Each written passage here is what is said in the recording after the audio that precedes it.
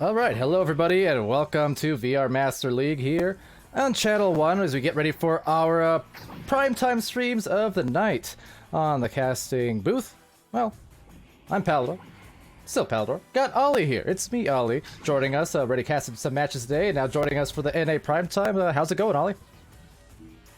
It's going good. I'm excited as usual to be casting these teams and looks like we have got ourselves a gold matchup here today, so it should be exciting. And now taking a look at the connoisseur votes, it is tied up 7-7, so that makes me even more excited for hopefully quite an even and intense matchup. Yeah, that's always the hopes and lots of plan. It's been a lot of those kind of intense competitive matchups here as of, well, the last several weeks now. The MMRs have definitely set. We've gotten into the second cycle now this week, and we're seeing just an awful lot of fantastic matches. Nothing awful about them, indeed. Hydrate, says Carson DeBoy. I shall. But yeah, we have a few matches here in a row as we do get ready to go. So don't mind me going to the gameplay screen now with the first round on the way. And yeah, thank you everyone for joining. We got about 43 seconds left on that prediction poll. So if you want to get in on the channel points, you're free to do so. And otherwise, again, I'm Palidore and it's me, Ollie. Let's get into the cast. Quick joust now coming in from the side of Honey Badgers. Now on Dab going for the shot, and a very early 2-point lead, 8-second goal time to get outside in this first round. Wasted no time at all. Undarb there, assisted by Birdfriend, but really just, yeah, immediate joust and immediate, well, score. We've been seeing a lot of those lately. Saw a lot of those, especially in the Challenger Cup. Certainly Anomaly comes to mind. They had a few of those, just a few second goals, it seemed like, off neutral joust. So seeing a lot of that here from teams in Echo. Just so speedy. Will now be Dewey Blank sending it down into the blue side bubble. The stat comes through very close, but it will be Red Bull picking it up for Cerberus, now sending it back to the mid. Now Birdfriend trying to pick it up, and he will get it, just going off his teammate's head, and Inky will pick it up, trying to clear it through, just bouncing backwards though, just not placing it right. But now Undab going for the shot for the 2, and now puts it in. Honey Badgers now with a 4-point lead on Cerberus.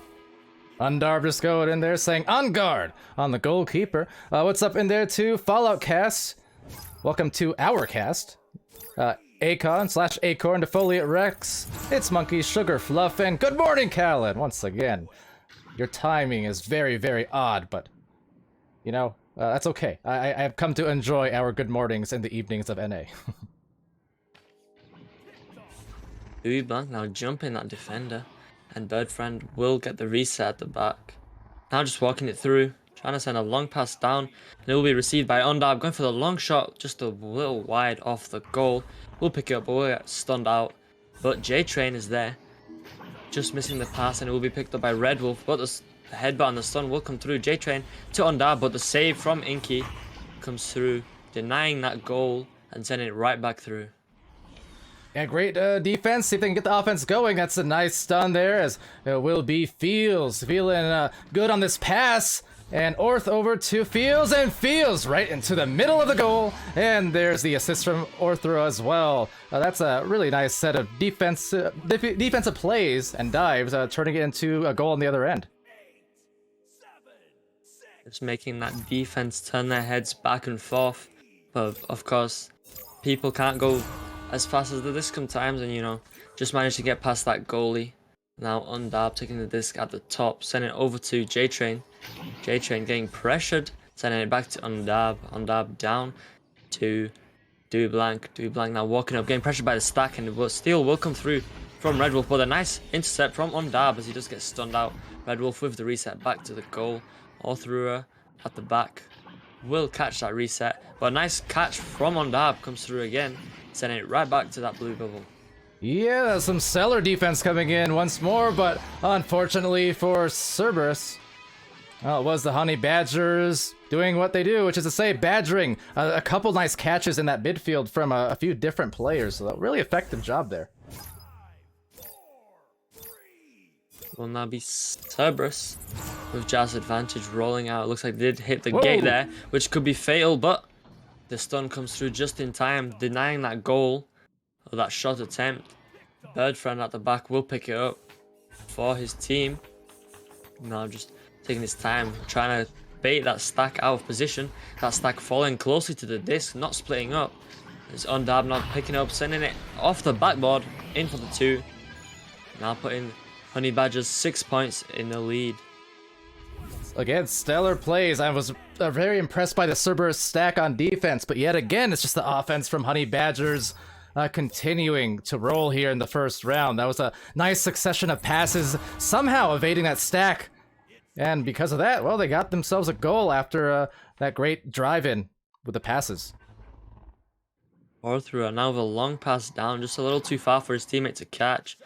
Birdfriend will be there, getting the block off on Inky, not allowing him to steal that disc, duking out that player. Will just miss the clear slightly, but will get stuck in the mid. Dewey Blank with the clear, send it right down to the blue side. But the Cerberus stack is there first. Red Wolf with the pickup, trying to send it through, but will bounce off some Geo back into his hands, luckily, and will manage to get it back into his hands yet again, and that finally clear it in the end into Inky's hands. Inky now with the pass up to Fields.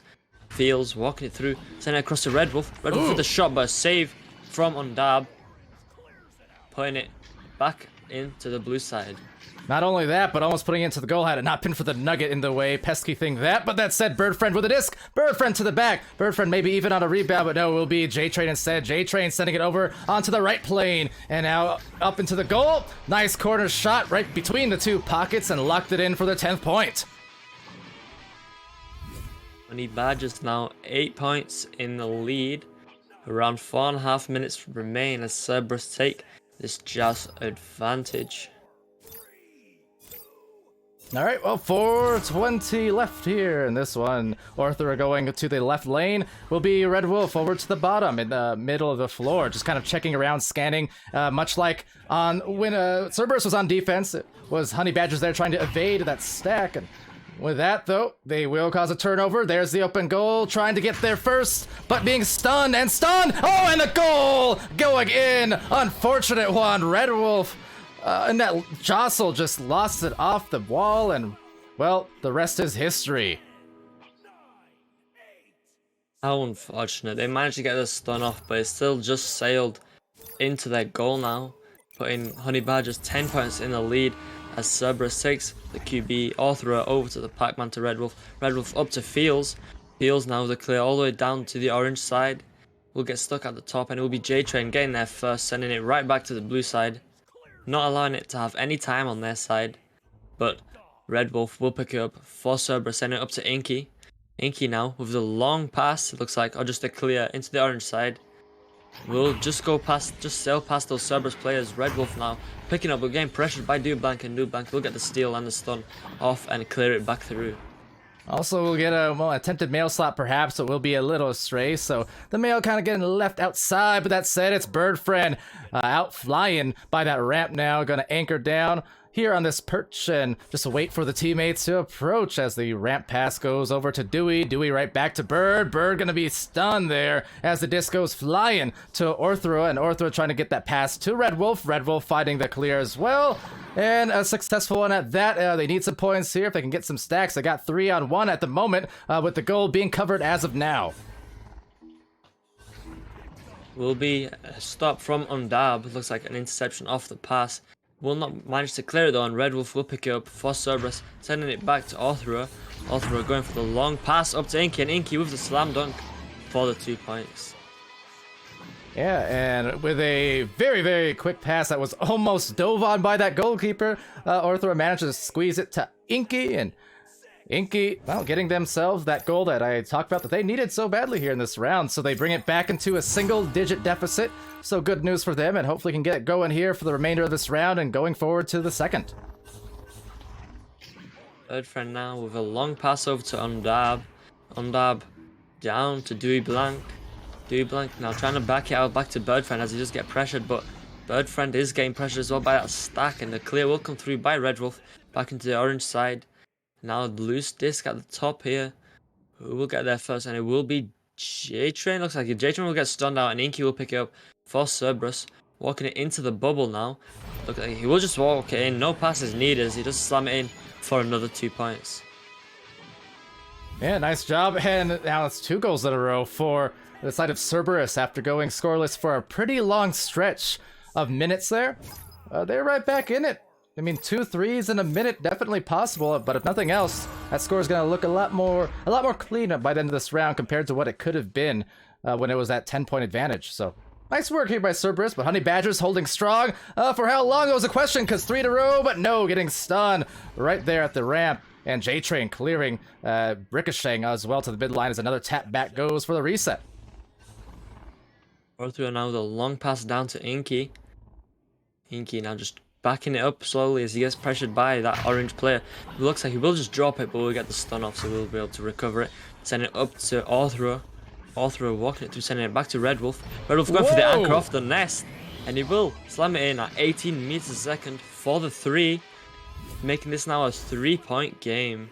And 20 seconds left. That said, after this joust, not nearly as much. They're going to have about 10 seconds or so. So not a lot of time, but if they cause that immediate turnover, we could be looking at a potential overtime. Let's see how it goes. That's a fast stack, but just evading it. The second stack is there, but also overshooting, and that will do it. Round 1. Now in the books, 12-9.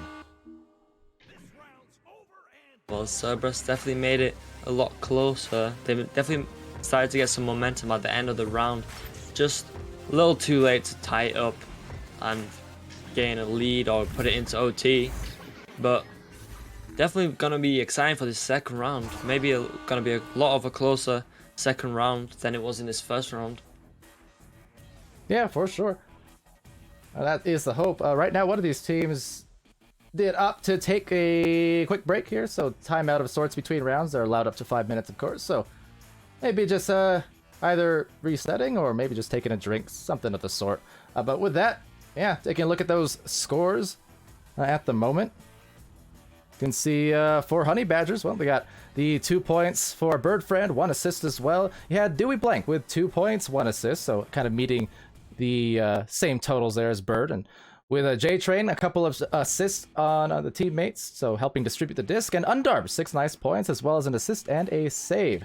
Now for Cerberus, it was Fields with 2 points, 14 stuns. He had Inky with 4 points, 1 save, 20 stuns. Well and ahead in the stun department compared to everyone else in the match right now.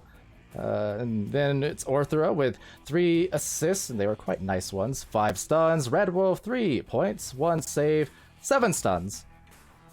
And yeah, otherwise, pretty nicely even match, all things considered, because, again, it was that 10-point advantage about halfway through the match, but they really brought it back here on Cerberus. They brought it back, and they brought it back quite quickly.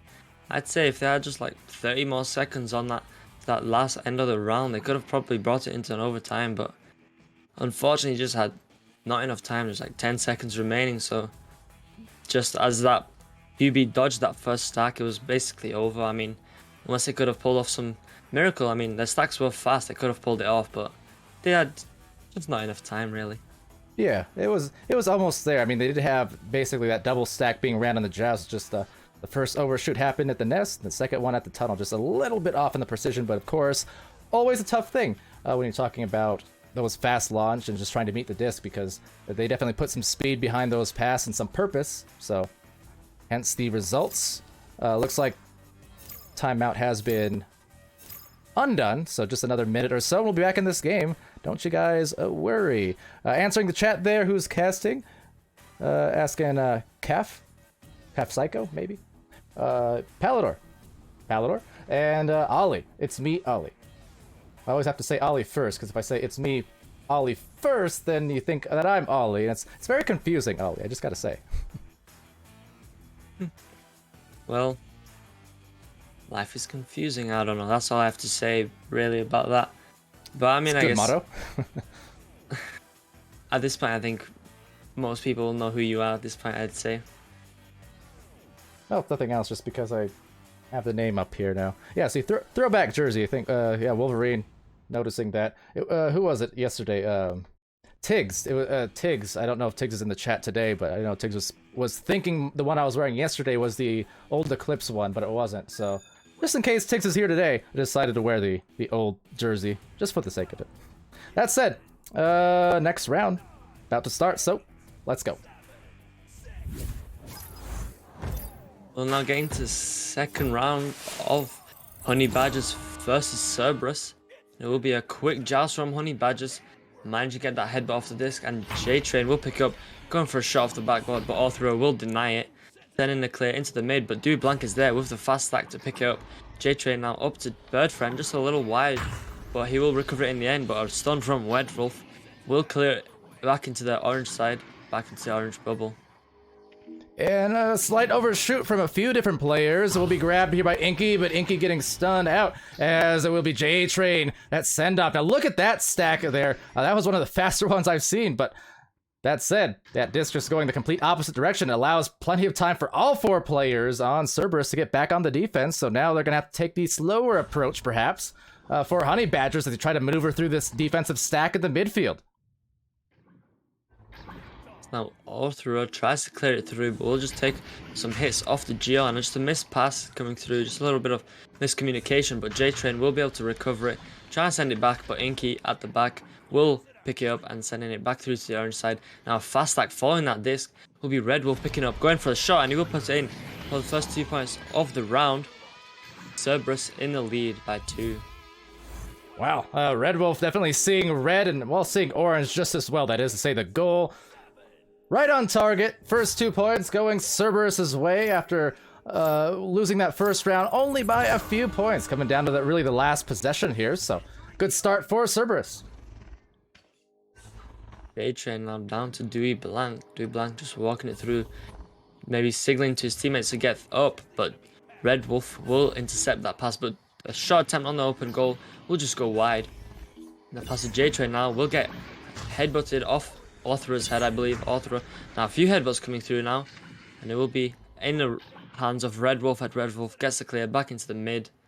J-Train now trying to pick it up and will be on Dab. On Dab trying to clear it through, but it will go back into Inky's hands, and a headbutt from Birdfriend comes through, allowing it to stay on the blue side.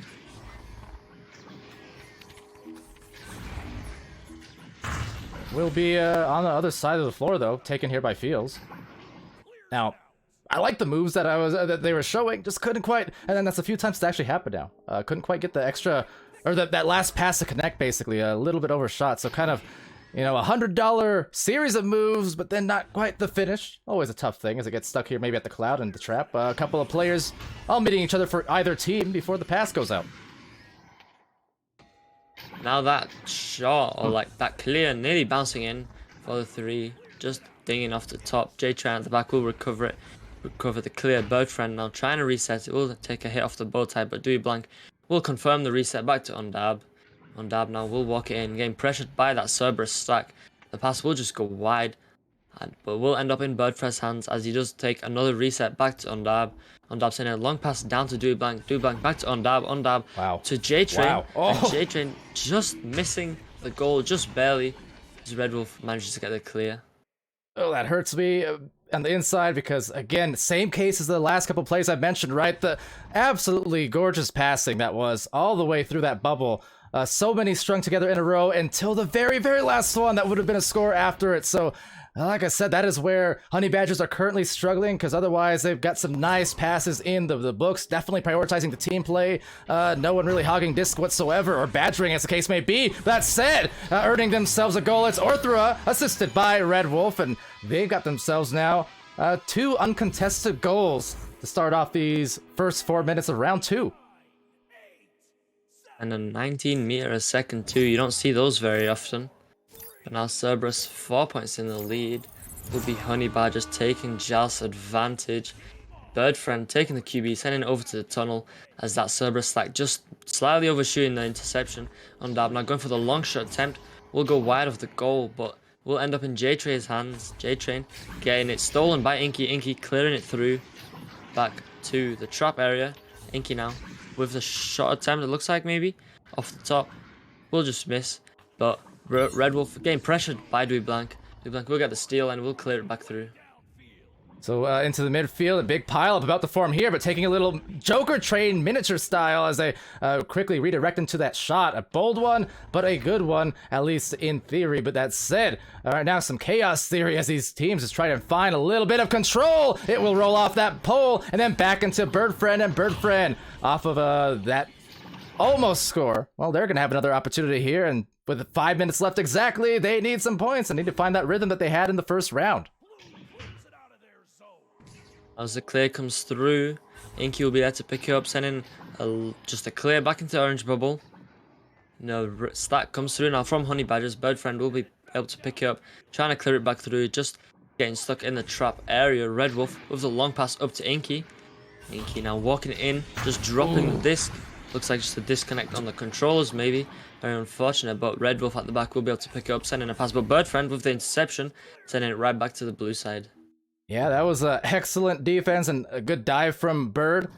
Diving as if Bird was a pelican, perhaps. But right now, it's Dewey Blank trying to find that score off of an assist. Trying to wipe that blank slate right now. It's only a 4-point lead, but 4 minutes left, and definitely a interesting turn in pacing of this game compared to the 12-9 first round. Just 4-0.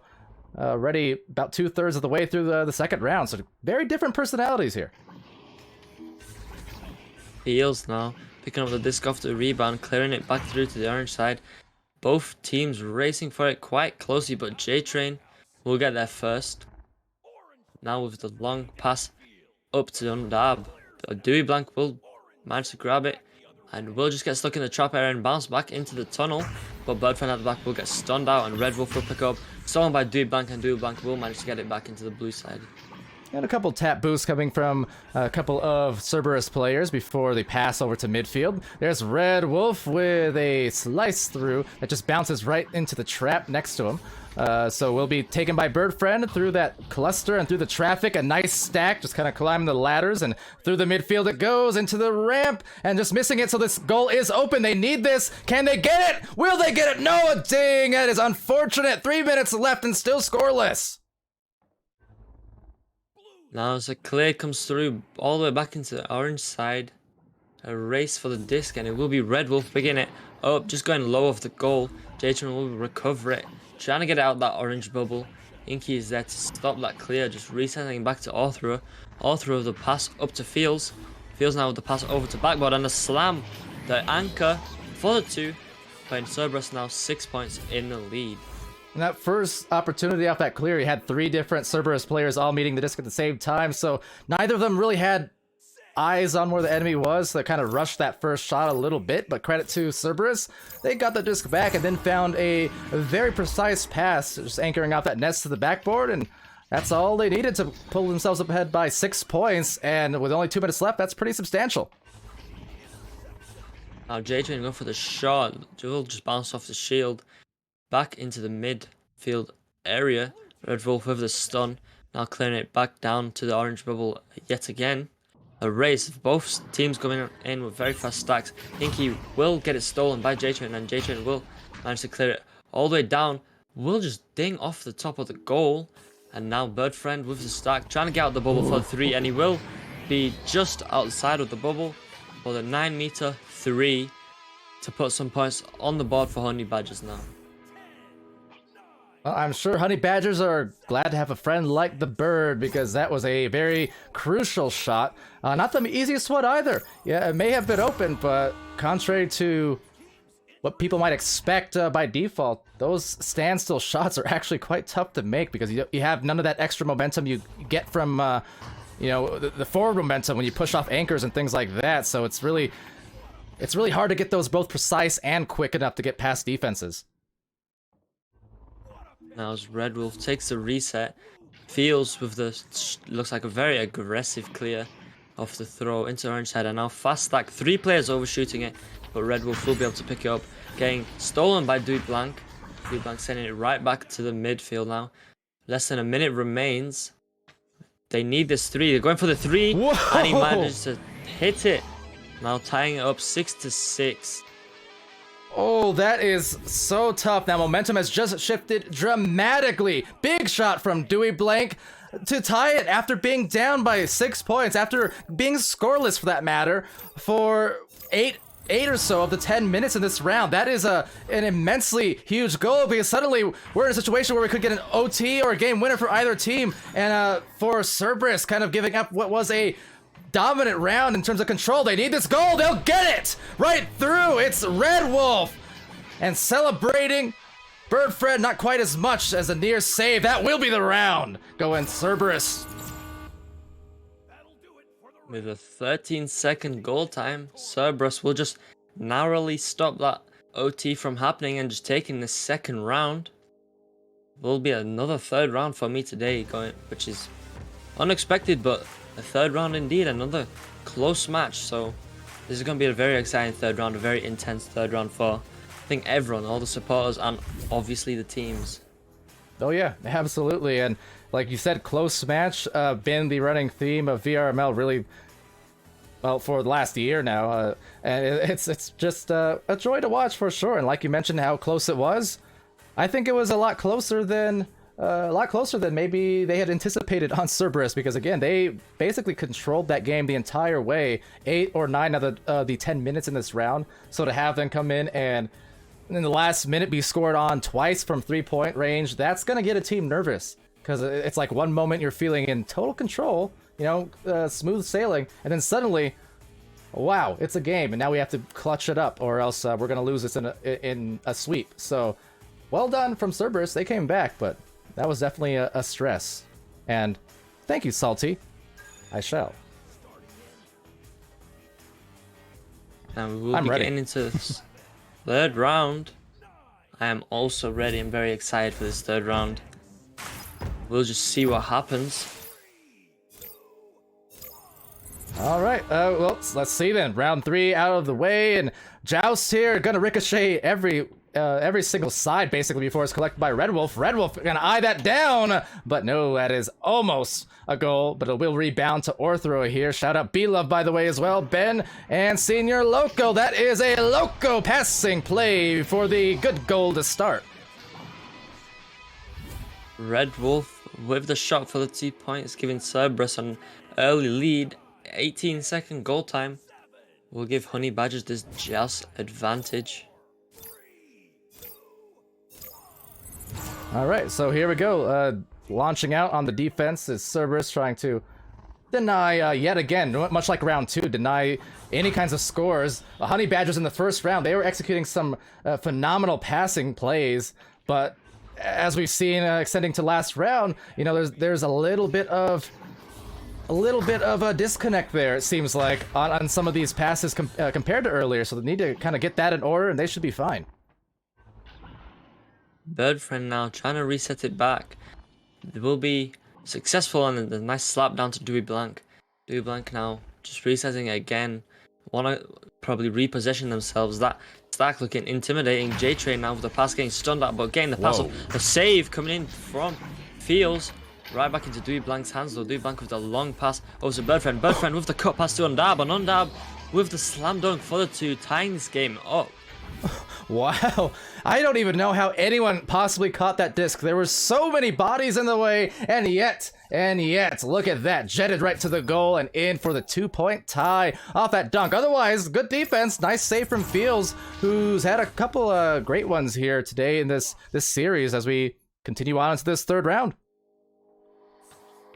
Orthro now will work his way up as that stack from Honey Badgers just awaits him. Birdfriend now with the slap, just barely getting off, but Orthro at the back line will be able to pick it up. Sending a long pass over to Fields.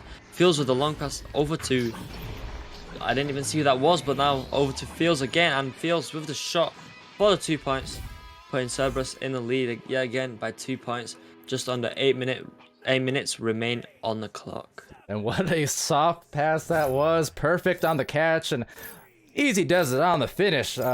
Beautiful work. I love that play, and definitely highlight-worthy plays we're seeing from these teams here. Answering a quick question there, B-Love asking about the camera.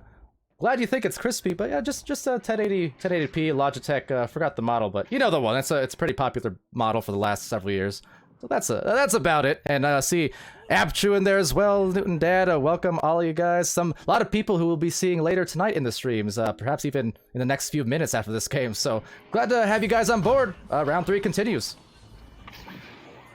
Birdfriend now will clear it into the blue side.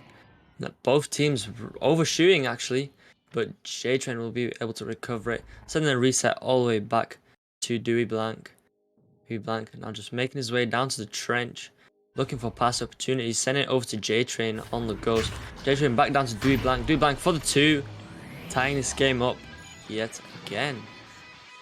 Like I said, I love the passes. I'm sure B-Love is in there just oohing and on. Kind of the same as me, because definitely my favorite thing, his favorite thing.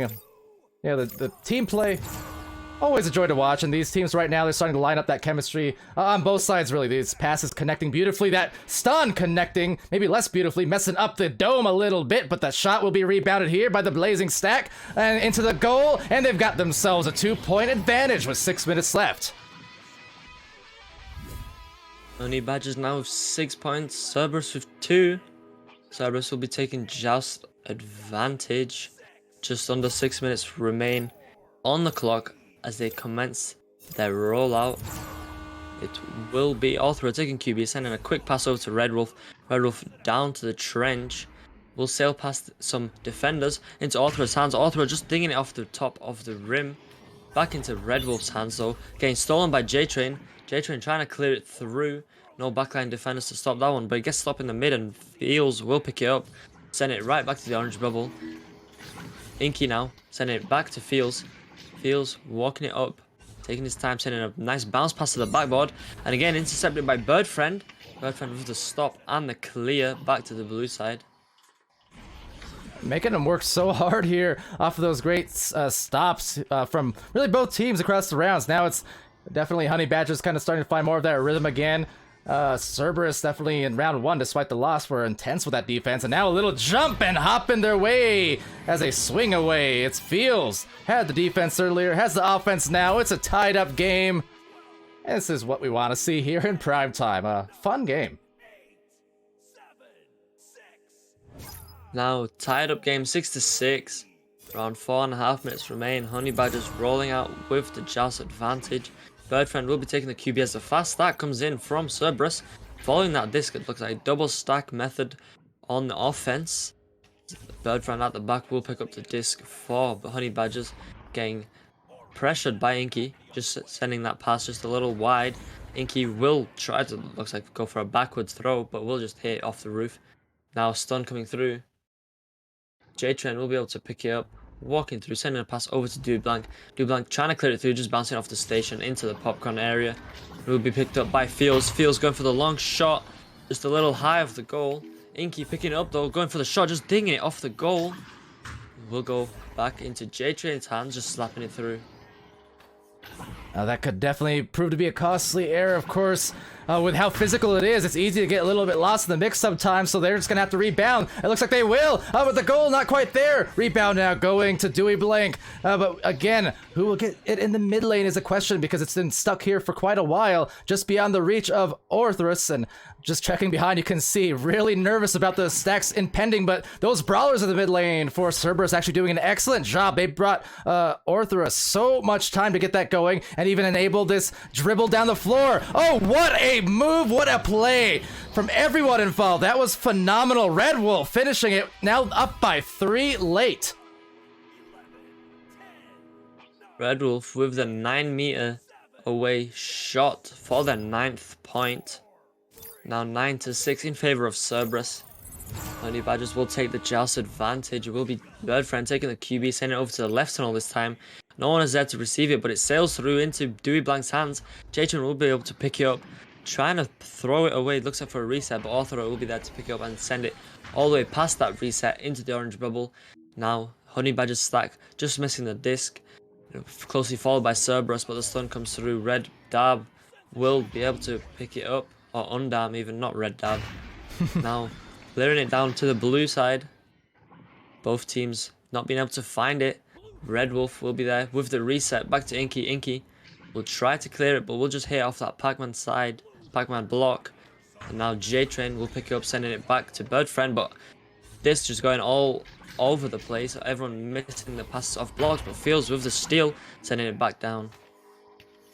All right, recovered here by J-Trade and off into the ramp. That's going to be really close to a turnover, but they will at least maintain control for a moment. Losing control off the stun, however, will be taken up at the top or throw with a disc. They have a chance to push this lead a little bit higher, and this could be the space they need if they get a goal here. That is a hot pass and hotter shot, putting in the spice. It's Orthra. They're up 11-6 in this third round, and with only a minute 30 left as we do get a timeout here, that is going to be huge for Cerberus to maybe even complete a reverse sweep. Looks like we will be unpausing, it looks like, to get back into the game, maybe, or just another pause. I'm not sure, I'm not too caught up on my sounds, but Cerberus really looking good in this third round now. 5 points in the lead, 11-6. They have 1.5 minutes remaining to keep this lead, or Honey Badgers can have plenty of time, with, especially with the speed we've seen and the accuracy of the passes, plenty of time to make a comeback, tie this game up, maybe bring us into a third round OT, which would be definitely really exciting to see. Oh yeah, absolutely will. And with that, to the Twitch chat real quick. Actually, let me read real quick the schedule, because we do have, after this one, a little bit delayed just due to the third round and a couple pauses here, but scheduled is going to be Team Slushy versus High Ping, so presuming we got invites at the ready, we'll go into that pretty much immediately following this one. Whether they waited or started in advance, we can still join at whatever point they happen to be at in their match. Following that, we also have Atlas Megacorp versus Rush. We saw certainly players from these teams as well in the Twitch chat earlier on. Then after a short break later on in the night, we'll be seeing Echoholics versus Average Joes, Tsunami versus Schrodinger's Disc, and Protostar versus M4M to close it all out. And here we go, closing out this match, a minute 20 remaining. Birdfriend now with the clear down through the mid. Will bounce straight back into the tunnel, into Birdfriend's hands, ducking out defender and managing to get the block off. Now over to Undab down to Dewey Blank with the cut pass, but just dropping it. Looks like he just went off someone's head maybe, but now the slap coming through back to the mid. That was extremely close, but the defense just managed to save that. Now the long shot attempt just going wide. Cerberus stack coming in fast, all through the disc, going for the pass to Inky, but Inky getting stunned out. But Red Wolf is there to pick up and put it in for the 2 points with a nice little spin as well. Now 13-6 in favor of Cerberus. It may very well be the ice here. 35 seconds left. And unfortunately, just for Honey Badgers, they had another amazingly executed play. But it just, again, within a foot of the goal is where it just got kind of jumbled up and they couldn't quite complete it. It was so nice up until that point, but I think just a few instances of that in rounds 2 and 3 are ultimately the difference makers there, because all these rounds, as one more will go in for Dewey Blank. The difference in these rounds, really, it just came down to a couple goals. 12-9 in round 1. It was 8-6 in round 2. And now off that last goal, 13-8 in round 3. So still very tight all along the way, but it will be Cerberus taking this victory. Cerberus did lose the first round, but managed to make a strong comeback in the second, and in the third round, we'll take this matchup. 3 rounds and a very close matchup again. Was not expecting this, but I mean, if you look at the connoisseur votes, of course, the people know their players, as it was very even connoisseur votes and very even match that we saw here tonight. Oh yeah, absolutely. And with that, ladies and gents, we are going to get to the next match. At least I hope so. Let's see. Check my invites, and looks like no invites. Just kidding, we do have one now. So with that, I'm going to get into this next match here. Again, we have a Team Slushy versus... Why do I forget so fast? High Ping! And yeah, so that one will be coming up around the corner. Do stay tuned. I'll leave you on the stat screen here for a second. And then we'll be back with your next match, so you stay there.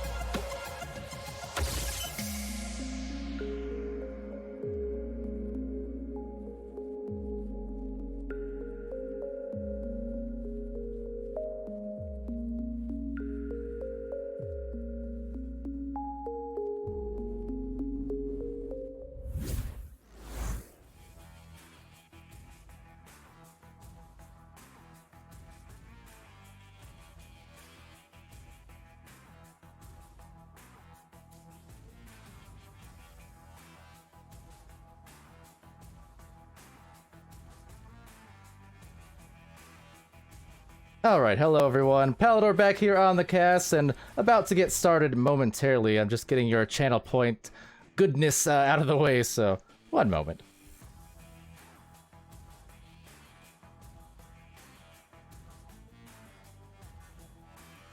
So yeah, this will be the second of 3 casts here in this kind of string of matches. We got one more after this as well. Then a short break, and then after that we'll have yet another trio of matches. So a lot for you guys to watch here tonight, rest assured. But that said, the prediction poll, if you guys want to bet your channel points on that, going up right about... Oh, hold on, because we do have the match starting right now. Right about now, 2 minutes on the clock, and let's go, ladies and gents. Thank you for joining me once again. And yeah, off and underway. Crazy Kit, what's up? Lizzie B, Lil Red Wolf. Good games. That was a really fun one to watch, by the by. Glad we got to cast that one. Welcome to the Twitch chat. Right here, welcoming themselves to the disc. It's Toucan getting the steal. And that is a serial defender there. Now, with that, trying to find all their stacks, everyone kind of brawling there before it's taken by... Now, this is the question. Is it forces, which would make sense, or aces? Question for the ages. I'm going to say forces, but I know something... Yeah, it makes sense. But ace would work too. Who knows? Anyways, regardless of that, it's Steady Dude with a disc and trying to find that perfect placed pass to the ace, the force, what have you. Right now in the stars, it's Short Luke taking over the disc, setting it over to Hockey and over to Forces, but will be instead rebounded by Sage Espacio and off into the orange side. Little Red Wolf asking if audio's out. I don't know. Is it out? Am I talking to no one? Is my whole life a lie? These are the questions I ask myself on a daily basis, but hopefully we're still in and you guys can hear just fine. If not, I'll even unmute twice, just in case. That said, though, over here by the bubble, Toucan's gonna contest that one with Short Luke. Will get the short juke, but instead, no luck and no oop on that shot attempt from the Anchor 3. So off that post, it's gonna go down to the side, off that Echo logo. Be taken by Toucan. Toucan back to the midfield, and that will indeed be a clear, but intercepted by Forces instead. So Forces riding the horses, maybe even the horsemen. Shout out OCE, but once again, it's Toucan. Not being a friend to the enemy team there, it would seem. But taken by Forces. Forces now backing it out to Short Luke and High Ping. They're going to back this out and just wait a little bit. Looks like you guys can hear, so that's good. I know someone redeemed that hydration earlier on. I'm going to get that, rest assured, because I'm sweaty already. But that said, breaking into the goal and on a full feast. Maybe some mom spaghetti, who knows? But it's Hockey. Gets the 2 points. So breaking that cap after, what, 2 minutes, 19 seconds. Took a little while, but they're good to go now. And good to goal, in fact.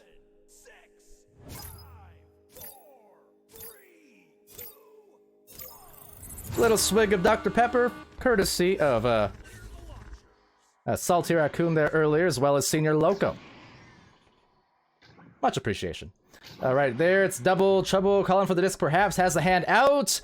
Maybe it was actually just out. I can't really tell, looks like... Actually, yeah, that might be the case. Looking like an arm got lost there. Maybe a battery got battered out. Who knows? But either or, they're going to get this disc back, or at least try to contest that. Zenny Dude with the recovery, sending it over to that wedge now. Be taken by Forces, and Forces right back into, well, the one-arm bandit, apparently. Got it to go. Double trouble for the triple trouble. 3-2.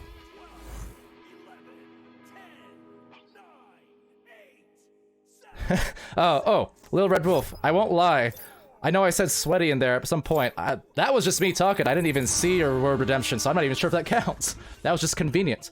In any case, I wasn't lying. Got these lights because of the face cam, and it gets me hot. That set up here, though, it's going to be taken by Hacky. And never mind the fact that I always switch up. I say Hacky, I say Hockey. Well, right now, they are jockeying for position, but it's pancake butter. Smooth as butter as that will flutter through the tunnel. Not a problem. These stacks as well, right in line for recovery, however, from Hacky. Does anyone know for sure which one it is? Hacky or Hockey? I know I asked this last time. I just forgot the answer. Regardless, though. Definitely glad to see these teams here. High Ping returning again this season. And Team Slushy now. I think this is maybe my second cast I've done of them this season so far. But good to see them again. Lolo making me pull my hair out with that answer in Twitch chat. With that, though, back into the bubble. It's going to bounce right off. The stacks are there. The goal is 2, but losing it for at least a second. Zenny Dude. Now, that definitely was a sweaty Echo unit. Watching the defense get back before it can collect the disc just about, so... Hey, got the goal to go eventually. FMJ is saying neither. It's Heiki. Why? Why do people do this to me? Is it actually? This is the problem now. You get fooled and trolled by Twitch chat once, and then you stop believing for the rest of the way. But okay, I see a couple people saying that, and surely you guys wouldn't lie to me. So Heiki. Funnily enough, that's the second day in a row. There was someone else yesterday. It was kind of the same thing. I gave 2 different pronunciations, and neither of them were correct. But that's all right. Over here to Toucan, that will be Heiki with the throw out to Pancake Butter. Pancake, the intercept that is. Sage gonna walk it in, but losing control and being stunned as well. That's gonna go back to Pancake. Another interception right at the midfield. Gotta be careful of those mid lane clears. Now Toucan over and over on out. Sage making the plays. And much like that last match we just had minutes ago, this one is also equally competitive so far. Very fun. 1-point game, 4 minutes left in round 1. Oh, so Baji Iko saying don't try to pronounce names. I won't. I definitely pronounced that one right. Okay, so Mr. Ducks as well, welcome to the chat. Vortex Glow here supporting teams. I'm glad to have you guys in the streams and the Twitch chat, that is to say. This is the first week of Cycle 2. Of course, 3 cycles in a season in Master Division, that is, of course. Everyone else here on the ladder trying to fight for position, trying to climb up that ladder so maybe they can be, you know, the next teams in the future Challenger Cups. Of course, in these most recent ones, we had Team Blank and Hyperion over in Europe. They're the ones who were promoted. 2 Diamond teams, now Master as of Cycle 2. Over in North America, of course, it was Anomaly as well as Aurora promoted. Now trying to get a goal, and that is a very nice slice through. The defense was there. So basically a quarter of a second more, and that might have been a save. Had Sage waited a quarter of a second longer, I should say. I mean, the window was pretty narrow. But nice job. They're up by 3, 2:45 remaining. Now, ooh, with that, that is a very awkward time to make a pause. But pause was had, and that's going to be interesting trying to figure out how they manage that next joust. But in any case, will be a pause initiated by, well, it would seem High Ping, because they are the team missing a player right now. So, I can only assume. Lolo asking, is that pause legal? Maybe. Maybe not. I know it's been talked about lately, but I am very purposely not actively doing the mod stuff anymore, because man, it's a lot of work. Which is to say, good time to give our mods some shoutouts. Of course, I mean, doing an excellent job, and we're talking about the Challenger Cups earlier on over the weekend. Our mods played a huge part in that. I mean, some of them were playing, some of them were casting. Others were helping organize, staying in our caster channels and just really helping work things through. And yeah, just gotta love our mods. You know, Wit, Dado McFabulous, Sir Dimwee, Burnsy, Nada, Alakos, T-Wolfo, Punda as well. Adding on Keika Hagashi, that's another name that I will probably eternally just pronounce wrong, I can only imagine. But nonetheless, from the OCE region, and glad to have, again, all that participation in. Of course, Arrow Knight, longtime player, veteran on Wrath as well, welcoming onto the roster. And then Captain Wigglepants. So, you know, 3 new league moderators we introduced these last few weeks. Just as well, Our governors, of course. Can't forget Giligin, Princess, Mama Vers, and Decken, man. Doing all they can to keep everything going. With that said, we're gonna be going. There's that awkward joust I talked about, so timeout is done, but they do manage to get out there and grab the disc at the very least, so defense will set up position here, with 2:33 remaining, a 3-point advantage going for Slushy, and here we go. They gotta get back onto the scoreboard for high ping, however, coming off of, I guess, a crash or a restart. Would be very pertinent to score some points rather soon, with only 2:20 left. Could tie or could bring it within 1, but, well, let's see. First off with... well, plenty of time. Looks like the side of Team Slushy just kind of letting them get the disc almost, and they're all hanging out at the midline. And will be Pancake taking it. Not a problem. Crazy Kit saying I'm pretty close. So is it is it Cake or Kai? K or Kai? That's I thought he said it was Cake, Keika, but maybe I'm wrong. That said, the Make is not on there either. Or is it Mac? And in any case, taking it back, it's gonna be Toucan. Toucan off that station, right back to him. Toucan getting stunned though. Too strong was the punch. And then too much were the jukes. For Forces being forced out of there. The disc now just kind of flying out of Toucan's hands. So trying to grab that here underneath the blocks. And sending it over to Sage. Sage had the open lane. And that's going to be a 5-point advantage going to Slushy. With only a minute left, it could definitely be a game winner in a sense. Because, yeah, they're ahead by 2 goals at this point. And really priority is just now for Team Slushy to not let them score a 3. Not let High Ping score a 3. Because... you know, 3 and 2 is certainly possible, but they can just force them into 2-pointers only. They should be able to secure this game, this round at least, that is to say, as a Zeddy. Oh, that's just gonna bounce off the body there. Gonna be snagged here, a few different players all piling up, but it will be Heiki over to the other side, and now Forces in the area, slap out by Pancake. And Heiki will be stunned, high key, and then off into the mid lane. And they're trying to maybe complete one final play just for some extra ice with the breaks, in fact. Oh, Toucan, another juke. What a madman. Or mad bird. Not bird friend, that was last match. But regardless, Toucan with a strong shot. What a save from Forces. That thing came out hot. I'm surprised that was even grabbed. Nonetheless, Heiki setting it way deep down. That's going to be a 3-point conceded, but not made, actually. So, with that, it is round 1 going to Slushy.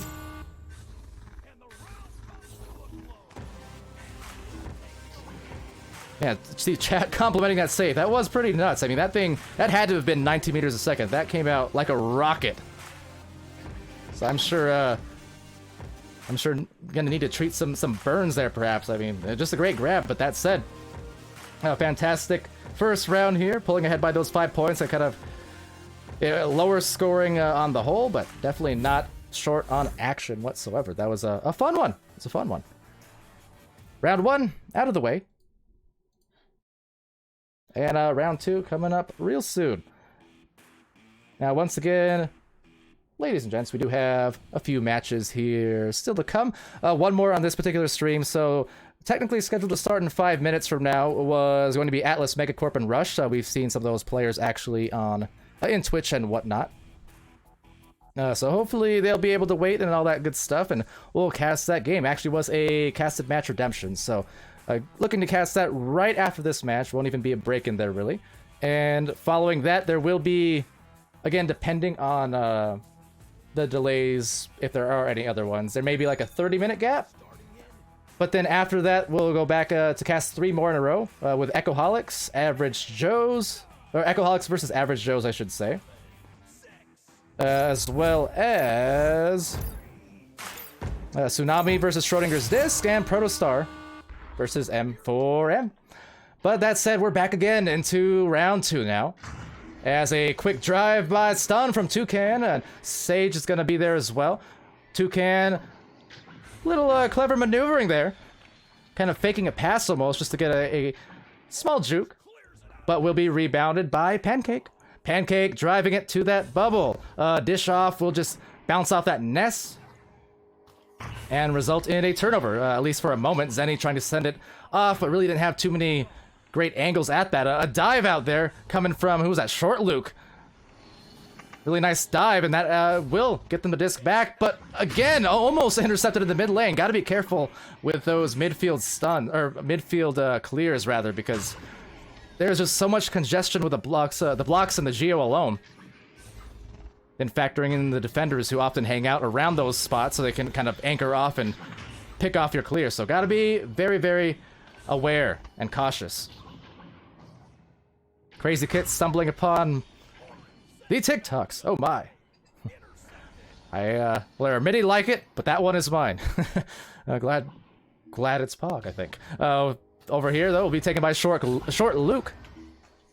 Senior Loco saying RGB mic makes Pally's voice sound better. Hey, you know what? There's a function to it as well, because it has capacitive touch on the very top of the mic, so you can just graze the top of the mic and it will mute and then turn the colors off. So now I can know for sure if I'm unmuted.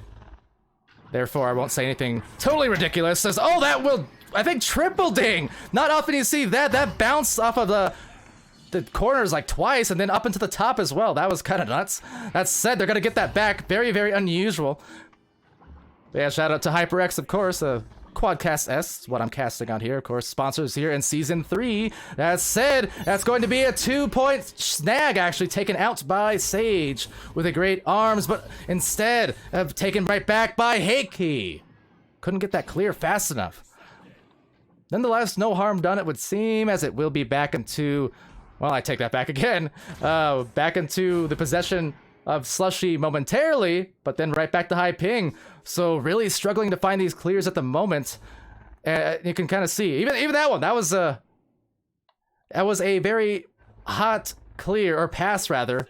Didn't necessarily need to be. So kind of interesting strats there. That said, diving out was the goalie, leaving the goal momentarily exposed, and the dive did pay off because they caused a turnover, but there's that pesky mid lane clear again that gets picked again. Will be taken back also by Short Luke, but then losing it a little bit too much in the way of bodies, basically. I think someone just knocking it loose maybe with their head, if nothing else.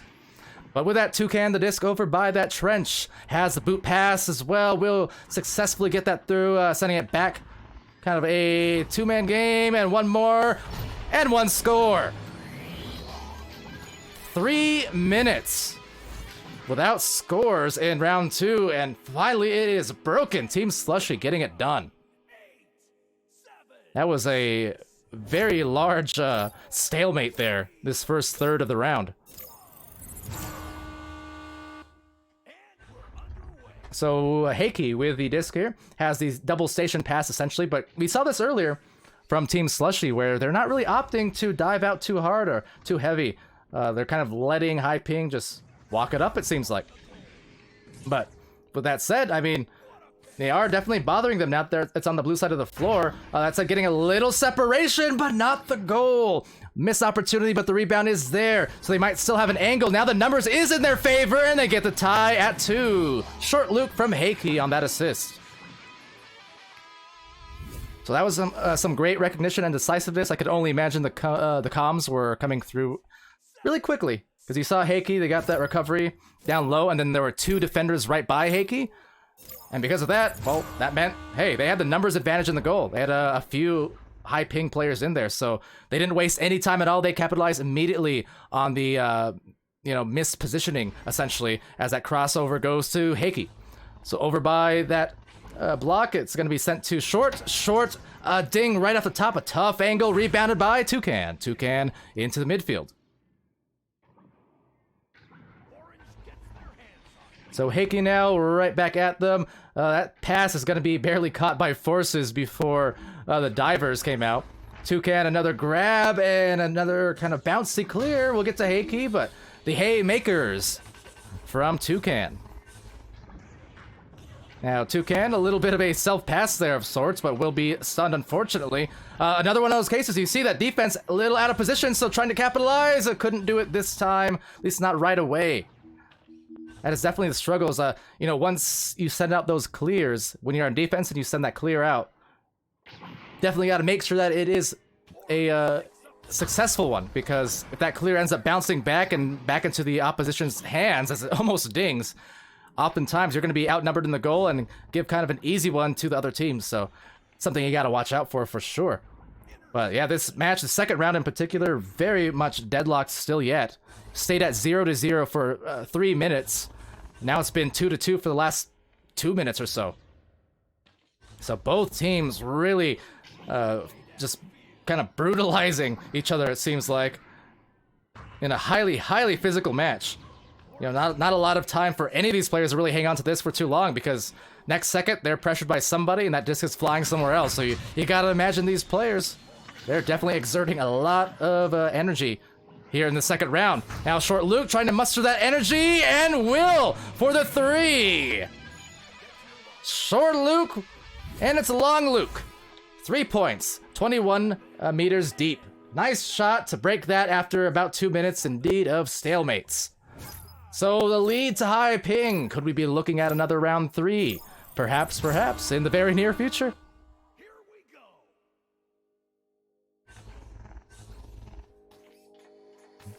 And now Ben driving me nuts even more, saying it's pronounced hockey. I wasn't saying cakey. I said hey, hakey. Hakey. I can only be corrected so many times before I determine that everyone's wrong, including me. I'm rolling with it, but anytime I get some names wrong, if the players who I mispronounce, you know, confirm for me in DMs. Or if you put it in your player bios on the website, makes it easier on the casters for sure, so. Let me know, because I want to get these things right, just let me know. Now that said, over into the cloud, taken by Sage. Sage, uncontested here. You can see 3 players. Again, I think exhaustion must be a factor for these teams as well at this point, because you know, even though this match, this round is a nice shot there from Sage, 2 points to put them within 1. But you know, these last 18 minutes of action, rounds 1 and 2, not equal to 18 minutes of action in other matches necessarily. It's been pretty physical. So I would imagine at this point, you see it again here.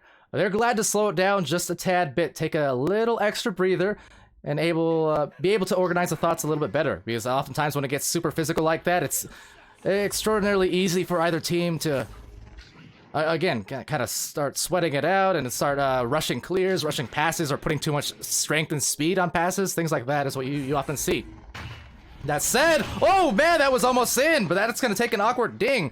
Not even sure what happened there, but that said, it's got to be recovered nonetheless. Up by 1 is high ping still yet. 1.5 minutes remaining in round 2. Needing this win and needing that pass to go in. Forces to Short Luke. It's 7-4. And that is a very big hit to now basically force Slushy into a situation where, you know, they're going to have to either score a 3 or some very, very fast 2-pointers in the next minute. So let's see what happens.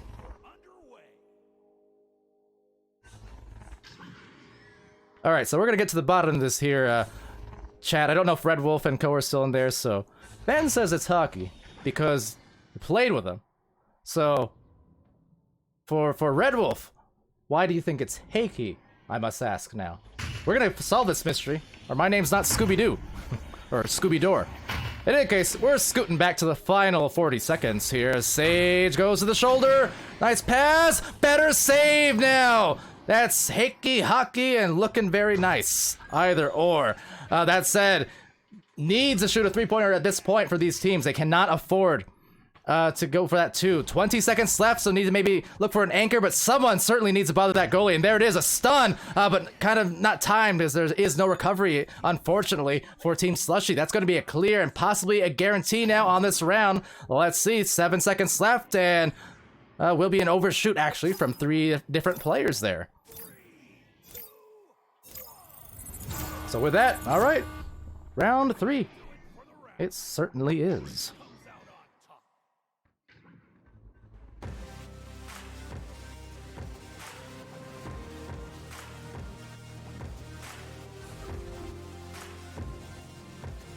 Alright, going back to the score screen here, again, courtesy of Ignite VR.gg, always thrilled to have them helping us out and really making casters' lives so much easier. Thanks to Ignite and Franz especially, who's put in a lot of nice updates in this last week alone between Challengers Cup and then the last few days to Ignite Bot itself. I mean, done some great things for us here at VRML, and always appreciative towards them for sure.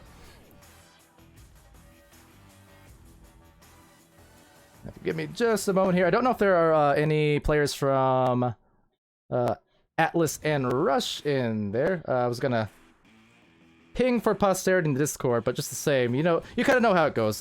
Happy to get you guys streamed imminently, right as this round ends. So it will be a little bit of a delay. Obviously, we have at least 10 more minutes to go because of these round 3s that have happened. So.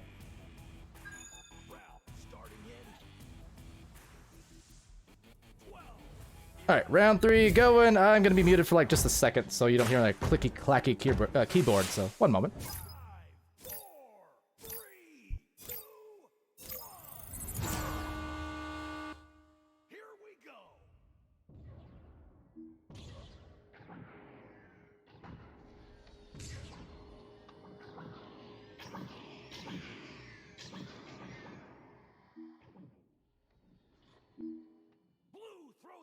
Alright, and I'm back.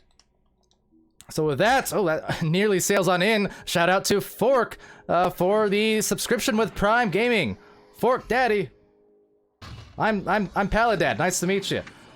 Just 2 dads having fun here on stream, watching these teams compete for this victory. Again, we're seeing round 3s constantly. Every day it seems like now. Reverse sweeps as well. Had reverse sweep or 2 yesterday. We already had a reverse sweep in the last match, the first match of the stream. That one is going to careen off that window and back to the wall. These teams sweating, but the shot doesn't fall. I was going to finish it a different way, but if you know where I was going with that, that's definitely not stream friendly. Up here off that ceiling, it's going to be taken by Toucan over to the midfield. Now bouncing every which way.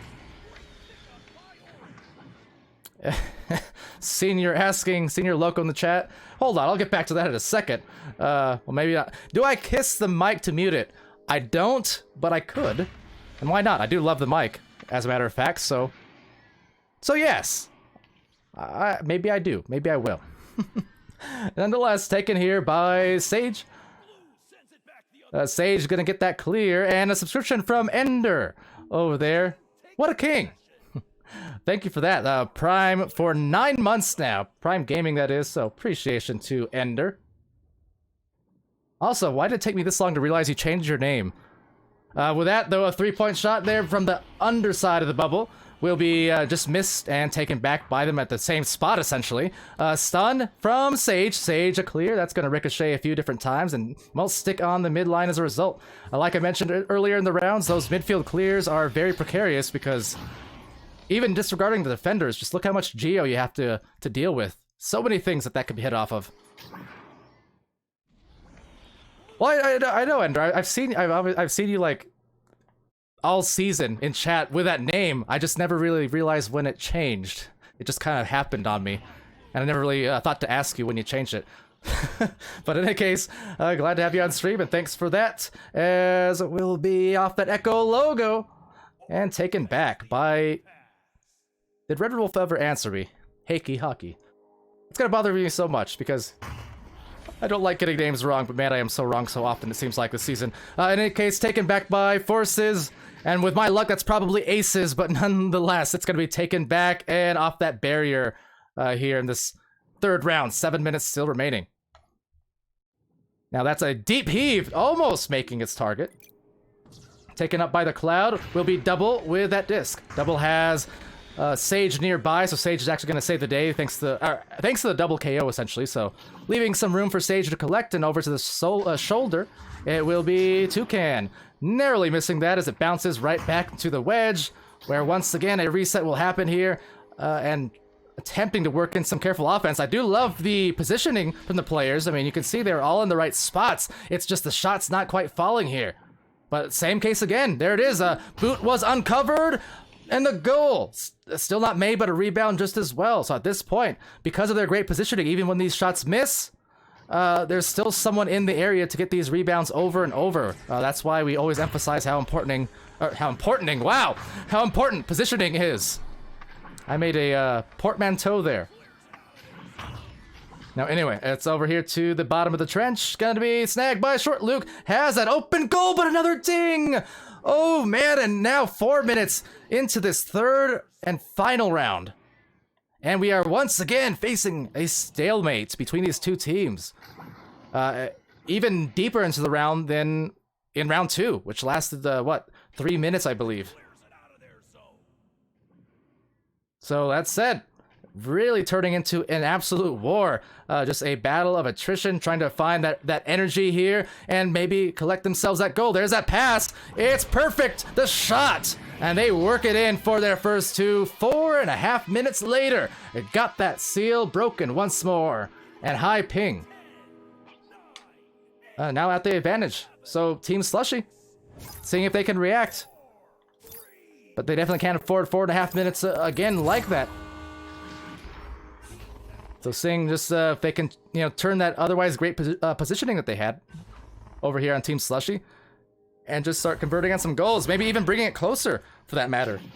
Going for those alley-oop plays, latching someone onto the goalpost, or maybe some backboarded ones, just kind of getting it even closer, finding softer passes, things like that, because you see a lot of these passes and shots and things that are missing.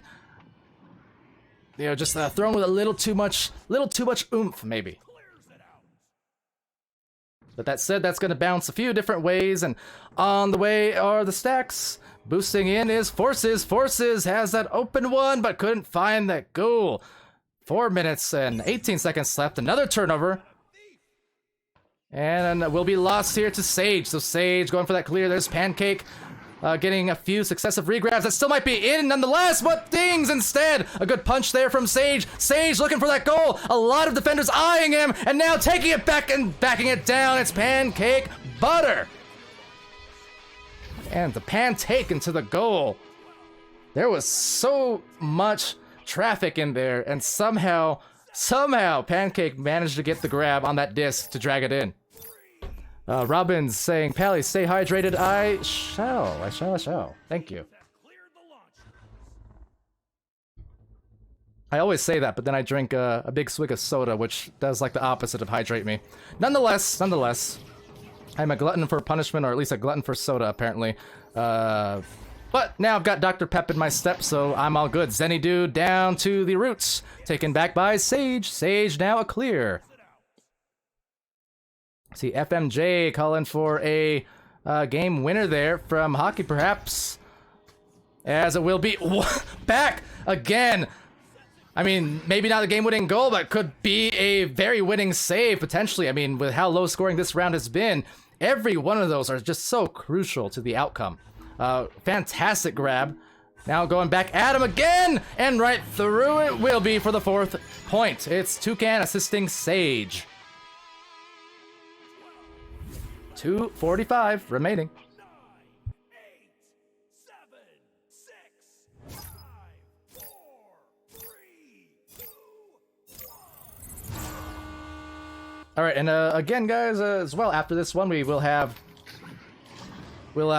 Atlas facing Rush, Atlas Megacorp, that is to say. So a little bit of a delayed start, certainly, but the team's, I think, willing to wait. Either or, as long as I got an invite, I'll be there, not a problem. But yeah, immediately after this starts, we'll be going right into that match within like a minute or so. Or my name is still not Scooby-Doo. That said, it's taken back here. It's going to be an assist maybe from Hickey to Short Luke. Great look. And great Luke at that. 4-4. At this rate, we might just see it overtime now. Super competitive matches here tonight.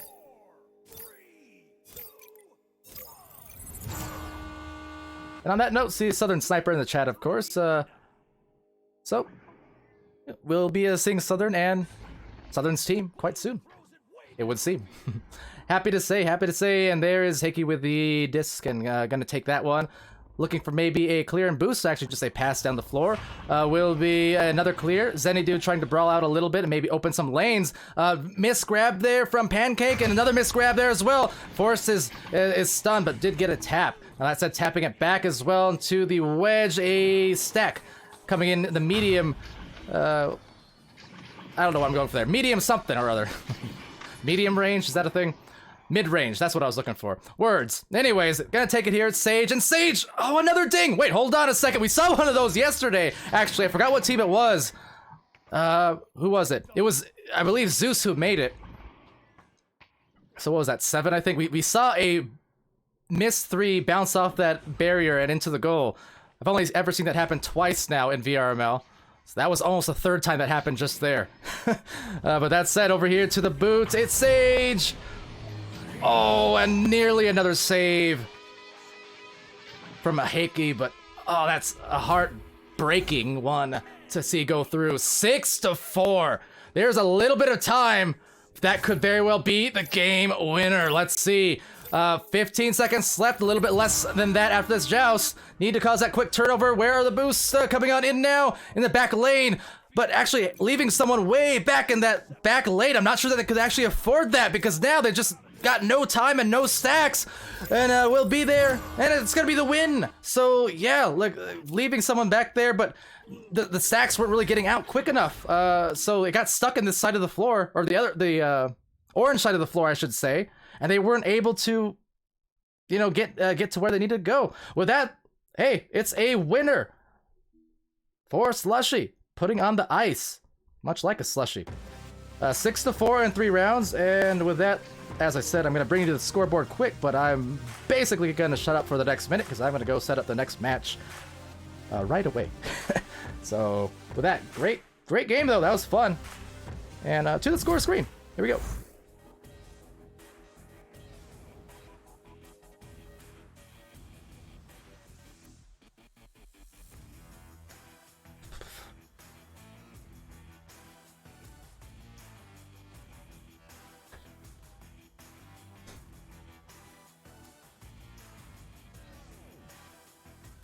Outcome.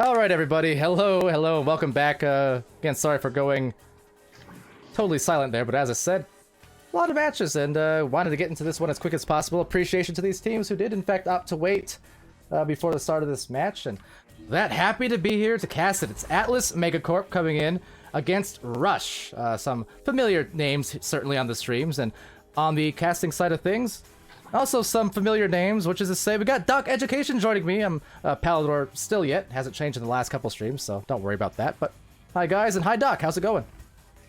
Fantastic. How y'all doing, chat? Yeah, my first stream of the night. Always happy to join the Palidaddy, and looking forward to both of these teams.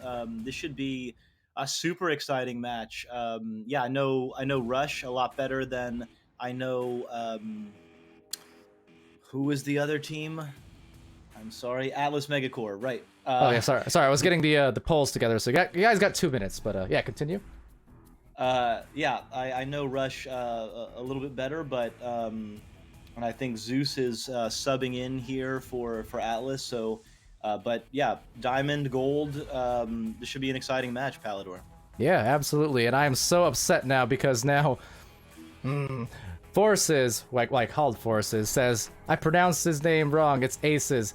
What did I say, chat? What did I say? I said it like in the third round or second round. I was like, knowing my luck, it's definitely going to be Aces, and it was.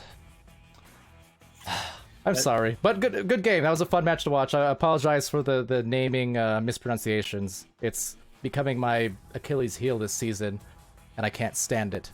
Get it? Because Achilles heel. That was a pun. Anyway, thanks for informing me. Always a good pun when you have to explain it, Palidore. Skinny, you're fired. Anyway, true enough. It was a good pun. It was so good. It actually slipped past me, and I appreciate that you explained it. But yeah, what was I gonna say? Yeah, we do our best with the naming, but if you want your name pronounced correctly, please, yeah, type it in your player bio on the team page. That'll help us out a lot as the teams launch out, and it will be first Atlas Megacorp getting to the disc first. Disc is low and picked up by Salty Raccoon. We're gonna look to clear it out, and it will go toward mid. That's Rush. That stack is moving pretty quick, Palidore. That it is, and oh, would have been an open lane for a 3-point start, but we'll at least get the rebound here. Connor with that disc. Connor over to Bartstar. Bartstar backing it out to Salty, a little bit beyond the reach. Actually, the bounce bothering that a bit, but Salty putting on the brakes before the pass goes over. Nice coverage, but the pass is too nice, but the finish not there. Now back out from Shot Money. Salty Raccoon now looking to recover. It will be under pressure, though, from Zeus. Zeus doing a little bit of dance on the ceiling and clearing it out. The stack is together for Atlas. Picked up by, not sure who picked it up, but there was a shot, almost went in. Connor clears it out. Yeah, so we do see Zeus here. We're just mentioning Zeus yesterday. I was talking about that 3-point shot that went off the barrier into the goal. So we're seeing Zeus again here. I know someone in the Twitch chat actually said that Zeus was sub apparently, so explains why we see Zeus again, assuming I'm not crazy. Could be the case. So either way, though, Zerkier with the disc here, and it will be Atlas possession again. Unless there's a second Zeus with the same level of technical ability, so not quite sure. But looking at Bardstar now has the disc. He's unopposed. He's going to work his way one-on-one against the goalie. He does get stunned out. Wow, what a chain coming in and saving a goal there. That would have been almost a guaranteed goal. And now taken here by Zerkier. Zerky, the clear. That's going to be recovered, it looks like, by the stack. They have a little time, but actually because they got split up on that re-grab, that enabled Snowy to get there in no time at all. Now it's going to go right back to Snowy as it sails past a few different orange hands. Bartstar recovers, sends it to Connor, and possession back for a moment, but the aggression is absolutely ferocious here. Connor with the clear, but not quite, or yeah, picked up on the back line by Snipe, but passed right immediately to Snowy Fox, who passes it in. Stack is together. It's picked up. Oh, dinged, just barely missing there. Yeah, that is but tough. Picked up again. Connor off the left boot. He makes a pass to Salty Raccoon. He puts it in. Yeah, that was a really nice play there. You kind of, the way they windmilled it around, Salty just left you wondering, is it going to go in from the front? Is it going to go by that backboard?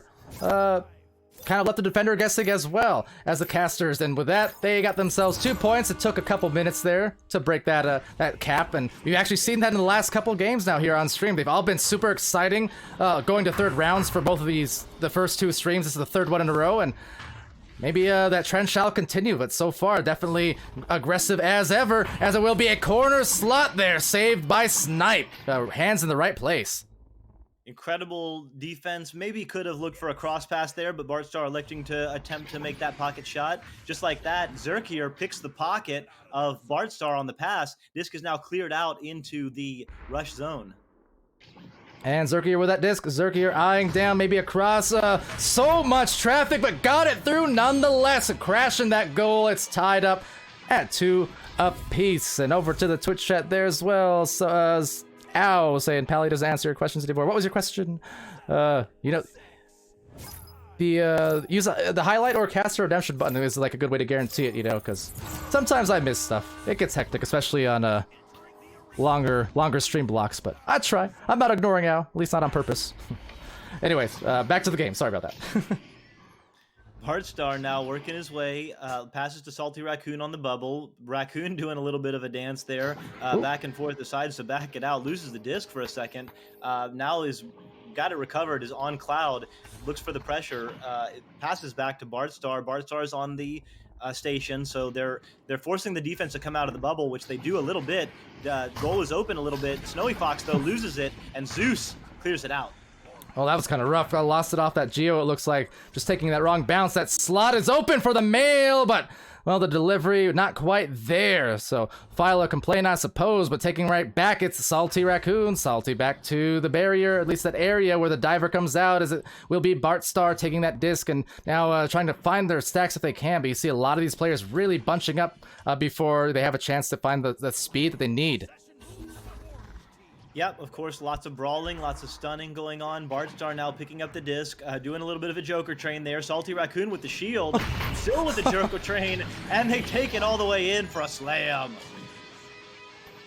That was one of the longer Joker trains I've seen in a good long while. Not often you see that work out all the way from, what was that, basically Cloud or Bowties where it started, and just walked it right in, or I guess chugged it right in.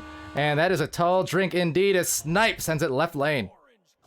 Bardstar flying in on the attack. They've got Salty Raccoon and Snowy Fox working on the stack there. Connor's in goal. Connor deflects enough to send the goal disc low. I wasn't quite sure where that disc went from my angle, but Bardstar now picks it up and working through mid. Now a pass, zippering it over to Salty Raccoon. Raccoon has that one-on-one, a two-on-one. Make that as they do get the 2, and they're up 6-2, 4 minutes left. Nice passing, just great poise being shown by Rush here. When they get an offensive attack going, I mean, Joker trains aside, they're doing a lot of really good passing and looking for teammates. Yeah, a couple of slams, get some easy goals. They're up by 4. All right, and launching here with just a little bit of time. You see that kind of delayed stack slightly, trying to bother the rollout.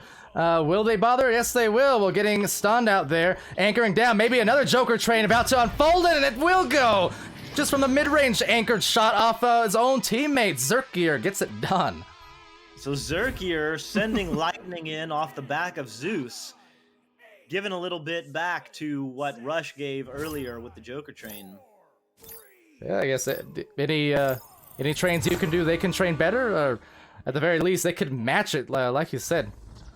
Dose of the own medicine, so that was kind of a entertaining callback, I suppose, and they will bring it back within 2 as Salty Raccoon grabs that disc. Salty Raccoon wisely going back a little bit, looking for a little bit better passing angle. Sean Money pressuring Salty Raccoon. Raccoon passes to Snowy Fox. Snowy Fox to Connor. Connor's not under any pressure, but there is a stack together. They're moving quickly. So the pass goes to Bardstar. Bardstar looking for a teammate. Open on the ceiling, but no. Snowy Fox is right there, picking it up, swooping in, and sending it in. Yeah, nice pickup there off the initial broken play. Couldn't find that first pass, but just got it at the end of the day, and little bit of a power slam in there. Don't be fooled by the 0 meters per second. Definitely put some force and authority behind that. Absolutely, and yeah, you saw Snowy Fox coming in, even though I think it was Salty Raccoon. I wasn't sure who missed the pass on the top, but Snowy Fox coming in, not making any assumptions, jumping in right where they need to, and just like that, jumping in is Salty Raccoon again. Bardstar working one-on-one. Oh, but just misses, going for the top pocket there as Zeus clears it out. That's the dangers of the pocket shots. Again, obviously a very purposeful thing from offensive players these days, because they need to, you know, against great defenders. But that's the thing, when you miss it, it doesn't look nice, even though it could have been just an inch away from being perfect. You know, that's the kind of margins of error you're playing with. That's a beautiful pass back, but another ding off that pocket attempt, and that's gonna be snagged here at the midfield. But just kind of heartbreaking results off of some otherwise nice passes and moves. Yep, just like you say, Pally, all it takes is one slight mistake, or not even a mistake, just not quite executing to absolute perfection, and you can go from looking godly to looking less than godly as Zerkier passes back to Zeus. And Zeus kind of waving and directing the teammates here, going up the floor, uncontested until the last second, and it was a second too far gone as Zeus makes it from 5 meters in that mid-range of the bubble, and back within 2 points, a minute, 15 seconds left. Doc, so far so good in terms of mirroring those other competitive matches here, those round 3 matches tonight. Super exciting, and Zeus doing what you should. If you're not opposed, just go straight down the middle and go one-on-one against the goalie. Just like that, Salty Raccoon. Oh, just like that, Sean Money getting some change there. Zeus now going to take a shot. Can he deliver it? No. That mail was off target, but Sean Money picks it back up, misses it again. Well, so Zeus picks it back up and goes off the backboard. No. Great offensive attempts, but not quite making it as it's cleared out to the back line. This is just some derby going on here. Just a lot of clutter, but that said, through that cluster, they tie it up. Zeus, after the initial miss there on that 3 earlier on, they still played hard and played with it. And guess what? They got a tie. Overtime coming up soon, unless this next score comes in 15 seconds or less. Gonna be exciting. 15 seconds left as Rush comes out of the tube. Let's see what they do. They go for the pass to Snowy Fox. Snowy Fox is gonna deliver it over to Salty Raccoon, who delivers it low. Bardstar now working the disc, and he sends it in to take the round. Wow! Oh, Heartbreaker! Great shot, and yet the save as well. That changed colors just as it went in. Those are one of the ones that will absolutely kill you on the inside if you're Atlas Megacorp. But for Rush, they are feeling the big-time rush right now with that lead, the win in round 1. Absolutely insane, absolutely incredible poise from Rush. They knew they had to do an aggressive rollout. They sent everyone down, 2 people on the left, 2 people down the middle. They got the pass. I think everyone touched the disc, and Bardstar finished it up. That was really beautiful execution. 15-second delivery there, or actually, I think it only took about 8 seconds from Rush. Yeah, that was intense. That was you know, anytime you get into these last minutes where it's just a goal separating, you're guaranteed something stellar to end the game. Whether it overtime, game-winning shot, game-winning save. Frankly, on that last play there, it was very close to being either or, right? It was kind of a Schrodinger's goal, I guess you can call it. Speaking of, we will see Schrodinger's disc in another hour or 2 here on stream tonight. But that said, phenomenal round for sure. Up to the Twitch chat there. I did scroll up, Al, and saw your comment asking. So Al was asking about the up and coming players and things I might be eyeing. Honestly, hard to say. I don't want to like cop out or anything, but it's more so up and coming teams that I'm eyeing these days, as we do get a very last second pause. Interesting timing on that. Okay, well, regardless, that is I think timeout, taking at an awkward time again. That's the second time on stream and we've actually seen that. But whatever the case is, yeah, I don't know. But what about you, Doc? Because for me, it's more so there are a few teams that I'm eyeing, but do you have any like individuals in mind? I mean, you know, I'm a little bit biased, I will admit, but Connor Dash here in this game. Connor was on my team, Team Amoeba. We picked him up when he was a level 30 player, and yeah, taught him a little bit. He definitely he blew up as a player. I think he's got a really high ceiling, and he joined a friend team here, Rush. They've been helping us out, giving us some coaching and stuff. So really excited to see him play this game and to be playing really well. I think Connor has a really great future in this game. Oh yeah, you were telling me about Connor before. Yeah, absolutely. And you know, this team in Rush, very intriguing here to watch. I've gotten to stream him a couple times now, and Atlas Megacorp, kind of the same thing.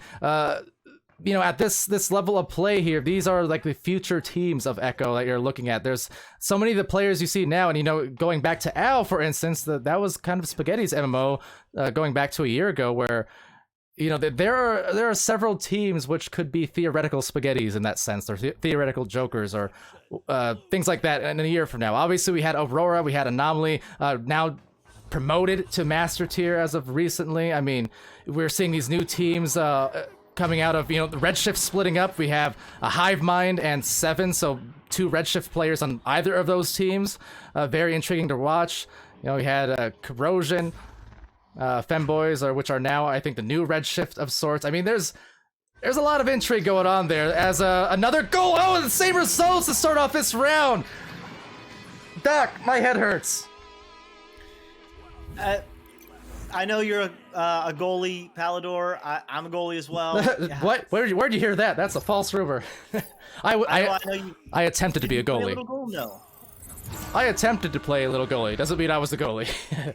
Okay, well, yeah. Anyway, I guess I attempt a goal as well, but Snowy Fox looking to make a shot there. But yeah, those. If you're playing Echo Arena, you're in goal sometimes, and if you play enough, you've got the experience where you get Chicago. You think you've got a save, you got it in your hand, or you get a head on it, and it still goes in. It hurts. It does hurt. Yeah, you know, absolutely. And for them, I think the toughest battle is not really wiping the 2 points off the board. 2 points are easy to make up for. It's more so the mental toll that it takes having those things happen against your team.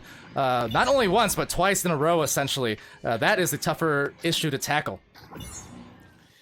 Tackling that disc is Zerkier as he clears it out to the rush side of the floor. There will be a race, but the stacks are not together. But there's a lone player, Zerkier, with the clear and the self-lead and the leech and the self-boost and the 3.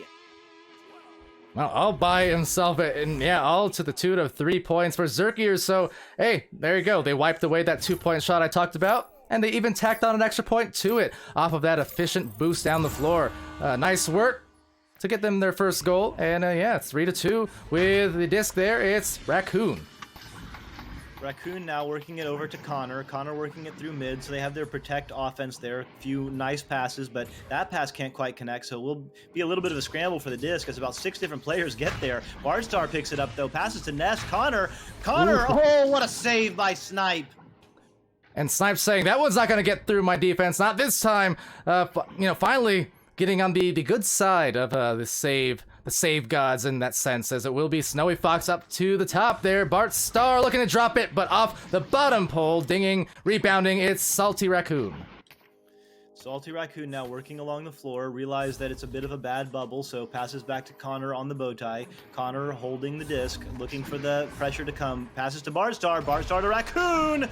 Raccoon cutting in with the loop-de-loop, and the pool put in for the slam.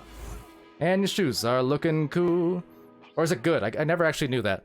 Loop-de-loop and pull, and your shoes are looking good or cool. Which one, chat? Answer this for me, because I've never bothered to look up the lyrics. In any case, nice moves after some very tightly strung passes. And with that, back into the lead with 1. But Zeus with a disc and a chance to take it back just like that. Zeus now working along the right side is on Pack. Zeus back to Snipe. Snipe on the right station there, working his way, looking to get the teammates in place. Sean Money on the left, and it looks like Zerkier on the floor, working along the ceiling, unopposed, so we'll take it straight in. Passes to the floor. Zerkier working his way, makes a couple moves, can't quite get the hook, but so Sean Money picks it up, and Connor Dash with the save. Man, a lot of these going off the poles, and then on the other end, also turning into saves on these other attempts. So it's whether it's defense by the obstacles or defense by the goalkeepers, either or, that's going to be a goal through the defense for Bartstar and Snowy Fox. They're up by 3.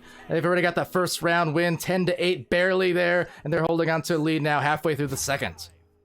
Really nice save by Connor, really great clear out, and then beautiful 2-man game with Salty and Snowy passing in front of the disc, or in front of the goal and behind the goal, getting the goalie's head turned around and getting the easy score as they immediately get a turnover here. Snowy Fox is going to pass it up to Bardstar. Bardstar unopposed, but a stack's coming in and hits him hard, but Salty picks it up and puts it in.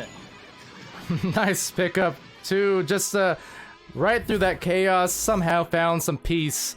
And that was a piece of cake, at least Salty Raccoon made it look like it. So with that, 8-3, 4:25 left in this one. And Oh, we'll see. Falling down by a couple goals, but Atlas not too far behind yet. I'm still, as always, cheering on the third round, Doc. Always, always, always. This has been a great game.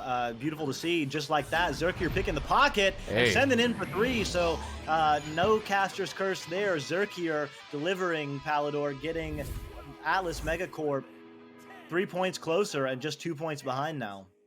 Yeah, and just taking a look at 10 points for Zerkier. Zerkier was scoring in a flurry, but 10 points to lead the entire game so far. The next highest at 6. So very effective offensive effort so far for Zerkier, but trying to react with basically no time wasted. There it is, just one-on-one. Oh, the save, but the take back. Oh my goodness, Snipe is just having a rough time after all of these grabs because the defense is on point. It's just not the luck of the draw on some of these grab backs and some of these ping issues and such, but Bartstar, hey, gotta hand it to him because he grabbed it right after, was well aware of the potential save impending. Absolutely, Bartstar staying active there, and but that disc is loose, so it will be another opportunity there. It is bouncing off Geo, picked up, and the disc is currently blue, but it is bouncing around, and yeah, it will be picked up by Snowy Fox. But immediately stunned out by Zerkier, immediately stunned out by Bartstar. He's on the shoulder, he's got his way, he's working it left, right, up, down, and in. Man, how do you even read that as a goalkeeper? At that point, you almost just want to dive maybe because that's going basically in the one direction you don't expect it to go. Whirling it around the back, around the sides, and before you know it, it's under your arms, under your feet, and just somewhere where you didn't want it. That is a lot of moves being shown by Bartstar, and they're going to get another chance here thanks to that stack and the turnover off the defensive joust.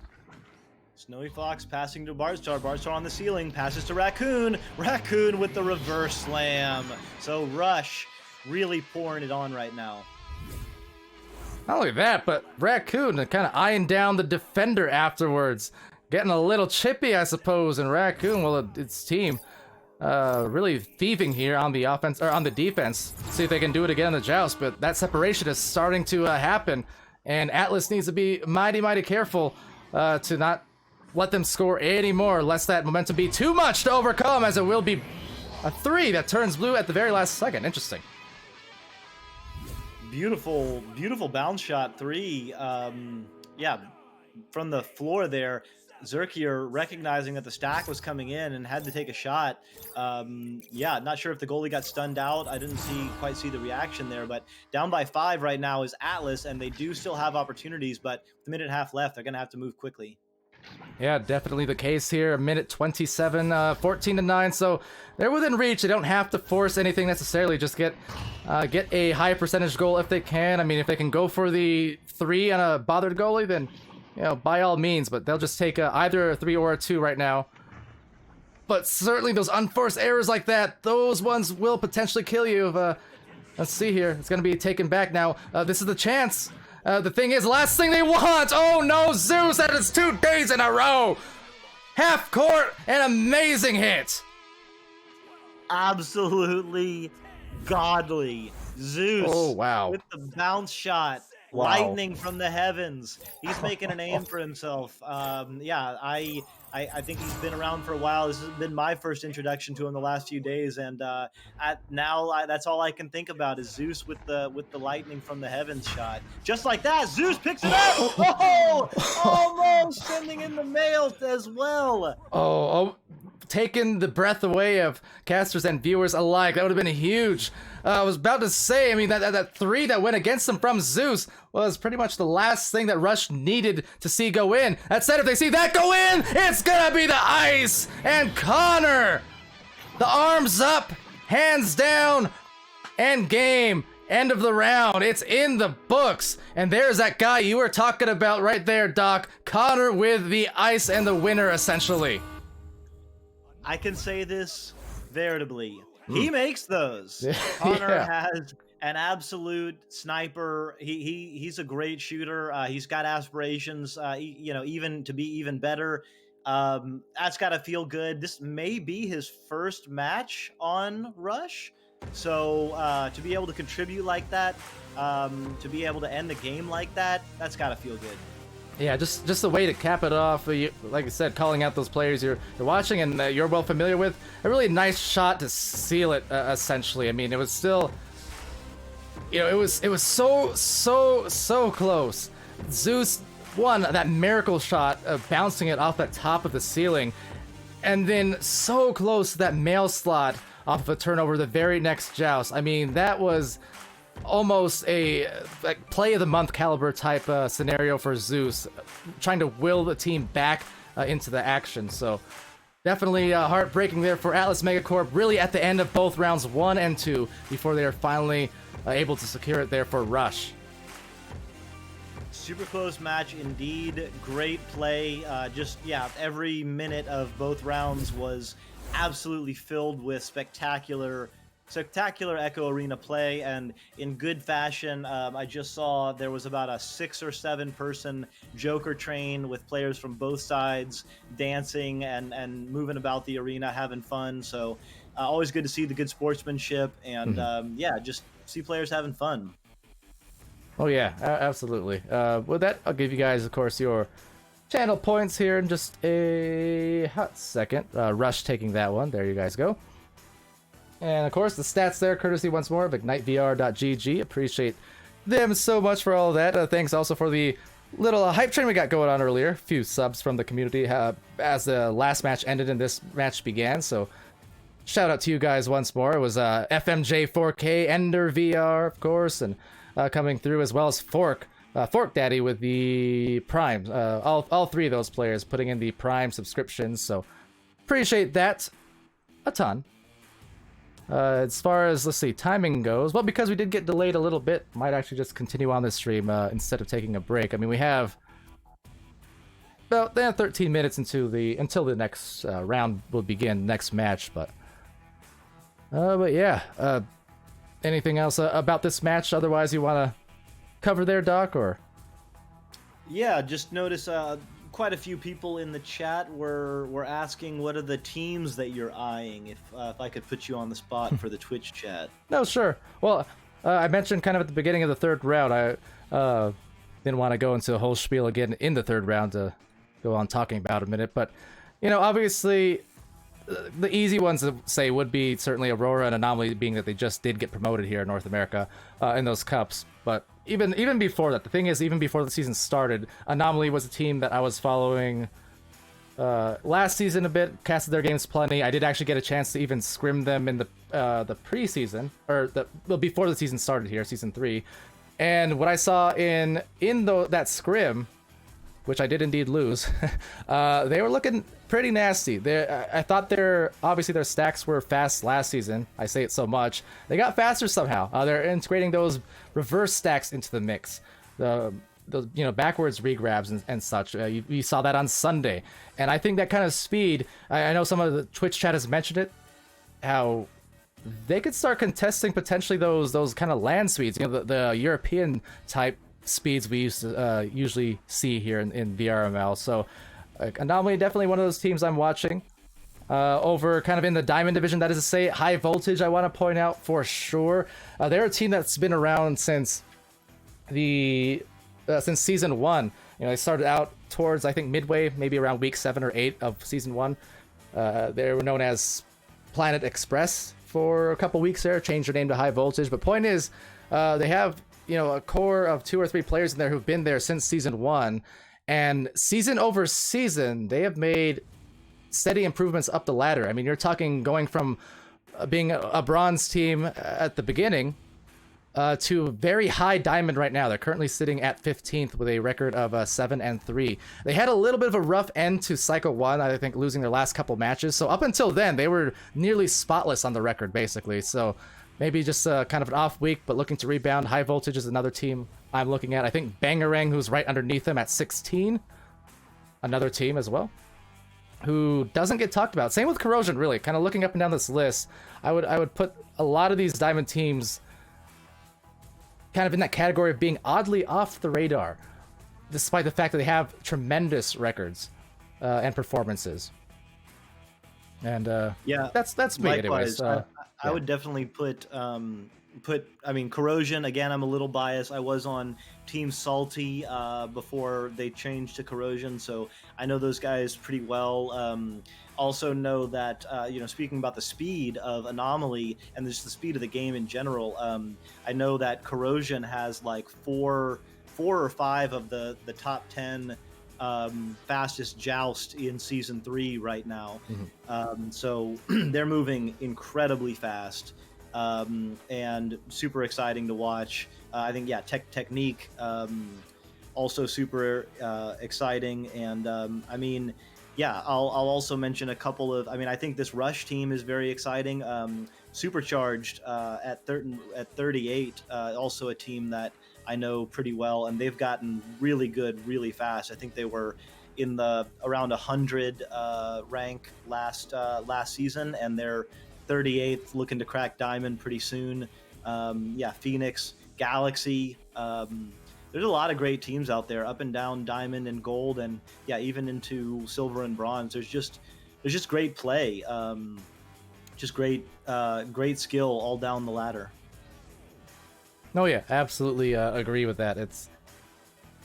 It's really a sign of how active and healthy this league has become and such. And it's just the fact that there can be so many legitimate sleepers, period. I guess just again coming from the context of where, oh yeah, and I forgot I can still do this and show myself, but just the fact that we're coming off of historically a league where it was really only the top few teams that got a lot of attention and had were threats basically, against each other. Whereas outside those top few slots, it just wasn't really there. Now, I know I say this in the context that we have, of course, Team Gravity back-to-back defending champions in EU. We have Joker back-to-back defending champions in NA. But I think you're seeing in these matches, if they don't show up to play hard every single time and play to 100% capability, I mean, just about any team, in my opinion, in Master Division really can beat other teams in Master Division at this point, at any spot in that ladder, basically, because, it's just that tight, and it's such a difference over where it was even a year and a half ago, like right before we started VRML, right before we went to 4v4, and the fact that we can see all these up-and-comers, the fact that we can see Spaghettis again, like teams like Spaghetti, who start in Season 0, or Pre-Season 1 as we called it as well, and then 1 year later be again top 3, top 2 or 3 team in North America and in the world. That's incredible. You really look up and down these ladders as well, and down the list of teams just in general. It's a really, really healthy mix of old and new in that sense. I mean, I say old. I know Joker is still a young team, but in terms of a veterancy, right? There's a lot of players who've been here for a few years, since the early days and the early leagues, these leagues, for instance. But there's a lot of players who were never involved in competitive only a year or two ago is a thing, and now they're entirely populating basically half of the Master Division at this point. So, as I said, it's a positive sign, which is why I think, even though you get a lot of people saying in the past, break up this team and that team, no dynasty lasts forever. You got to remember that. And I think, going to Season 4, maybe it's a bold call. We'll see. But I'm thinking by the beginning of Season 4, early Season 4, we're going to see one of these, questy teams enter Master Division. I think. We shall see. Maybe even sooner, depending. There are a lot that are there in the mid to high diamond on the brink. So, just something to watch out for. With that, sorry, I didn't mean to go on for a long time there, Doc. I guess that was the first time I've had in the last 2 hours to actually chill and not rush to my next match. So no need to apologize. I appreciate it. I think chat appreciates it. It's good to hear the state of the game from someone who's been around and seen a lot of action. You've got a really good eye, and just to hear your perspective on things. It's always, I always appreciate it. Oh, I appreciate the appreciation then. To Salty Raccoon, by the way, saying get off the video. We're trying to watch the VOD, so you can actually still watch it even if we're live. If you just click on the little circle icon of Echo VRML Channel 1 or whatever, and you go to the videos tab, you can still watch the like past moments of a live broadcast. So I don't actually have to get off here. Here, I'll try to maybe link it to you even if I can. Un momento. You can just type /video on the URL. There you go. I got the direct link for you. So if you click that, you should be able to watch that, despite the fact that we're still streaming to that. Pretty cool. There you go, in the chat. So no problem. Anyways, for the rest of the schedule, guys, we do have 3 more matches coming up in the next few minutes. So we'll break off to an intermission for just a few minutes, basically. We're going to be back with Echoholics versus Average Joes, and that'll be casted by Giligin and I. And then following that, we'll have Tsunami versus Schrodinger's Disc, and then Protostar versus M4M. And that will be our schedule for the night. 6 matches basically all in a row. So with that, thank you, DocEducation, for joining me on that cast, and yesterday as well. It's fun as always. Absolutely. And also shout out to It's Me, Ollie, for casting a little earlier as well with us. But that said, I will part ways for now, visually anyways, and in the meantime, you guys sit tight, grab some drinks, popcorn, whatever you please, and we'll be right back in a few minutes, once again, with Echoholics versus Average Joes.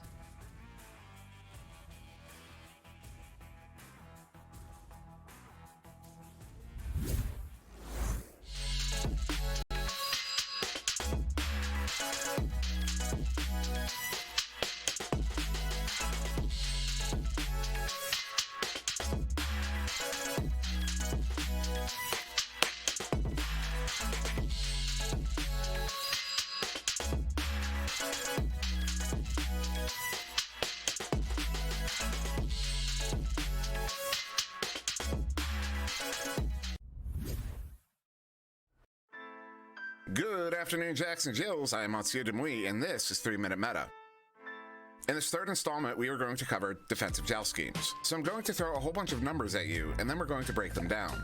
2-1-1, 1-2-1, 1-1-2, 2-2, and 1-1-1-1, though we're just going to call this man from here on.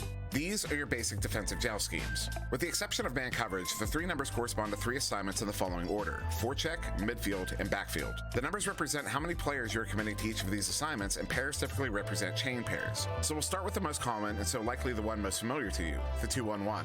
This scheme is typically run by sending a chain in the direction of the opposing team's quarterback, sending one player up to mid, typically to cover a pass option, and leaving a player back to guard against long shots, deep passes, and clears. It's the most common style of defensive coverage because it also tends to be the safest to run. Any players you send deep are in a pair and so can boost back on defense. There's a goalie protecting the bubble and goal, and the midfield player is not too far out to generally get caught behind the play if the offense progresses through mid. Conversely, a 1-2-1 scheme, while used a fair bit at the competitive level, is also a generally vulnerable scheme.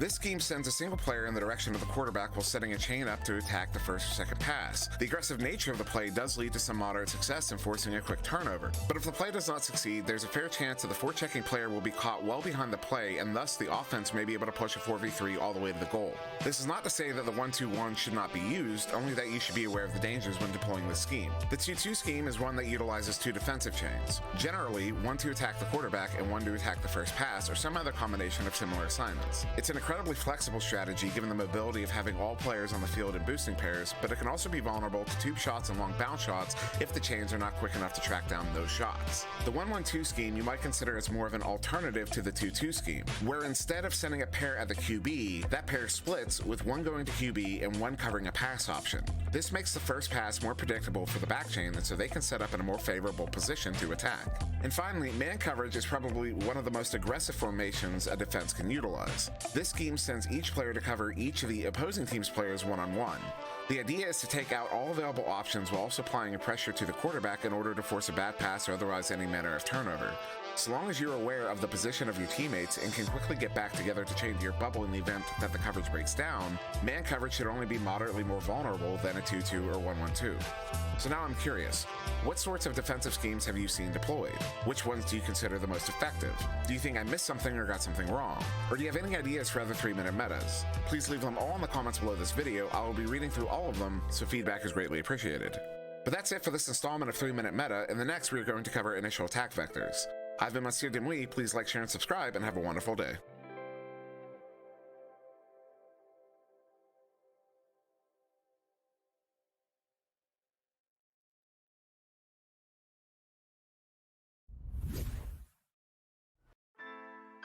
Good afternoon, Jacks and Jills. I'm Monsieur Demouy, and this is 3-minute meta.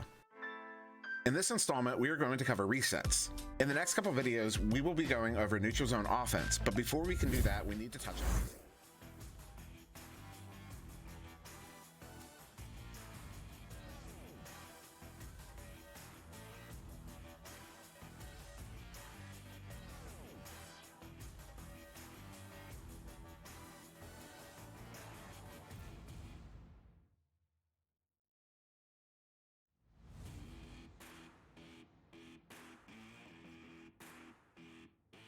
Alright, hello everybody, welcome back to VR Master League here on Channel 1. Glad you guys are here. We're going on in for our 4th match in a row now on stream. This time, I'm still Palidore, but I'm being joined this time by Giligin to cast this match between Echoholics and Average Joes. So Giligin, how's it going? Hey guys, what's up? They said hi, Gil. Glad to have Giligin here. This is actually our first cast we've gotten to do together finally. I know we've been talking about it for a little bit, but finally got one going.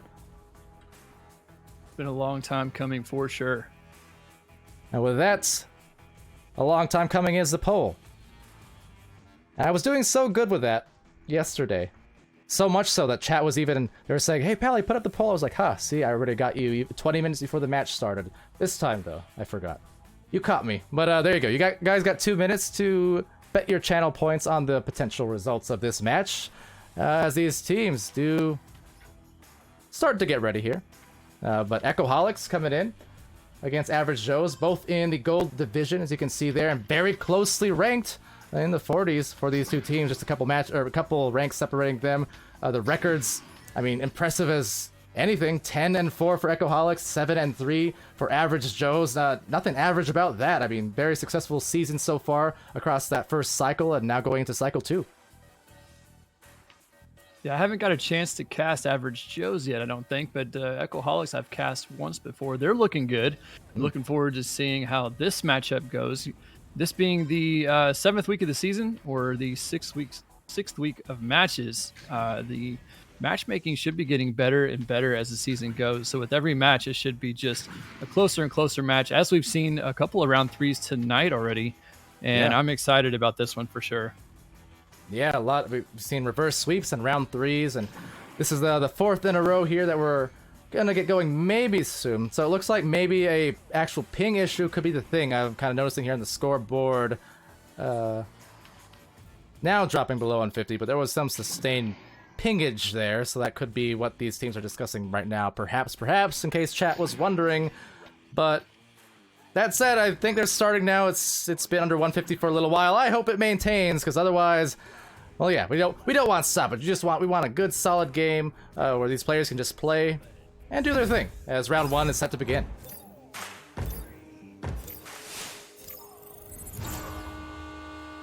So, coming out of the tubes now, Echoholics does do the headbutt first. They get there, but then picked up by Average Joes. A couple of jukes around, sends it through the mid. Long clear. No one there yet to pick it up.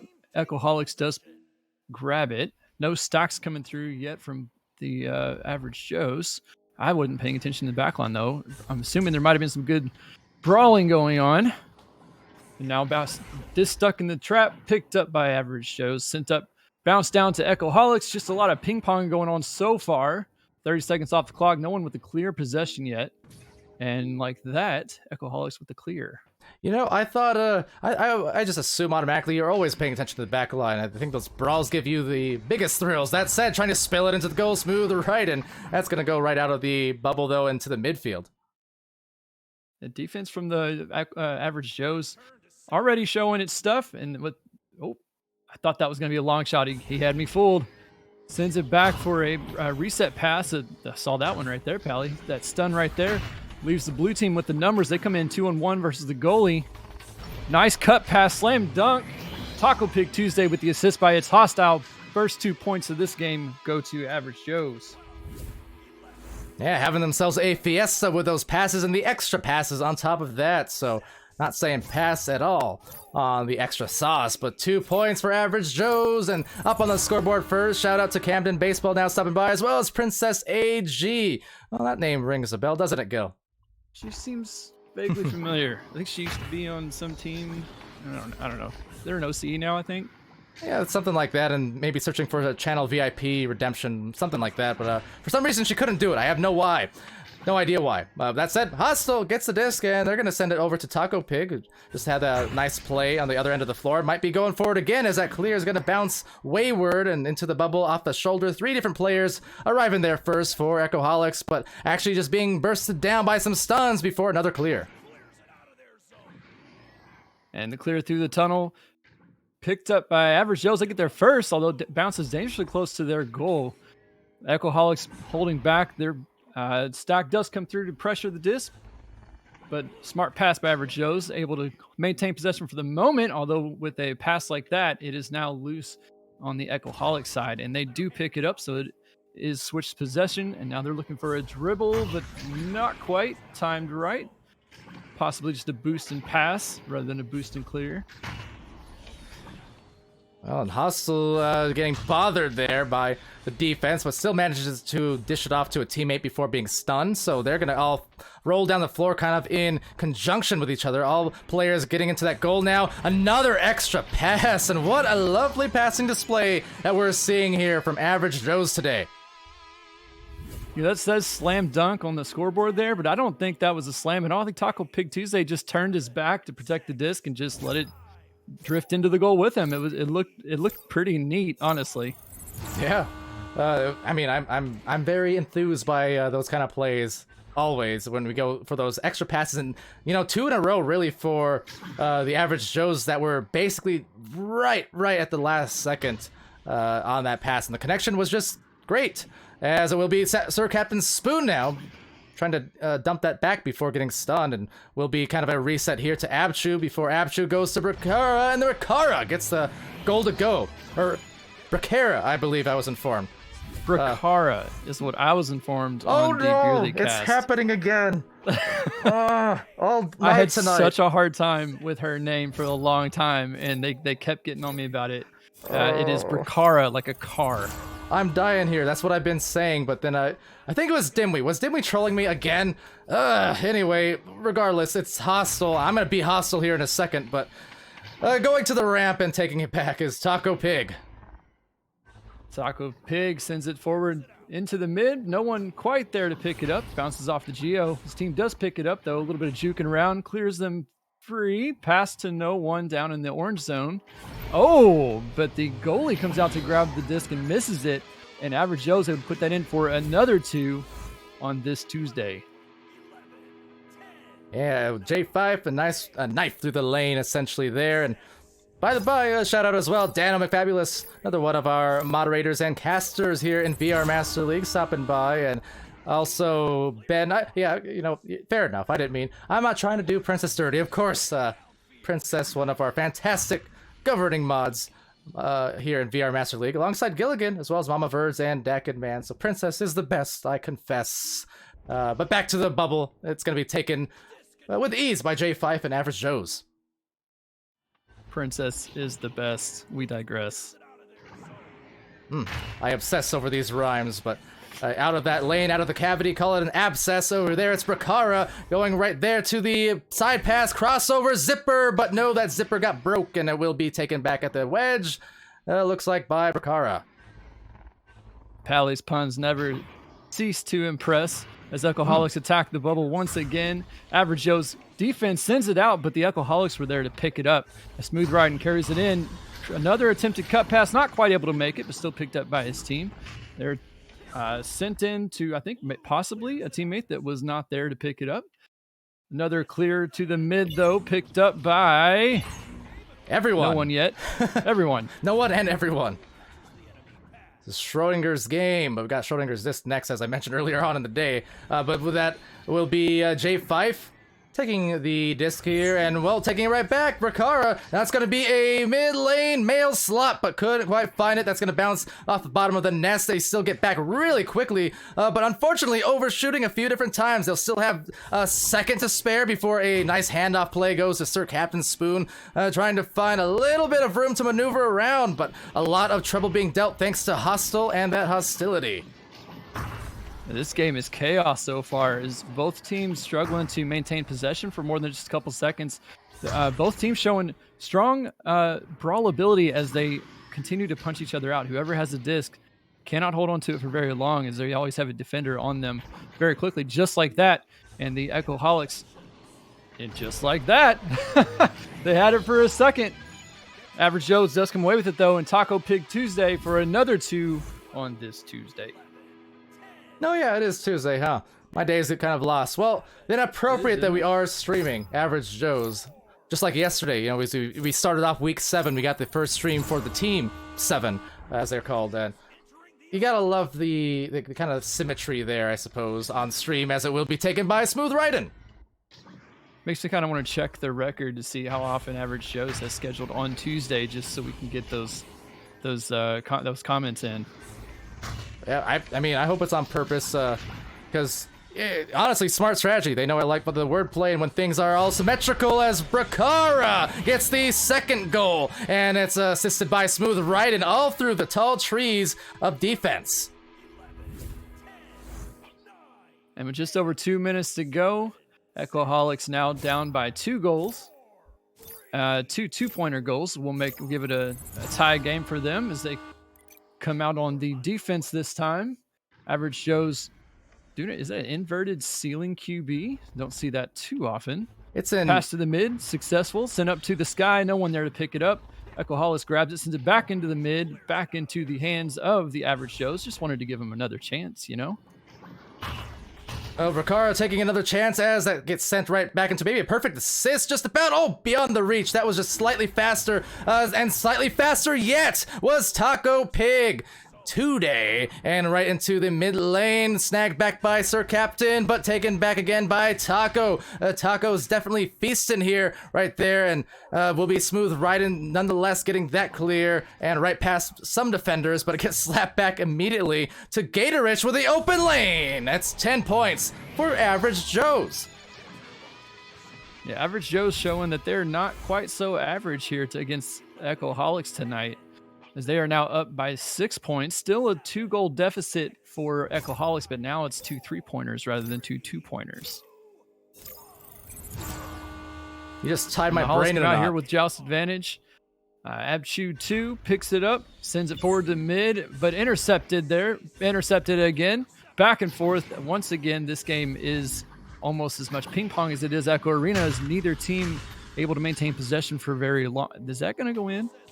No, it is not. The defense from blue team there in time. Pick it up, send it back through the mid, down to the Echoholic side. All right, so time just about out, but still some time for a score. J5 gets the 13th point, and making that baker's dozen for Average Joe's. And with no time left, that will in fact be the round here. The first one going the way of blue.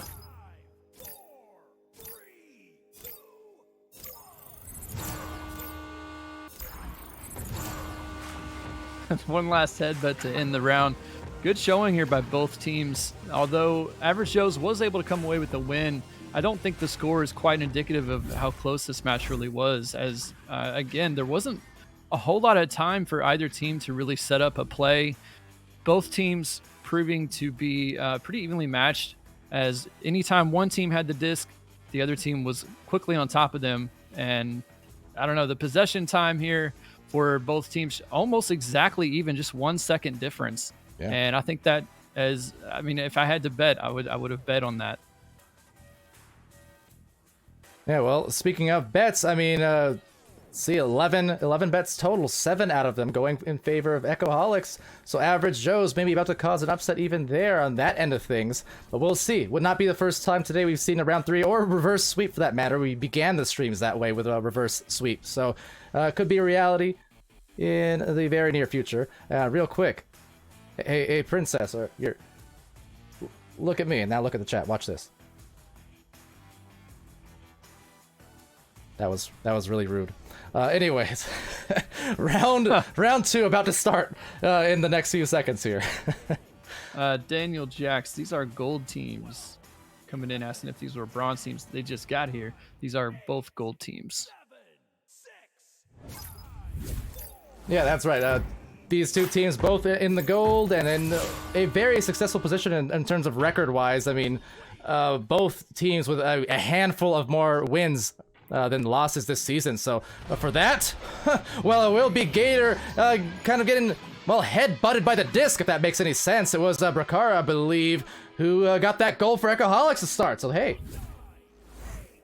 Yeah, Echoholics coming in with the quick 2-pointer for the momentum shift that they needed coming in off that last round where they unfortunately lost the round to Average Joe's. Average Joe's, see if they can answer that momentum with a little bit of a response here as they patiently move the disc forward. Members staying close to each other, possibly looking for a boost, but again, just waiting out Echoholics, trying to see what they're going to do, try to pull some numbers forward before the pass. That pass bouncing off the Geo does get to their teammate, though. Average Joe sends it forward, and they do now have a one-on-one. The stack coming in forces the back pass.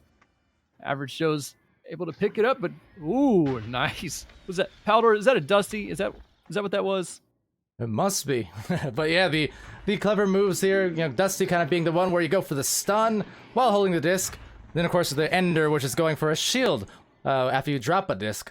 But a lot of clever moves, definitely the namesakes here, but with that smooth right-in, trying to get that clear, but instead a double KO and Abchu coming out of there in a hurry before the hurried pass over to Brakara. Brakara's been pretty hot on the shots and now back-passing it out, and I like this patience, definitely recognizing that the situation was starting to get chaotic again, Gil, so they tried to opt for the better angles before the nice dive goes out from Hostile. Yeah, so far, the beginning of this game, quite a bit different than the last game, where last game it was almost no consistent possession from either team. This time, both teams showing a lot of patience and putting their teams in position before really attacking the bubble. The boost in, a clear boost there from Average Joe's gets him in for the shot, but just off the ding ring. Ding ring, as we all have come to know, is the best goalie in A.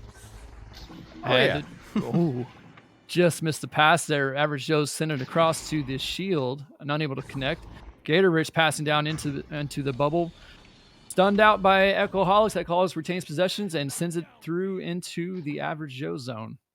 You know, these teams really mirroring each other a bit in this second round at the very least. A very deep fling is going to reach the hands of Hostile for an interception. But we saw it here on Average Joe's on a couple possessions ago, that great dive defense in the bubble on a lot of these passes. And then moments ago, we saw it from Echoholics as well when they were defending. Equally aggressive and successful dive defense. So really neither of these teams trying to give up an inch, but now from just outside that bubble, stun before the 3 could go out. And Average Joe's now with possession in the orange zone, threatening their bubble. The pass over to the mid, unable to connect, but still picked up by the intended player. Pass back into the mid zone of the orange side. Gator Rich getting stunned out as he tries to send a pass across to his teammate. Echoholics intercepts it, sends it through the tunnel once again, and they do have the stack ready to go there. A smooth riding grabs the disc as his entire team passes him up there in the tunnel. They are in possession, a 3v1. Nice dive. Oh, the missed dunk, I think. From Smooth Riding, he's not gonna live that one down for a while. Oh yeah, it was coming in at an awkward angle there, it looked like, and just kind of left the hand awkwardly. That was otherwise some nice moves, but just the finish wasn't quite there, Gil. It was some good moves indeed. Oh, jeez. Wow. Headbutt almost making it in off the ceiling as the dubstep disc once again makes an appearance. Womp womp. Well, unable to be resolved quite yet as it's still lost in the tunnel. Oh, that was a nice shot attempt there, but the nugget block, as some people call it, able to stop it on the defense for Average Joe's. Smooth riding, grabs disc, jukes around, sends it to his teammate off the head. That's pretty much And going every which intercepted. way there, Gil, and there's some craziness definitely going on as that almost is in off that deep clear, in danger as a few different players retreat for Echoholics. They're in the zone trying to get that goal. We're at a cap of 0 points for Average Joes here in this round, and only 2 for that matter for Echoholics. So both teams trying to find a little bit of rhythm in the midst of all of this dancing on the floor. A lot of wrecking ball defense certainly is another clear yet goes out, but will be recovered perhaps by the faster players on Echoholics, but less accurate on the stacks, unfortunately, but it will go back to them eventually. There is finally some retention before another interception, Gil. This is definitely some craziness. We're 6 seconds away from halftime here, and the score is still only 2-0. These teams showing us in the second round, just as in the first round, how closely matched they are. Yeah, that this is definitely a fight, to say the least. A lot of brawls. There's another one to knock the disc loose. So Sir Captain Spoon, and we'll find a clear. The stacks immediately prepared for both teams. As I said, a lot of mirroring on each other in this match, but a good stun in the mid lane. And now the jostle as they will finally get the disc, but not for long. Taco just brawled everyone to find that recovery. Nice brawling for sure from Taco Pig Tuesday today. Orange team does come away with it as the player did get there first. Orange team sending it through. Echoholics with the stack, able to come through, get there first, but quickly stolen by Average Joes. Who was that? It's Hostile stealing it. All right, outside the bubble, but again recovered. For how long, though? I shudder to imagine. Not for too long, and now shuddering the goal, and finally getting a tie after 5 minutes, 26 seconds of stalemate, Giligin. We got ourselves an evened up match. As low scoring as this game is, it is really entertaining. I keep finding myself thinking the disc is just going to go in, and it just doesn't. And, I mean, the first goal this round went in the first few seconds, and the second one lasted more than half of the entire round. So Echoholics now here, finally sending it through the tunnel. Not finally, but sending it through the tunnel. Picked up in the top area over there, the top pocket. Popcorn block, some of us call it. Bracara picks it up, bounces it down to her teammate. Ooh, but the ramp saying no to that one. Well, trying to ramp up now the pace here because they do have the disc back. There's Taco. The stack was already out, but much faster coming in. But again, the accuracy of the stack is what's kind of messing them up a little bit. Oh, and off of the dome, off of Smooth Riden's head. He was stunned.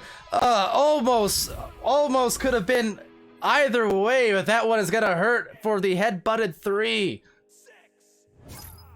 Yeah, the disc definitely taking the ride in, the smooth ride in there off his head. No. As he was stunned down in the goal. Kudos to the player who stunned him out. You're never the player who stuns the goalie is never mentioned on the leaderboard for that, but a lot of times they are the MVP of the shot. Yeah, make it a lot easier and on the offensive player, right? I mean, already knowing how talented that strikers are in the league now, if you can give them open lanes or just stun goalies, you're basically just presenting them with a very nice buffet that they can just kind of come and take their pickings, basically, as the goal will be open here for maybe those pickings, but Pickens looking in! Not Slim, and it's Sir Captain Spoon. They're back within 1. A very nice speedy shot there from both teams, just zooming in to grab that disc inside the bubble. Sir Captain Spoon happened to get there first. Sets it in for the 2-pointer. Now we've got a 1-point game, 2 minutes to go, and Average Joe's with disc possession. And almost a mishandle, and still might be a turnover. Yep, it is. Smooth right and the delayed boost. Great timing on that. Unfortunately, the shot, or the pass rather, a little bit too much muscle. And with that, there's Hostile with some muscle on Bracara. I think got the stun, and this might enable them an open lane. Perhaps, no, somehow Bracara gets back into the tunnel and recovers. So nice stacks. On the other end, it's turning into a 2-on-2 for Sir Captain Spoon. And off the nest, will show all the moves in the books before booking it for the next goal. How about that? That was an incredible series of just handoffs. And now they'll go off for the 1-point advantage. A very nice play there by Sir Captain Spoon, Smooth Ride and Bracara, and Abchu too, as the Echoholics showed a little bit of maneuverability there, as I thought for sure Smooth Ride was going to shoot it from the front, but took it around the back of the goal, was able to get that 2 in, puts them up by a 1-point lead now, and with a steal, and the 3! Echoholics up by 4 points. What a quick turnaround. Just a moment ago, they were down by 3, and now they're up by 4. And much like these teams' ranks, chat, that was gold. Echoholics, the Echo Olympics right now, and they are showing some metal. Try to dissect that one. Anyways, 35 seconds left and a 4-point lead. What a huge final 2 minutes it's been for Echoholics. Yeah, that 5 minute was a desert of goals there, as no one was able to make a goal after the first couple seconds for more than half of the round, and then just goal after goal here at the end. And with just 15 seconds left, Average Joe's maybe one more attempt at some points here, but this second round is going to Echoholics. 9-5. We are going to round 3. Almost. It was maybe one more fling. Let's see. No, it's smooth right in, and absolutely Giligin, they are smooth sailing into a third round. Happy to say it's a reality again. We thought it could be, and well, here we are. It just proven my point there at the beginning about how matchmaking throughout the season will just get better and better. And once again, another third round for tonight. Just kind of showing off that, as the season goes, the team get a little more comfortable with each other. They get ranked a little more accurately, and the matchups become a little better and closer. And I mean, what else can I say? It's another third round tonight. Yeah, Lolo's saying gonna hop on Echo, see it, but you're cheering for the round 3 and you're leaving right as it happens. Man, that is like self-torture, but have fun. I understand. Casting these matches, I think Giligin, you said something similar. Casting a weekend ago on how it makes you want to play just watching these teams do their thing, you know? Yeah, it's so hard to watch these games because it's really fun to watch them, but watch them also makes me want to play. Yeah. And casting them as well. I mean, I see it and I want to go do it, and it's sometimes hard to choose whether I want to watch or play. But with the games going on tonight, you will have games to watch all the way up until about 11:30 EST tonight. This is the 4th match so far, and we've got 2 more after this. Oh yeah, it has been loaded, and well, we're locked and loaded for the third round, ladies and gents. So welcome, one and all, those who have joined us here live or in the VODs, whether on Twitch or YouTube or otherwise. And by the by, go follow our YouTube channel, of course, for all the videos and VODs you can imagine. As right now, imagine that there's a shot in 9 seconds flat, 2 for Average Joe's. A quick 2-pointer once again. The start of this round, just like the last one, a quick 2-pointer off of the Joust to go in. Although this time it's on the Average Joe's side. Last time it was on the Echoholics side. So Echoholics with the Joust advantage this time. See if they can answer Average Joe's first 2-pointer of the game. As Abshu 2 comes out as QB, sends it forward to the top middle there. Sir Captain Spoon picking it up. Nice easy pass down to his teammate. Smooth Riding's carrying it into the bubble. Another pass over. Not able to connect. Picked up by Average Joe. Stolen by Echoholics. Some juking around, waiting for his teammates to get into position. Ricaro cut pass over to people. Defense. Defense is happening. All of the people. That was a mighty big pile up that formed there. All 8 players essentially, as that goes right through back into the midst of of Taco here on Average Joe's, but not for too long. That was the theme last round. Remember, we spent those first 5 minutes, I think, 5:20 something, with no scores. So definitely the ping pong is a real deal. And that said, a raw deal there as J5, the stun and the clear. Yeah, they quick stun too. I don't think the Echoholics player was expecting J5 to come out with his fist swinging like that. Seemed to catch him off guard for sure. But Echoholics does get the possession back, and it's in their zone. A couple of once again back and forth, but now sent loose into the Average Joe zone. Just bounced around. Echoholics there picks it up first. The defense is back in position, but so is the offense. And juking around one player, but the player able to get back up on him. And Gatorich grabs this, sends it out into the tunnels for an attempt to clear. Not quite able to get it through. And once again, possession. Left, right, orange, blue, orange, blue. Yes, sir. Yes, sir. 3 bags full of stuns, all here in the tunnel, though. It's taken back by Sir Captain Spoon. That's going to take a kind of unusual bounce, eventually finding its way into the bubble. Taken back by J5. Needs to be careful. 3 different defenders, essentially, all in that lane on the attempted clear. And it will end up being the 4th player at the midfield who does get the recovery for Echoholics as they bring it up the floor, passing it up to that nest, to the shoulder, but getting stunned out. And that play is over as Hostile finds that clear. The disc once again cleared through. Defense on both teams coming through nice and strong. Offense trying to get it through the mid here for Echoholics. Stolen once again by Average Joe's. Average Joe's has a 1-on... Oh, I didn't even see that guy. 1-on-2. As the disc loose once again, Echoholics picks it up in their zone, sends it through. It does make it through the mid, but the Average Joe's stack is going to get there first, and they are able to recover it. Some brawls going out in the back line, keeping the Echoholics back.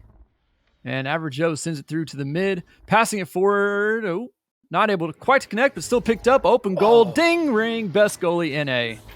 Pulling off the backboard, and unfortunately for them, not the results. Let's look at a rebound, though. It's Gatorich playing that lane. Gatorich now trying to send that to the bow tie, have some options on the resets. Back to the shoulder. Man getting lost, and Hostile. Well, they got themselves the 4 points advantage now as a result. But with those quick passes, not only the passes, but the pass backs essentially basically keeps the defense's head on a swivel, and all it takes is just one of those, 1 second where you're looking away for the offensive player to manage to find that open lane, and that's exactly what they did there to score the second time here, 4 minutes into round 3.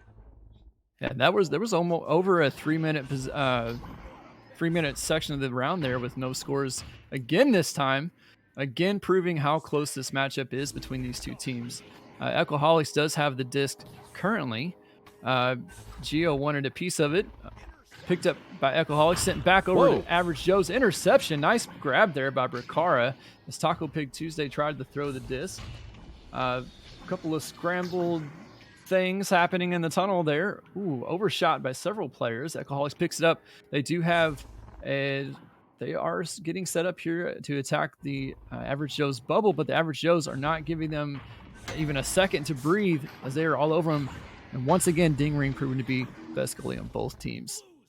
Yeah, putting a stop to their offense otherwise, and bouncing directly down the center into the rebounded arms of the 3-point. Oh, that's going to harm the effort so much here. I mean, still 5 minutes, but a open lane clear, about 1 minute since that last joust, and 7-point advantage. Shout out Snipe Dash by the by. Welcome to the stream.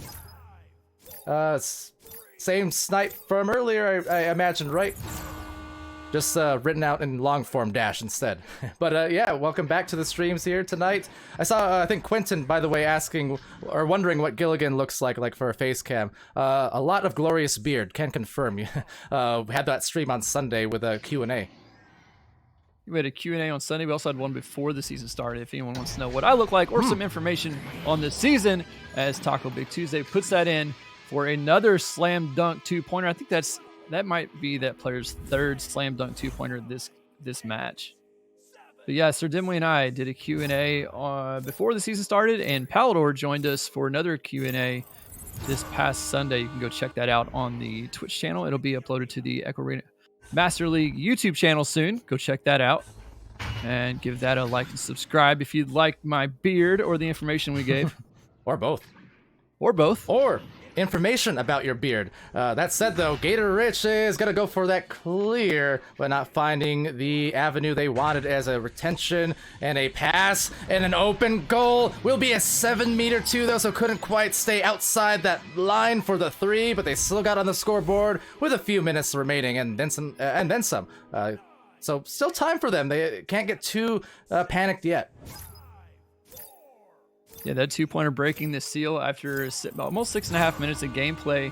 Average Joe's up by 7, but plenty of time for Echoholics to come back here. And honestly, as close as these games have been so far, I want Echoholics to come back and tie it, at least. I don't really care who wins. I just want to see it end really close. As Average Joe's brings it in, stopped by Echoholics, stopped by Average Joe's, stopped by Echoholics. Echoholics sending it through for the long shot, not quite able to make it, just wide.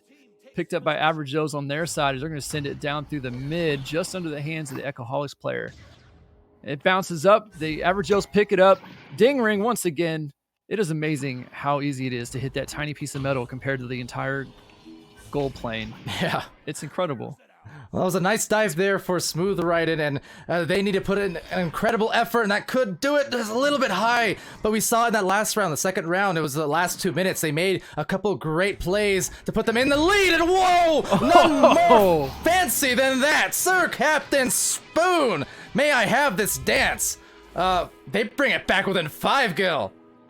That was very nice. Just a perfect pass from Smooth Riding down to Sir Captain Spoon, who did a little, as you said, dance on his own to get it around the goalie and put it in. It looked so nice. So nice. That's my captain.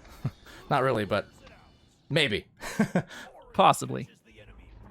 Well, anything is possible here as they do cause another turnover. So maybe in for kind of an identical ending to this round as before, where just that late run, that late momentum gain coming in from the Echoholics, but no Gator Rich! Right through the ditch now on the defense in this last ditch effort to maintain their stranglehold over Echoholics.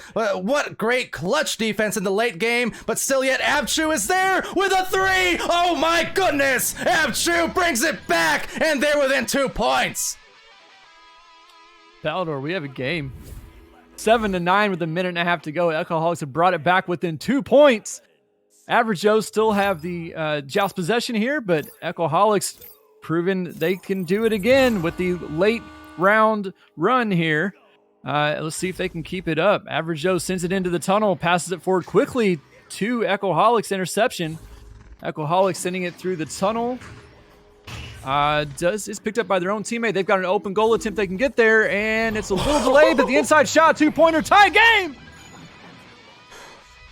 Back-to-back rounds, everybody.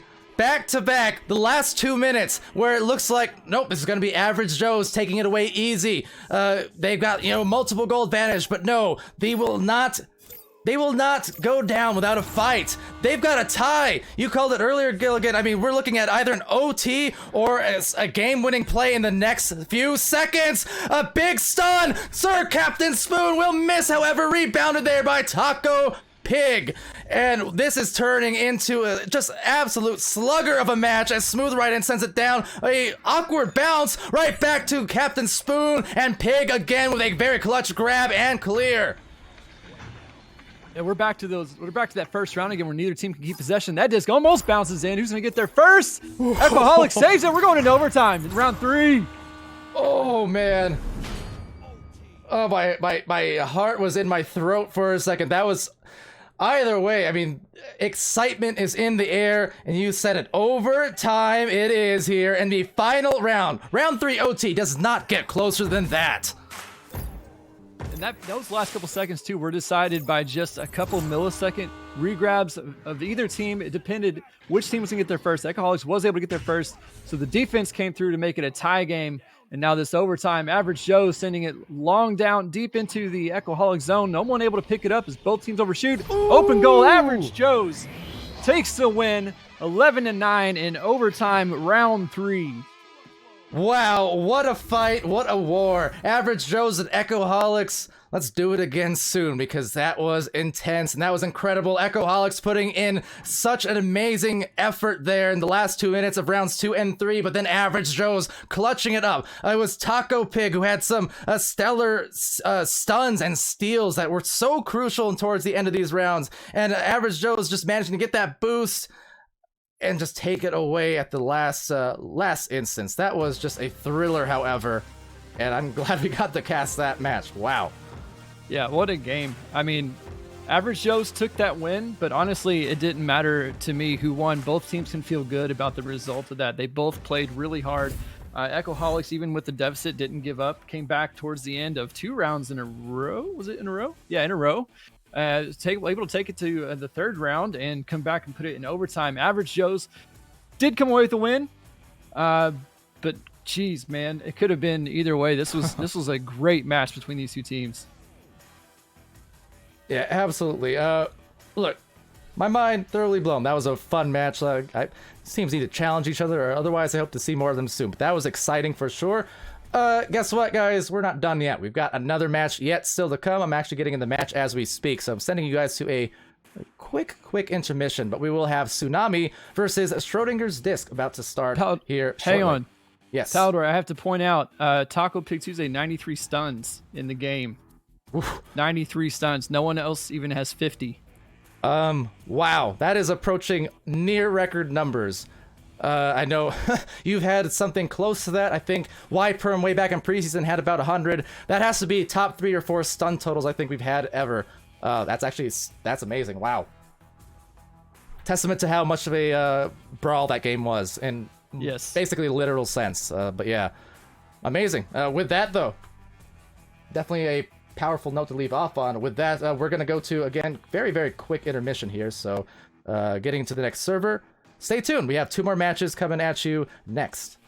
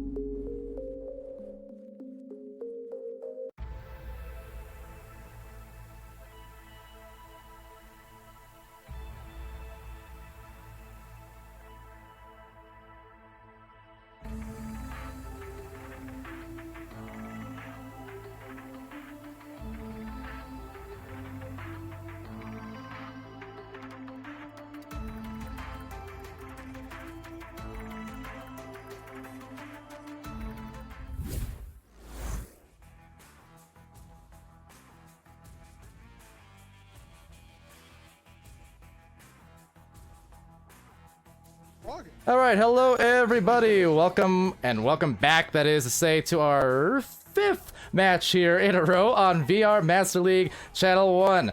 This time, it's Tsunami versus Schrodinger's Disc, about to begin here in the gold division for Schrodinger's. And with that, apologies for the late start on the overlate start, I guess you can call it, but now we're back in it. Don't worry about it, guys. Back into the game, though. I'm Palidore, being joined by Giligin on the co-cast, and it's been an exciting night tonight, Gil. Yes, it has. That last match was insane. Overtime in round 3 didn't get much closer than that, but now we've got this game.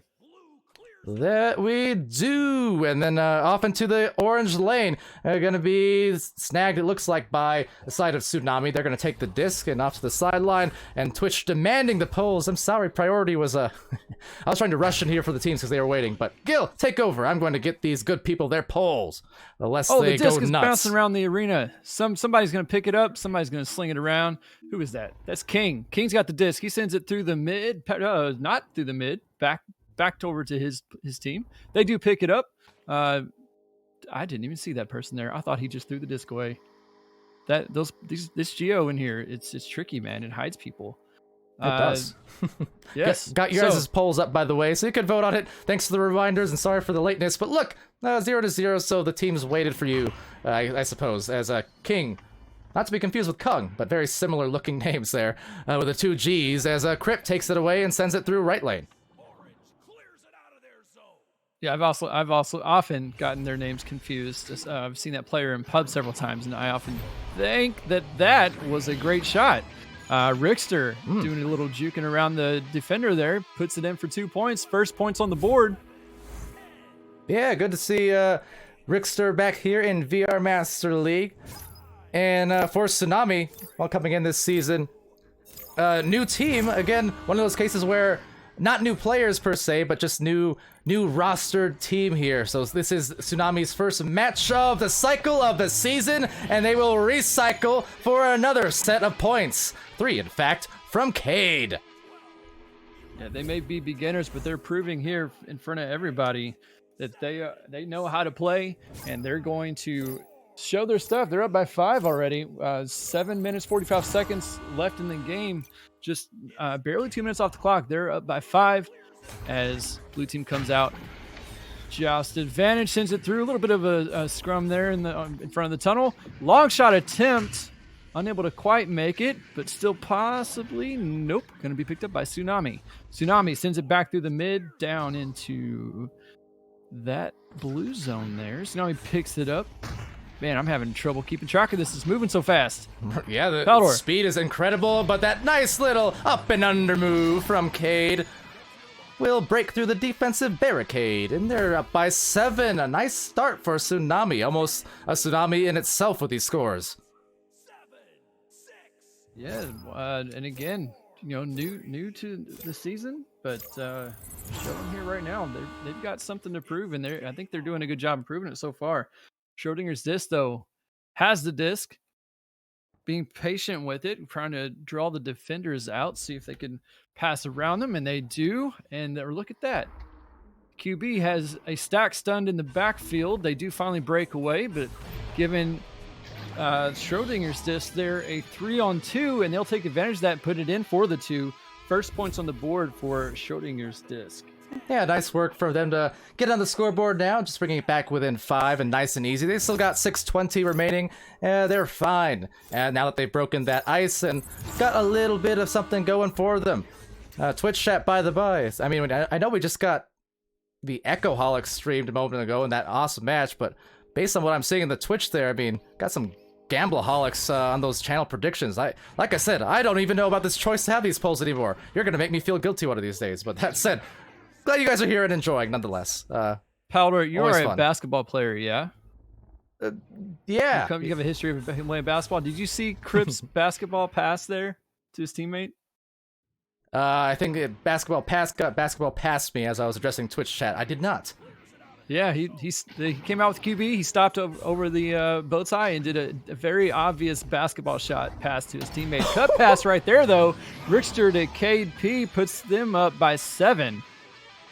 And then Cade throwing the arms up in the air, doing a little backpack kid dance. What was that? Flossing. I'm cool with the lingo, but having some fun. I guess call it an arcade. Eh? Yes. I would not have been able to identify that, so you're cooler than me, Palidore.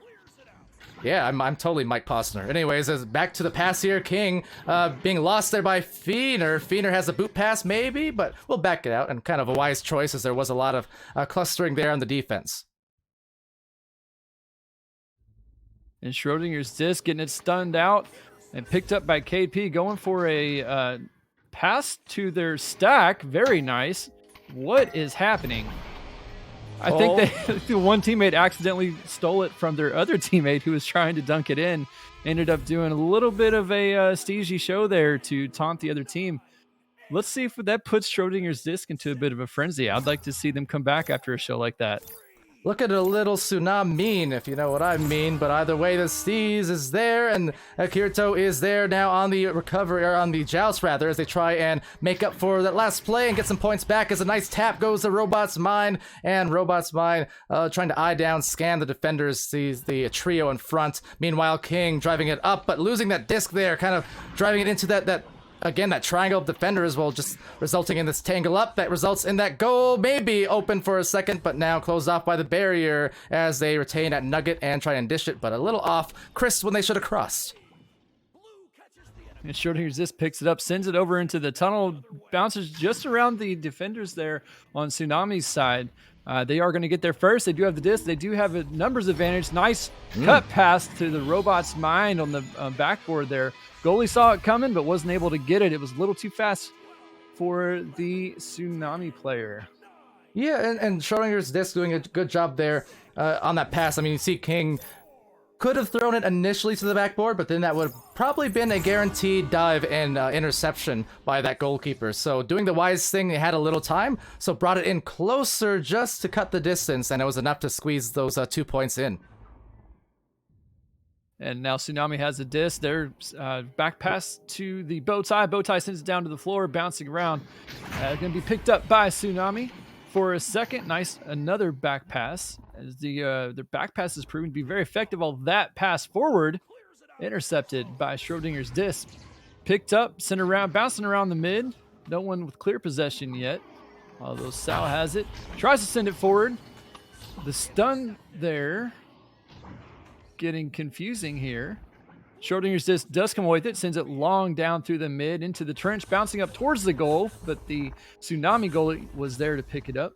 Sends it back into the Schrodinger's zone as all three of them get back before Tsunami's players. Would you call it the Shro zone, maybe? I don't know. Shro zone, I like it. Yeah, well, right through that layer and being laid down with a stun. Crypt trying to get through, and Crypt crept, but no, Feener can't sleep on that as Feener sends it on that clear as well. Everyone looking for some stacks here in the back line, but meanwhile in the front, it's kind of a 2-on-2. Orange there first. Kirito being juked out just a little bit before the pass goes to the tunnel, and now it's Crypt with maybe an open lane, but actually the window being closed by the defender. Being closed, but they've got a 3-on-2 right here. Pass over to Cade. Cade, the Shro ding ring, right there, stopping the disc on their side. Picked up by the defense, sent through the tunnel, bouncing high into the Tsunami zone. Picked up by Schrodinger's disc. Quick shot forward, an answering ding from the other team's ring.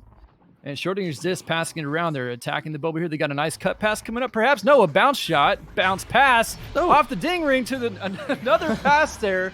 Sal Carito able to put it in. Slam dunk 2 points. Schrodinger's disc, 6-11. That was a phenomenal catch by Kirito over there. That came off with such speed. I'm not even sure that he expected to get it, but put the hand in the right place, at least give it a chance. Got the alley-oop the strong way, and with that, they are within, 5 points here. Less than a minute left, but still at least closing the gap, and that's got to make them feel good after getting down by a handful of goals there in the earlier portions of this round. They're down by 2 goals here minimum. They do have time, and they do have the stacks. They've got the clear. They've got the positioning. They've got the numbers. They don't have the goal, though, as Tsunami's goalie is able to pick it up and send it back into Schrodinger's disc zone, the Shro zone, as we called it earlier. Well, and Shro zone, well, they get the goal against them, and with that, they had that chance. That was, I think, who was it? Crypt, I believe, on that great dive. It was a 2-on-1, so Schrodinger's disc, they had a good look. And a chance to cut that lead even to less, but just that dive from Crypt, and then Cade basically able to finish it off, and they will take this first round, but maybe not by as much as they were expecting, just based on the good rhythm they had initially. Yeah, great ending to a good round there. Shorty's disc was able to mount a little bit of a comeback. We definitely thought we were going to get a little bit more there at the end, but the defense on Tsunami was able to shut that down. 14-6 to Tsunami. That's just round 1. We'll see what happens in round 2 here. Stats-wise, I can't see the stats. Coming up right quick here, courtesy of IgniteVR.gg. Quick answer to the question on whether casters answer the questions of the chat. When we can, yeah, when we can. Obviously, first priority is kind of the gameplay, but in between rounds, we'll try to answer stuff. So, you want to make extra sure that we see it, you can always use the little channel point reward things to use the caster shoutouts, or even just highlight your message, make it easier to find. Also, yes, I've watched Sword Art Online. Confirmed. Anyway, yeah, Giligin, any interesting stats sticking out to you here? Yes, now that I've figured out which buttons to push. On that, if you remember in that last match we cast together, Alcoholics versus Average Joes, in the first round, the possession time was only off by 1 second. In this first round of this match between Tsunami and Schrodinger's disc, possession time is only off by 2 seconds. And Schrodinger's disc had it for 3 minutes 13 seconds. Tsunami had it for 3 minutes 11 seconds. So interesting amount of possession there on both teams. Tsunami able to do a little bit more with the disc as far as the points go to give them the win in that round. And with the round 2 starting here, let's see if Schrodinger's disc can come back and take it into round 3. All right, well, you called it last time, Giligin, and so far the caster's curse has not affected you whatsoever. Maybe I just cursed it for you, thanks to me. But let's see. Kirito with that disc being lost here, though. There's King with a stun as it's cleared off, and we'll be off into the blue lane with 3 different players from Tsunami about to collapse on it, but the shot just off and outside the bubble. Still going to be picked up by Tsunami's player, though, as they pass it forward to get another chance at an attack in the bubble here. Ooh! Oh, that was a Crypt with a finish. I'm not sure who assisted that, but that was stellar. Yeah, that was a very nice cut pass, a dangerous cut pass, as they did have a defender there as well, but was able to thread it through and then off the head of the Schrodinger's goalie. Shout out But Gangsta 2 Bunny points there. nonetheless for Tsunami. Shout out Gangsta Bunny for the hydration. I actually did need it, so thank you for that. Back into the orange zone. Yeah, sorry, I needed it too. All good. Up there in the pocket, there's a disc. There's a few players. It's getting they're getting stunned out by each other.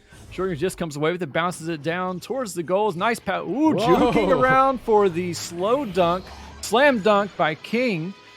He scored the last goal too, unfortunately off his head into his own goal, making the statement no one scores on their goal except for him, and himself keeping the points alive on his stat board as he puts 2 in, the first 2 in for his team here on Schrodinger's disc.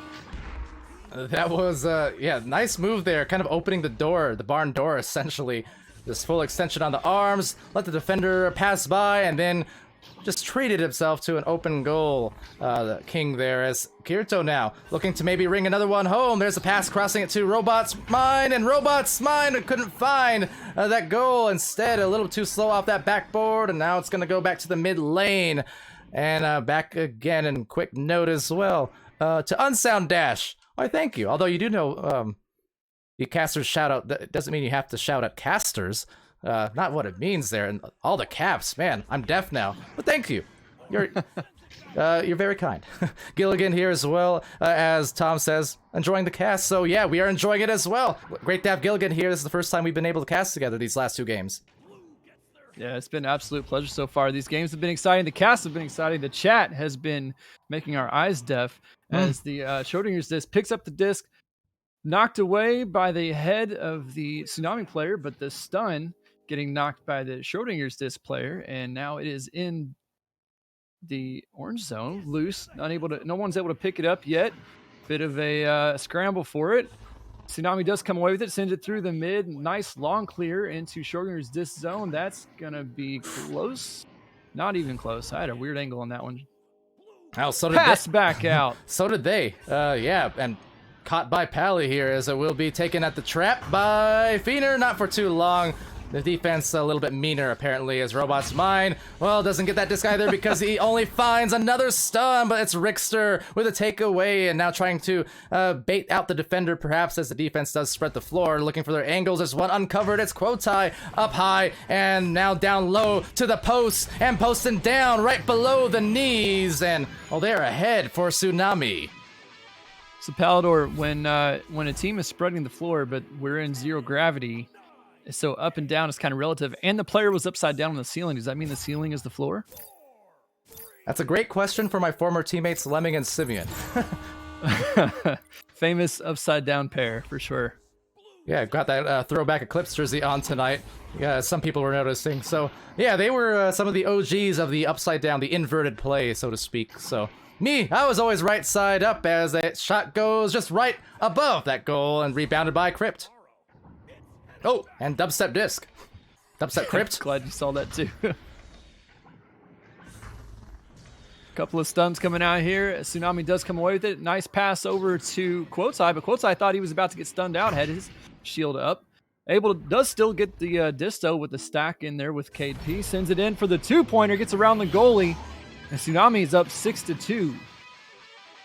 Yeah, tight angle on the shot. There was a goalie there and kind of deciding between maybe the shot and the pass, but took the tough one and made it at that. So with that, a 6-2 lead as you mentioned, but kind of as was the case last round, really, the more and more that round went on, the closer and closer Schrodinger's disc got. So they're feeling in a better rhythm. They're only down by 4 here, and maybe a chance to score had it not been for the turnover. Quotai actually turning it over now to Kirito.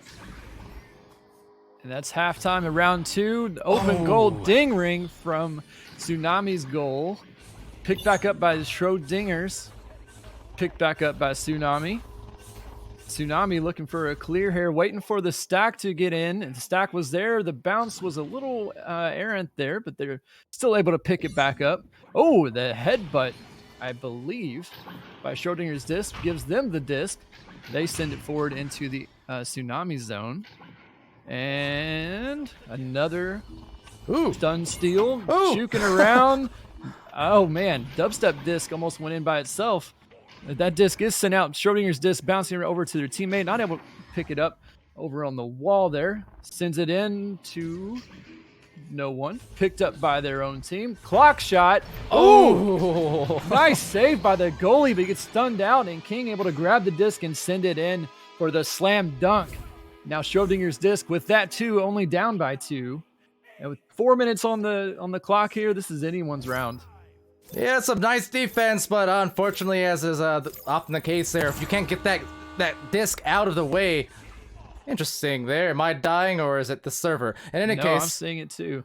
Good, I get nervous sometimes. That said, as is often the case here, you know, if you can't get that disc out right away after a save, so often these days the players are well aware, and they will get that grab if you're not careful, and that's what happened there. This might be what's about to happen here, as King, though, does get stunned, as well as another one. The brawl's really heavy here in the mid lane, now off the head, so heavy and heady, but right now they're heading for that barrier pass, and right above the head as well, it's Fiender. They tie it at 6.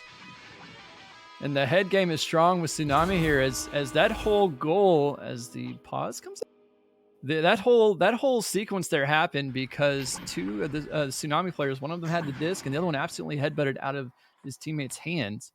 And so then the Schrodinger's disc was able to recover it after a couple passes around, sending it off of a Tsunami player's head again. But Schrodinger's disc able to maintain possession and tie the game up. And now we have a timeout. Not sure who it was called by, but the Tsunami player dropped for a second there, I saw. Yeah, well, so back in it. Problem is fixed. All right, well, back in the game 2 here. seconds. And with that 3 minutes left in this round, we saw it in many matches now. I think at least 3, maybe 4 of the matches tonight went to third rounds, as I recall. All these matches in a row. We still have one more after this, by the way. Coming up next, it will be M2M versus Protostar. So that will finish off our night after this match is concluded, but we still have some time to expend, and you know, if we're lucky, maybe that third round, that slapper is just gonna go back though to Crypt, but in a hurry is that stat coming in, and they're gonna try and regather here. Actually, no, losing each other, so will it matter? Apparently not, because King catches up, King sends it up, and now SAO Kirito trying to go up, but instead that shot doesn't go down. The rebound, Rickster. It shot just wide off the backboard there. Schrodinger's disc picks it up, but with all 4 Tsunami players being there, they're able to steal it away and send it through. But the Schrodinger's disc stack was a little faster, able to recover it in their zone, sends it back through the tunnel. Long bounce shot attempt going in! 3-pointer from King. That was unreal. Wow, what a bounce right into the bottom pocket. Schrodinger's disc. They're up by 3 with less than 2 minutes left, and maybe around 3, depending if this trend continues. But as I always say, now, as it gets into crunch time, Schrodinger's disc, don't be careful. Don't leave these open goals, and this is the time where you need to clutch it up, as they did right there on that shot. Nami, this is their round to win. They are up by 3. They are down by 1 on the round scores, so they have to win this if they want to stay, this to go to round 3. If Tsunami takes it, as the goalie takes it away there from able to save the shot from Schrodinger's disc player, sends it out. But yeah, if Tsunami wins, it's the end of the match. If Schrodinger's disc is able to maintain their 3-point lead or increase it, they will take it into round 3. But the Tsunami defense coming in strong, definitely showing they don't want a round 3. They want to end this game with their score on top. A long shot, maybe a pass coming through there, and they've got the open goal, and the 2-pointer puts them within 1 point with 50 seconds left on the clock. All right, back with it at 1, and crunch time continues. 42 seconds left. Joust advantage to Schrodinger's disc, the narrowest of point advantages. 1 point here for them as well. So all about that control. They can't afford to let anything in. 3-2 or otherwise. At this point, any goal from either team is going to solidify a victory. And with the interception there by Tsunami, this is dangerous for Schrodinger's disc. But the save! The save, and then the steal, and the stun, and the steal, and the interception, and the clear, and the interception. What is happening? All the S's, but SOS! It's gonna be another attempt to the backboard! Another grab! Amazing from King! He had the saves, he had the grabs, he had the steals, and indeed, we got ourselves a round 3. Schrodinger's disc goalie on that round, the end of the round there. MVP of that round, in my opinion. That was insane. That defense at the end, those saves, look, to do that in any situation is already tough because of how clustered up it gets in there. It's so hard to navigate, and not to mention just be able to grab the disc over, say, a player or a block or a geo. The fact that they were able to do that, 3 or 4 times? King with 2 of the biggest ones there. That is incredible. What a way to end the round. What a way to end the round indeed, as we are going into round 3 for, oh my God, how many times tonight? 4 or matches 5. have been great. Yeah, these matches have been great tonight. Looking at the stats, I need a drink. Kate P with the game high on the points, but it was pretty good spread on the Schrodinger's disc because everyone has some points. Saves all around, 5 saves to Crypt. Surprisingly, no one on Schrodinger's disc after that last showing is shown as having more than 1 save. That's interesting. And yeah, Let's see. good looking stats all around. Still got some zeros on the board. Hopefully all the players are able to fill those out. I know when I play, I like to try to get no zeros on the board for the stat board. As this exciting round 3 comes out, 4 seconds in, let's go. Tsunami versus Schrodinger's disc, round 3. All right, to the launch and to the headbutt. That disc getting picked up by Cade. Cade, almost on that play off that pyramid, but a nice dive out from Schrodinger's disc. They need to defend again, see if they can find that magic, but no, it's Rickster putting an end to it. Just wishing that they could have done it about a minute ago, but they do squeeze it here off that backboard play. Yeah, almost the exact same thing we saw with the attempt there at the end of the last round, but this time Tsunami able to get around the goalie and put it in for the first 2-pointer of this round, putting them up 2-0. All right, and Kirito with the disc here, and quick reminder as well, again, we had M2M and Protostars scheduled, so as is always the case, if they wait, or if they don't wait, either way, if they send an invite, we can stream you, but right now, off the back, it's got to be an attack from Fiedner. Lost the handles, might have been a window to actually dive a little earlier, but then came in a little late and gave them up the tie. But yes, if either of those teams happen to be watching or, in the Twitch chat or in the Discord or something, as long as you send an invite, even if you start early, we can still join late, but up to you guys. Anyway, back to the match here. Round 3. Back to the match, and it's a tie game with just a minute off the clock. It's the third round between these two teams. What a close round that last one was, and showing it, proving it once again here. Just like I said, a minute and a half off the clock now. Still a tie game, 2-2, 1 goal apiece. And with trades like that, it's a good match. Yeah. Accidental steal there. I think he was trying for a regrab attempt, accidentally taking the disc. Sends it through the tunnel, but intercepted by Tsunami. Intercepted by Schrodinger's disc. Sends it back into the tunnel. Tunnel sends it back to them for a second attempt. But it's going to give it to Tsunami. Open goal. Long 3-pointer from Cade puts Tsunami up 5-2. Yeah, and breaking away there, and those are the dangers. We saw those in some of the games earlier in the night, talking about how if you can't get the guaranteed clear and you do turn it over, like if you're on defense and you send a clear out, better make sure that it's a guaranteed one. Else, if you turn it over again, oftentimes you're going to see stuff just like that, where the goal is exposed, basically, caught out with your pants down, and conceding those open threes can definitely hurt, especially in the late games. As another save, but another grab back by Fiedner. We've seen it so many times. And there it is again. Crypt the save. Feener recovers. That was a nice backwards cross pass from Schrodinger's this player to Feenor there on the boot block down there. Goes in to shoot it. Goalie saves it, but he's right there to grab it and put it in for the dunk. Now we've got a 1-point game. Almost 3 minutes off the clock. Close matchup. Tsunami with the disc, working it forward. Nice passing, showing they've got a 1v2. Player opts to kind of wait, let his teammates get forward and set up. Smart choice. Cut pass. Ooh, just missed the teammate. Still going to be picked up, though. It's not quite over yet. Tsunami, that looked good. Good pass from Crypt to Rixer. Rixer comes in from the bottom, put it in for the 2-pointer. I think the internet is in the crypt right now, as we will get a timeout based off that.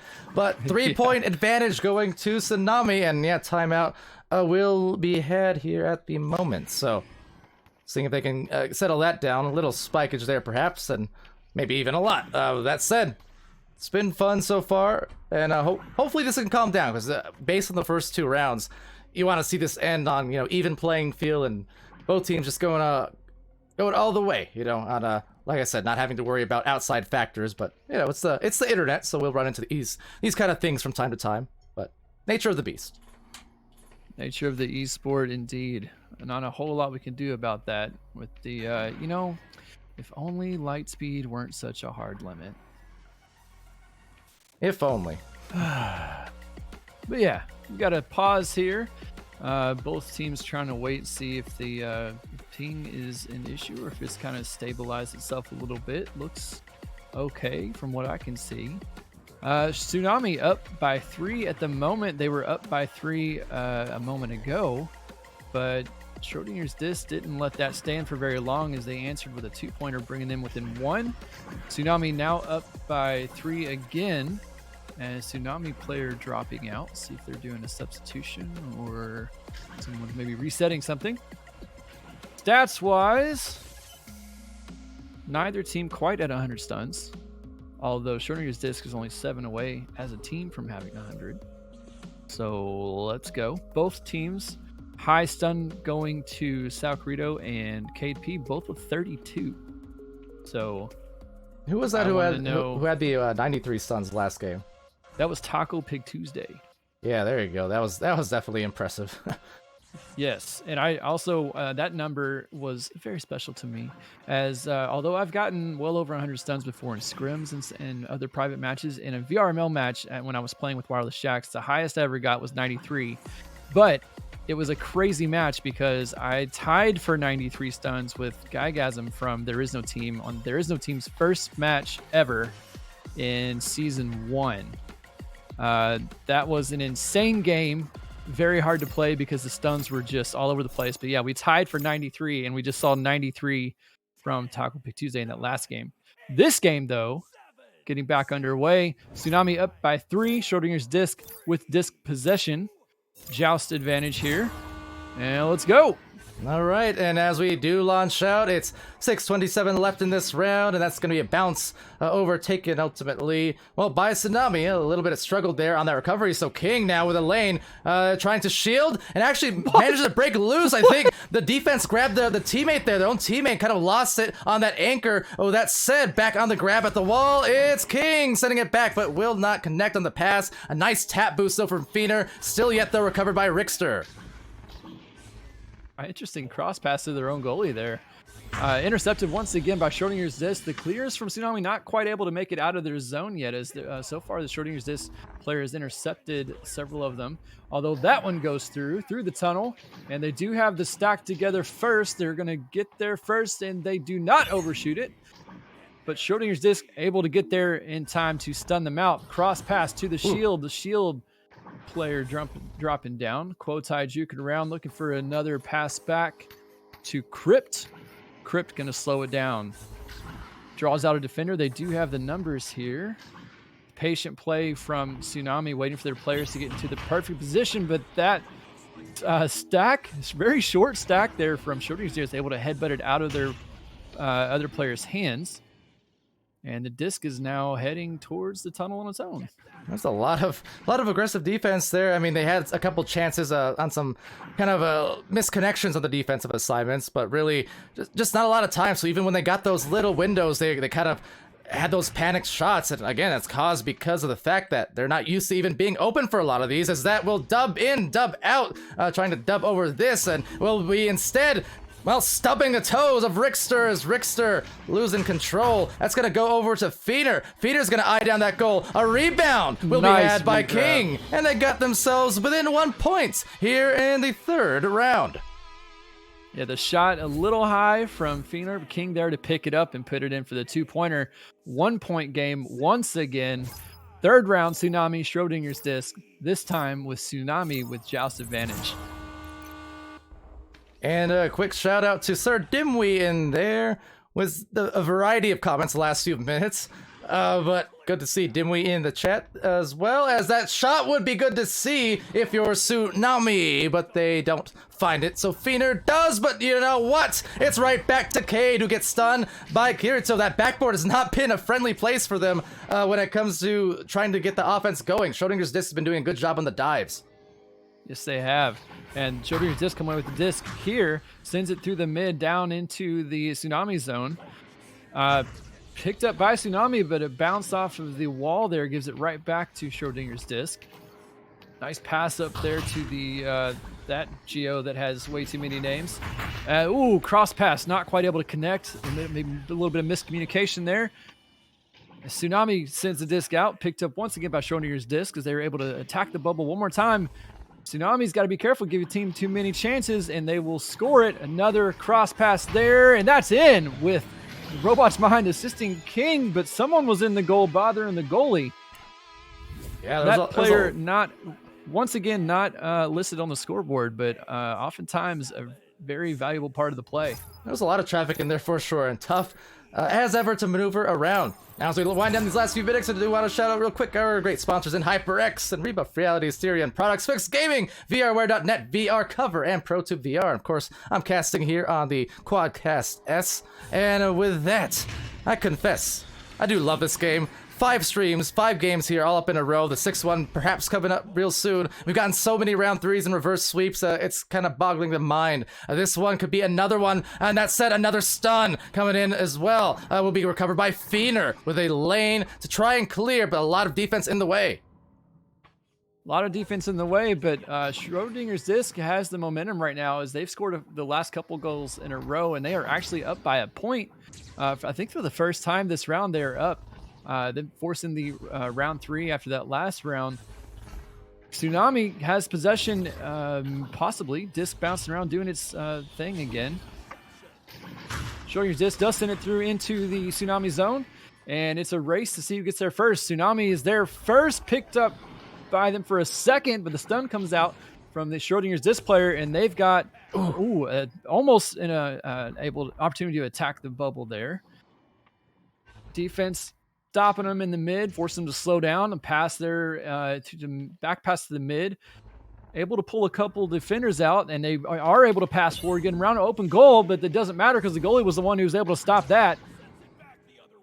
You see all this aggressiveness coming out right now from them, and some of these passes as well are a little bit strong. That said, I mean, I'm seeing it from both teams on both sides, and you do tend to see that sometimes in these games, especially when it gets down to the third round. They've already been playing hard and physically for the last half hour just about, and calling for that pass there is Cade, but a great snag from Feener, and that's going to get a clear as well, but the boost coming in hot from Quotai and Co, and they are trying to maybe find some last minute goals, less than 60 seconds. That is open for the shot, close off goal, last second, SAO, and again an SOS. They are staying in it in emergency situations with a big stun as it goes right back to the opposite lane.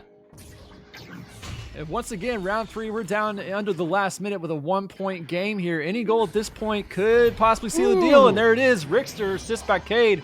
2-pointer gets under the goalie's hands, and a lead change once again. Tsunami up by 1 point. Schrodinger's disc is going to have a little bit of time on the board, but not much. They've got to make something happen really fast if they want to secure this third round victory. Absolutely. This is going to need to be a lot of gas, basically, a lot of heat on this Joust. It's getting caught up though, it looks like, but still finding a stack, a little tap boost. They don't really have anyone there. They will have one more attempt, maybe back forward, but just no time. Unfortunately, that rollout was almost golden, but instead, Tsunami pulls up by 1 off of that.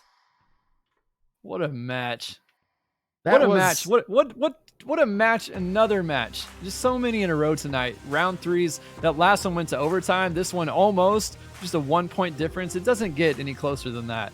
Yeah, it looked like on that rollout, I mean, it was almost executed well, but then whoever that second receiver was on that rollout got kind of caught in the Pac-Man. He kind of saw struggling, trying to actually get over the top of the Geo there, and that kind of broke up the play that they otherwise had running, so they almost got that rebound from the midfield, but just not enough time and to kind of collect themselves. So with that, Tsunami, yeah, able to squeeze by a fantastic win. It was not easy. They got up to a really hot start, it's a thing. But they had, once Schrodinger's disc came back towards the end of round 1, I mean, it was a battle. They had to work really hard for that victory. And in their first match as a team here this season, Tsunami will take the win. That was great. Great showing for sure. Especially for the first match of the season for a team. Yeah, absolutely. Fun to watch. Now, speaking of, do you have maybe one more to watch? I'm going to confirm maybe for you here in the next seconds. I did get invites quite a while ago, so we're going to go and see maybe if the match is underway, if it's over, what have you, because we are fairly delayed here because of some of the well, the fact that all these matches went to round 3 essentially is why we're delayed. So with that, gonna check on the other match, but no promises. We'll be right back in the next second.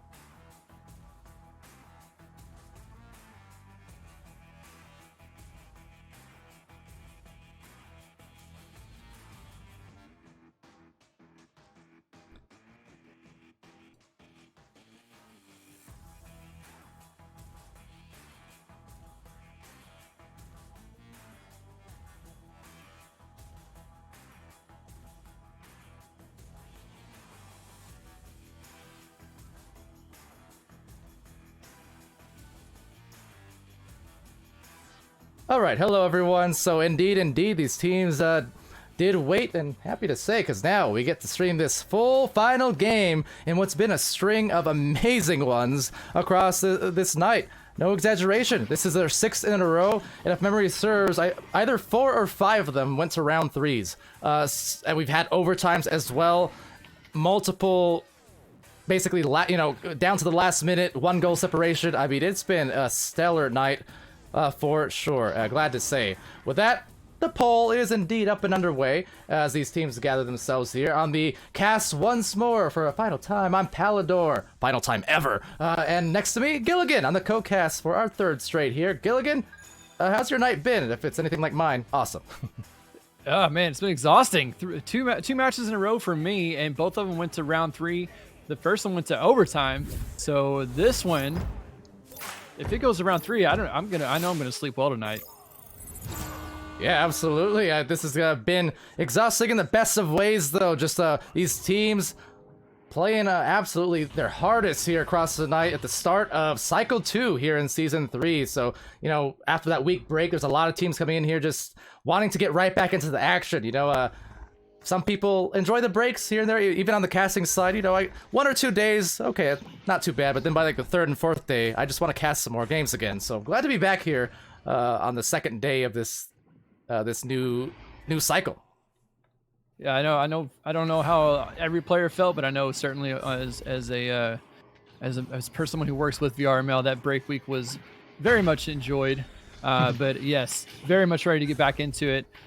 And right now we've got another game of ping pong here as both teams back and forth. Quite a bit of stuns coming out, a couple of steals, and so far scoreless in the first minute of this game. M4M does have the possession, but maintain possession. Whoa. And the long bounce shot. Ooh, that was not a 3.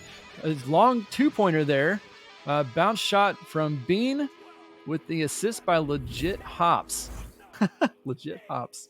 Yeah, we've got some beans, we've got some hops. I guess we can make a stout out of that, right? I don't know. I'm not a connoisseur, but in any case, Irish and Co are coming out here on the joust, being scored on there, but that was a really hot shot off the backboard. I gotta say, that looked a lot faster than it might have actually been, but threw me off. So if we have Bean and Legit Hops on one team and Irish Stout on the other, do we have ourselves a fully brewed coffee Irish Stout?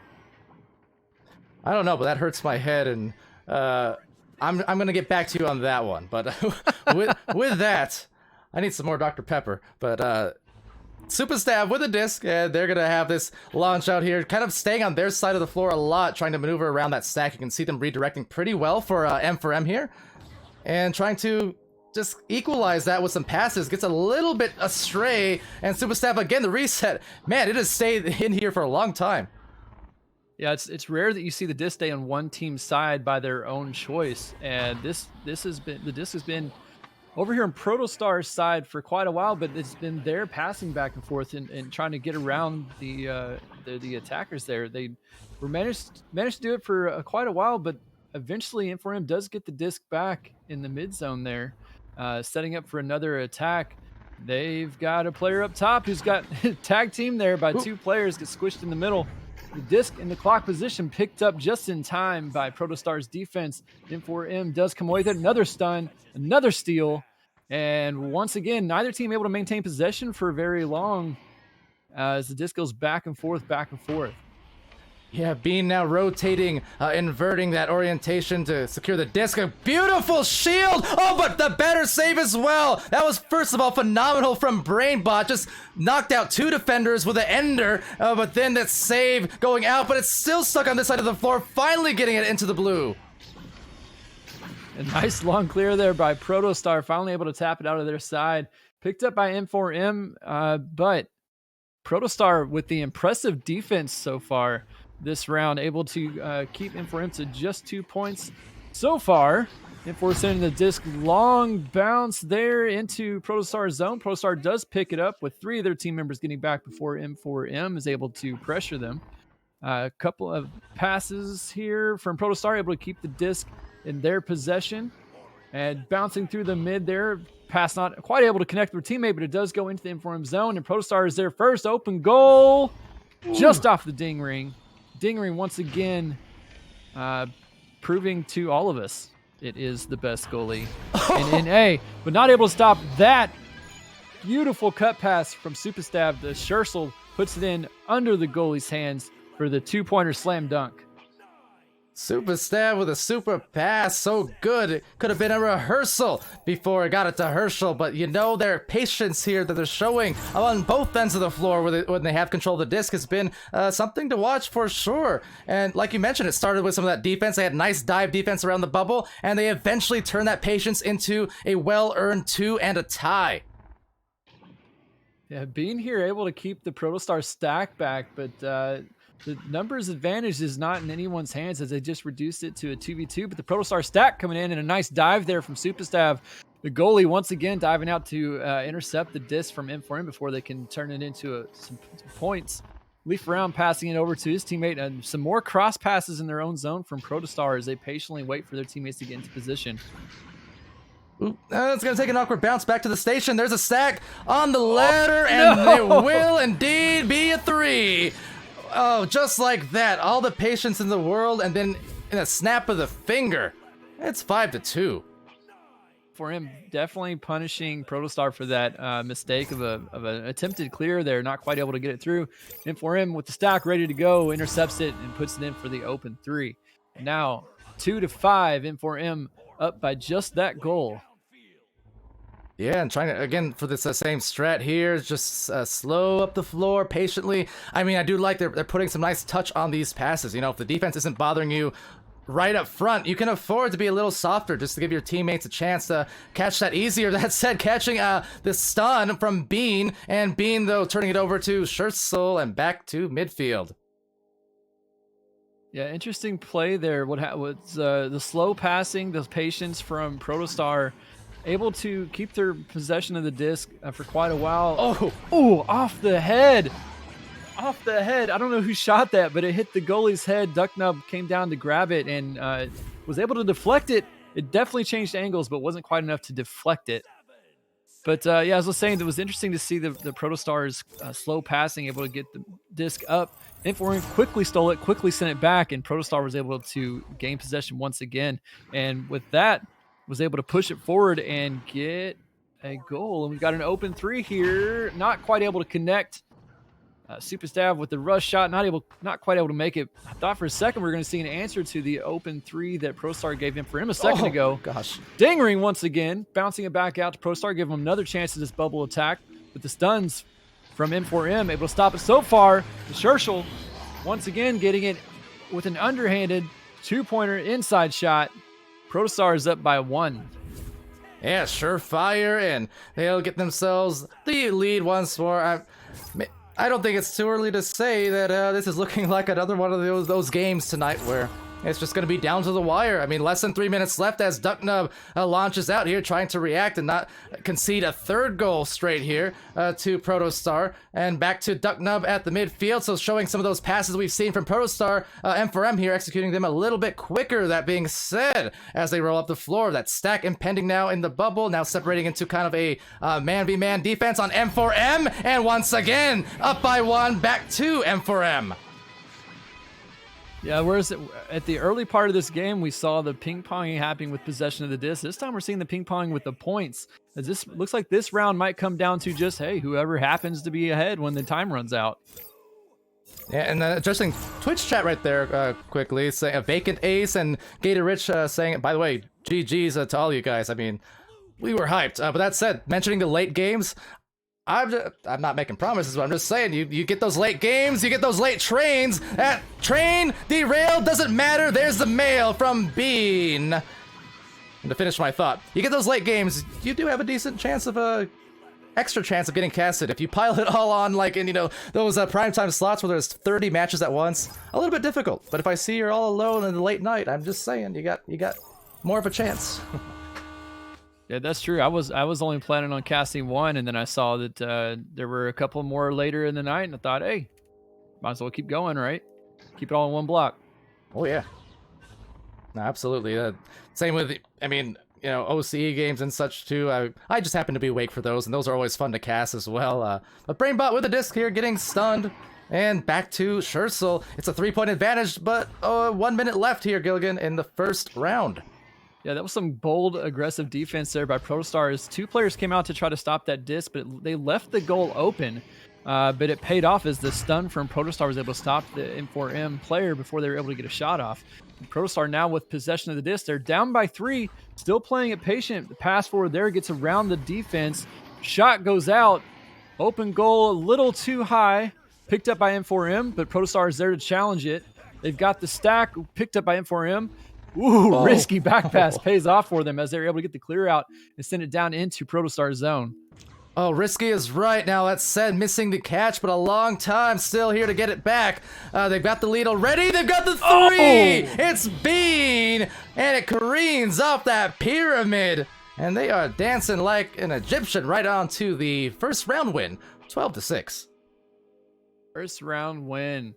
That shot right there secured it for M4M. The long bounce shot off the pyramid. I'm not even sure if that was a shot or if that was an attempted pass at the teammate that they knew was there but got stunned out just a split second earlier. But either way, looked good, and blue team M4M does come away with that first round victory. Now, as we've seen so far tonight, the first round is important, but not as important as the second round, as most of these matches tonight have went to the third round. So if Protostar can pull off a victory here in the second round, we will see yet another third round match tonight. Yeah, and a shout out as well to Mr. Pro, redeeming the hydration. The thing is, I'm very sad I ran out of this. Thus, that means I have to drink this. Yes, but I will. I will eventually. But anyway, a stellar round so far. We do actually, you might hear the buzzer, get a timeout, so it might be an extended intermission here. But oh, actually, I'm pausing already, so maybe I lied. But it's been fun. It's been crazy. I mean, we've been holding strong on viewers all night long. I think everyone at home has definitely been enjoying it as much as we have. Yeah, the looking at these stats here, the last 2 matches, the first round possession time was at 50%. This time, the possession time between the teams not quite 50%, but shots taken, assists, and saves all at exactly 50%. 8 shots taken per team, 2 assists per team, 2 saves per team. And you got to point out Bean with the game leading 10 points so far in the first round. 10 points to Bean, 2 points to Legit Hops, and 4 points to Shershel. And the 1 shot, I believe, went off of the M4M player's head. Ducknub. I don't know who shot that one, or Protostar, but someone. Leaf around. Missing Leaf around. there. Leaf around. All right. Yeah, I kind of got a gander at that in the replays, but Duck here is going to send it over, and on the second round launch will be Brainbot, the shot, but off the backboard, taken there. Correct, Wolverine, that is the Quadcast S I'm using to answer also the question is, hold on, because now a play unfolding, they pass, but too far up on that angle. What was I even getting at now? Other casters on Facecam. Yeah, so any casters who want to can now, in theory. It's in the books, as is that save. Oh, play! Oh my gosh! Another save! Sure soul! And that is absolutely insane there on the double save. You think once is enough? Well, no, just does it twice. Yeah, it looked like not only was that a double save, but ooh, that one almost going in too. That's, oh my gosh, one after another. Wow. Ducknub finally able to put it in for the 2-pointer there for M4M. Puts them up by 2 points, but it was funny. It was 2 really good saves from Protostar, but at the same time, that after that first save, someone in M4M had the disc, and it looked like they were surprised they had the disc, as they had to bad angle, too many players in the goal, they had to back it back out. But what a cluster that was. That was hard to follow, but in a good way, because there were so many great plays in a very short span. It's like condensed soup, chicken soup for the soul, except comes to saving goals, I guess, in that instance. But it was just fun to watch. That said, you saw what they were going for. It just didn't work out. Another kind of highlight play there, getting stopped one way or the other as they do recover for Duck. And that was a super save from Super Stave, as he got the shield and the save off that shot there. Just now down in Protostar's zone. They will come away with it, but quickly coming in with the stack there is M4M, unable to stun the player out though, and Protostar sends it down into M4M zone. Stacks away from both teams. Looks like it's going to be a bit of a race to get there. M4M grabs it for a split second. Protostar player stuns him out. He stuns out himself. Passing around the bubble, Protostar still has possession of it. backing it out, trying to give their teammates a little more time to set up, slow things down a little bit off the head of the blue player there. And yeah, we've got it's just chaos, man. Just stuff happening all over the place.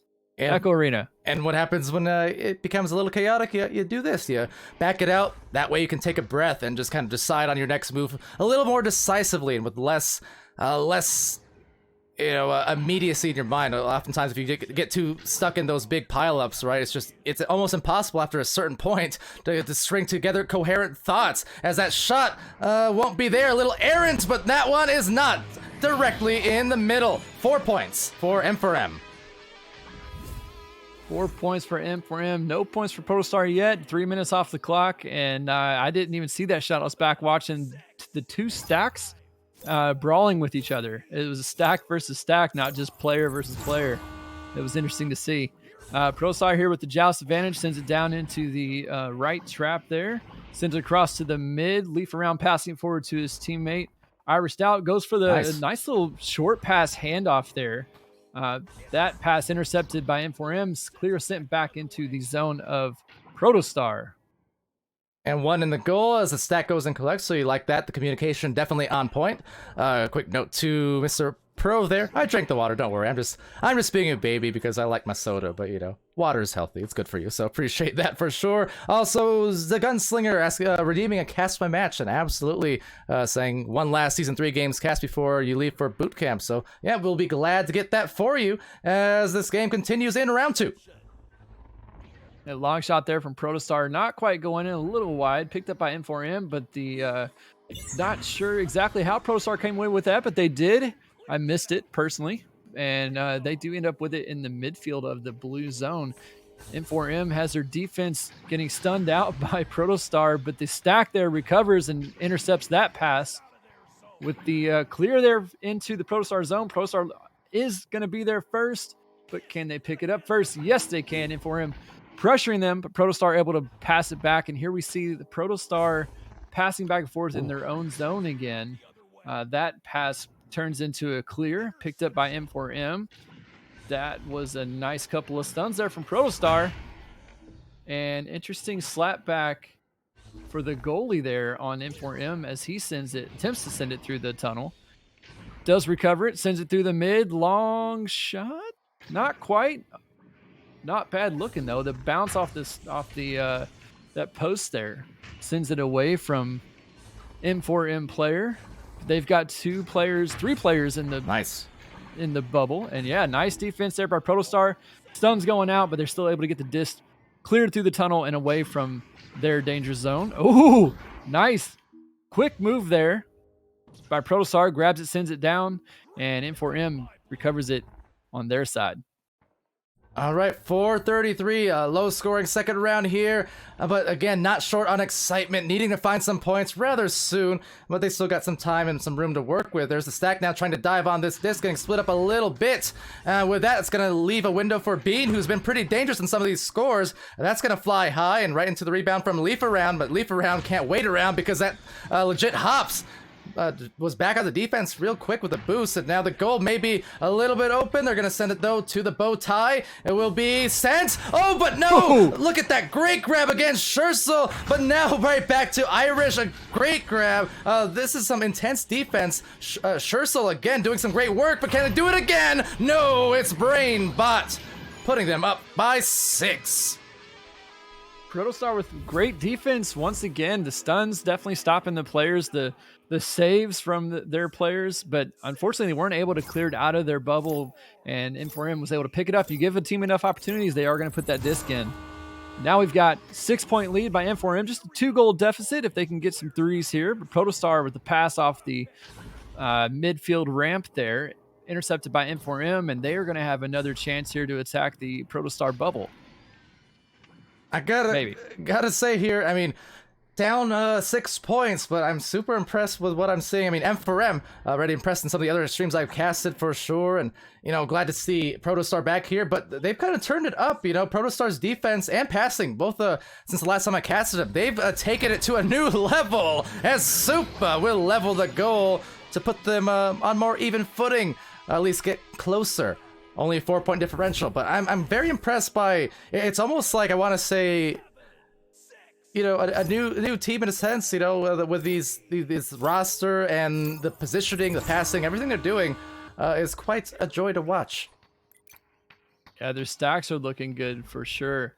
As the stacks from the M4M has definitely been Protostar's, I think, greatest enemy in this game. Protostar has the defense, M4M has the stacks on the offense, and both these teams pretty evenly matched. M4M did win the first round. They are in the lead of the second round, but, you know, was it 8 minutes into the game almost, and the score is only 2-6? Yeah, It's a close game.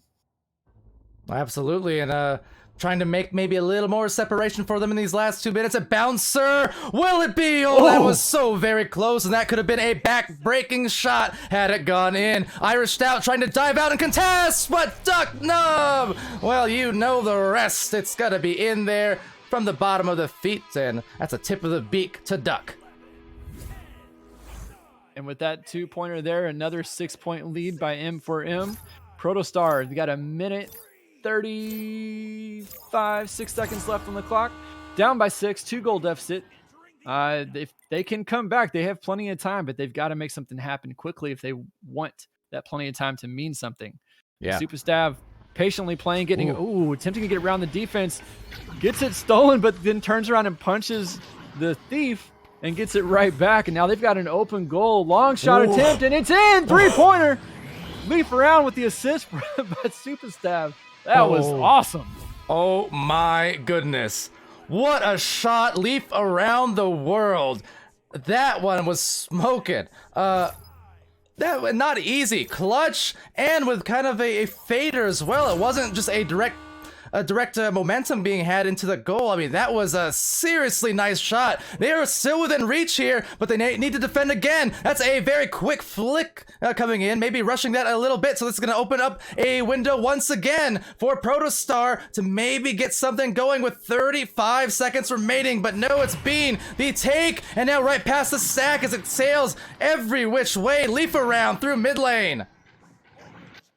And they need a 3. They've got 24 seconds to do it. They have possession of the disc. They send it through. No one in possession yet. M4M does come away with it. Pass back to the goalie. Hey, there was a goalie there. I didn't see him. They knew he was there. And the steal. All they need is a 3 to tie it up. Oh! Interception by M4M. The goalie saw it coming, dove out to intercept it. Clears it through, and I think that's going to be the game as M4M takes this one in 2. Oh, what a match, though, and what an ending. You saw just ever so slightly missed time that Protostar had been going for that 3. As you saw, there was a diver cutting across to maybe bother the goalie even, but just maybe a half second or so too late. And with that, the run here for M4M continues to go strong. That makes, I believe, 6 in a row that they've won here over the last couple of weeks. That is super impressive on their part, and they're going to continue to rock it here. And we noticed earlier the Protostar defense playing really strongly. 8 saves for Protostar and 119 stuns versus 3 saves for M4M and 88 stuns. So the defense on Protostar definitely the stronger of the two today. But that being said, M4M had the offense that was able to get it around their defense and just come away with the game. Although once again, you know, although that one only went 2 rounds, whereas the last several went to 3 rounds, it was still down to the last couple seconds as Protostar had a 3 attempt, and that's all they needed to tie the game and send it into overtime. So yeah, M4M took it in 2, but regardless, it was a very close match, very exciting. I'm happy to have been here, and I hope everyone else is too. Venom in the chat there, what's up, buddy? Yeah, I was about my to former teammate. Was about to shout out. Yeah, cheering on first out his IRL relation. Yeah, exactly. And, yeah. Looks like these teams are going to play another round here, perhaps, just for fun. Yeah, looks like that's the case. I don't know about you, Giligin, but it is the last one. We do these from time to time. How you feeling? Let's do it. I'm going to put you on the spot. All right, we're doing it. So round 3, exhibition, keep in mind. But we're going to go to it. Why not? Love to see. I mean, that was an exciting couple of rounds, so let's do it for one last one. This is the last match of the night. Let's end it with this 3rd round exhibition between these 2 teams. That's right. I love to see these exhibition rounds.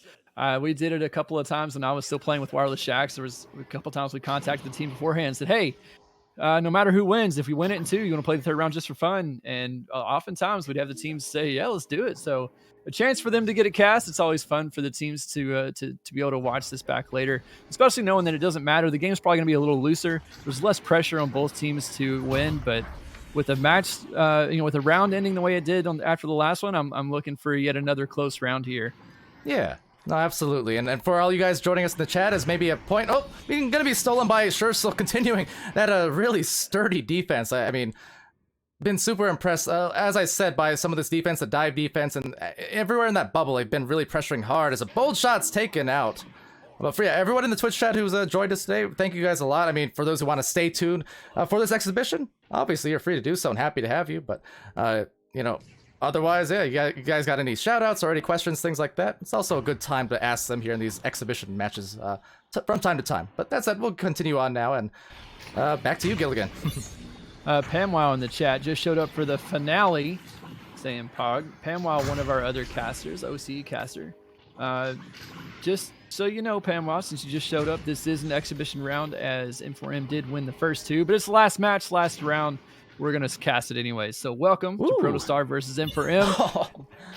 M4M defense proven to be too much for the Protostar player right there, but they do come away with it. Maintain possession in the midfield. Protostar bouncing it, pass down to the trench, sends it over to M4M. M4M clear through the mid into the Protostar zone, but Protostar able to pick it up first as their stack is the first to get there. Cross pass from Protostar in their own zone. Another one. We saw a lot of this, especially in that first round of this match, as Protostar likes to play it patiently when they have the disc in their zone to try to let the defense get stunned out. Or I'm sorry, the M4M defense gets stunned out in the Protostar zone. This time, M4M has it. Attempted bounce shot goes a little wide. M4M maintains possession, sending it down into the bubble. Goalie comes out, cross pass just missed, and the disc is loose in the orange zone. All right, and with that being the recovery, setting it off that barrier in the midfield, we'll be taken back. You can see the positioning out here being opting to go back to the station. And like I said, wise move. When things get so clustered up there in those dog piles, sometimes you just need to set it back out so you can think for a second. But very distinct brawl going down as we'll be taken back by Schursel now and looking for that slow play, but playing the lanes excellently on the adjustments now. It's legit hops, and it will drop. There was a nice bounce shot there from legit hops to get around the goalie. I'm not sure if the goalie was distracted by their player there on top or not. The player on top looked like they may want to get a hand on it or maybe punch out the goalie. But either way, legit hops gets it in off the backboard for the first 2 pointers of the game. Almost 4.5 minutes into this round. Yeah, and Protostar with joust advantage now as they come out again looking for those patient cross passes. Let M4M try to get stunned out here in their own zone so they can get quickly around them as that pass goes forward, not quite able to connect, and it's picked up by M4M. Mr. Pro, they're asking, any games tomorrow? Of course, yeah. Pretty much games every single day. It's a rarity that there's not dozens of hours of matches every single week, as that shot's gonna go out there and be taken back. But yeah, every day pretty much. So you can go to vrmasterleague.com or vrml.com. Both work, and go to the matches section there. It's vrmasterleague.com/echoarena/matches. Or if you're on our Discord channel as well, you can see in the VRML streams channel when new matches go live. So every single day, absolutely. Defense, learn it, live it, love it, love it. Super Stav with another save. That guy's got to have a ton of saves. I'm gonna look. He's got 4 saves. Protostar No, he saves doesn't. this round. He has to this have- whole match. He has to have more than that. 1, 2, 3, and 4 from their whole team. So yeah, it's not just him, but it is their team. Save after save after save after open 3-pointer. Irish Stout puts his team up by 1. Irish with that Iris and got themselves a 1-point lead. Less than 5 minutes left in this exhibition match. Again, for those maybe joining a little late here, the 2 rounds were won by M4M, but because this is our last stream essentially of the night, barring any potential OCE games that I may or may not be awake for if there are any, yeah, we decided to stick around in these exhibitions as we do from time to time.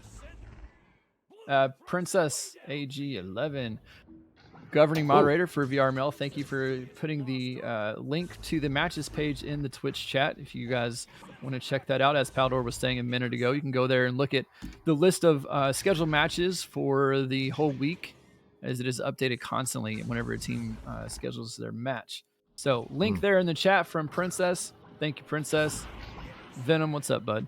In the chat there. M4M attacking Protostar's bubble again, and once again, Protostar's defense holding them off. It's still 6 minutes into this game, and there it is. Long bounce shot three-pointer from M4M puts them up by 2. 6 minutes into the game, that's only the third goal scored. This is, again, a really close match. Every match that I've cast tonight with you, Palidore, has been very well matched up, very close games. This is the only one that didn't go to third round, but they're playing the third round exhibition anyways. We're here to cast it, and yeah, Well, that's what's up. like I said, they've been all great matches. In fact, they've been fire matches, which, well, it explains itself. But that said, who was that? Smooth Ryden also wanted to shout out Giligin with the 100 subs. Yeah, on the kind of the lifetime achievement award. I'm not sure, but yeah, thank you, Giligin. Of course, we'll shout that out gladly because Giligin, not only fantastic moderator last season, fantastic governor this season, but also just a VRML supporter, fantastic one at that in general. Of course, Smooth Ryden kind of competing with Giligin throughout the season for some of these gifted sub records on the month, but always happy to have you guys supporting and tuning in. It means a lot to casters and the league in general. So yeah, thank you. Yeah, honestly, the first to get 100 subs, gifted subs in this channel, it's in large part in thanks to Smooth Ryden. He was kind of the one that had that rivalry going with me. What is happening in the bubble there? But yeah, Smooth Ryden competing with me for that one week there, trying to see who could maintain the #1 spot on gifted subs. And because of that, I started paying attention to the numbers and realized I was actually really close to 100. So 100 gifted subs going out because I love VRML, you love VRML, and Smooth Ryden right there coming in with 5 tier 1 subscriptions gifted to the community. Thank you, bud. I'm gonna shed 5 tears for that, though. Yeah, thank you very much. Like I said, you don't have to do it, but the fact that you do means a lot. Smooth Ryden with a 5, and I'm gonna give you a 5, but hold on, because right now trying to stay alive is gonna be Protostar down by 2 with less than 2 in this final round exhibition match as the clear and the boosts are underway. Open shot too high. Picked up by Protostar, though. Comes in really fast. No way! What? No way!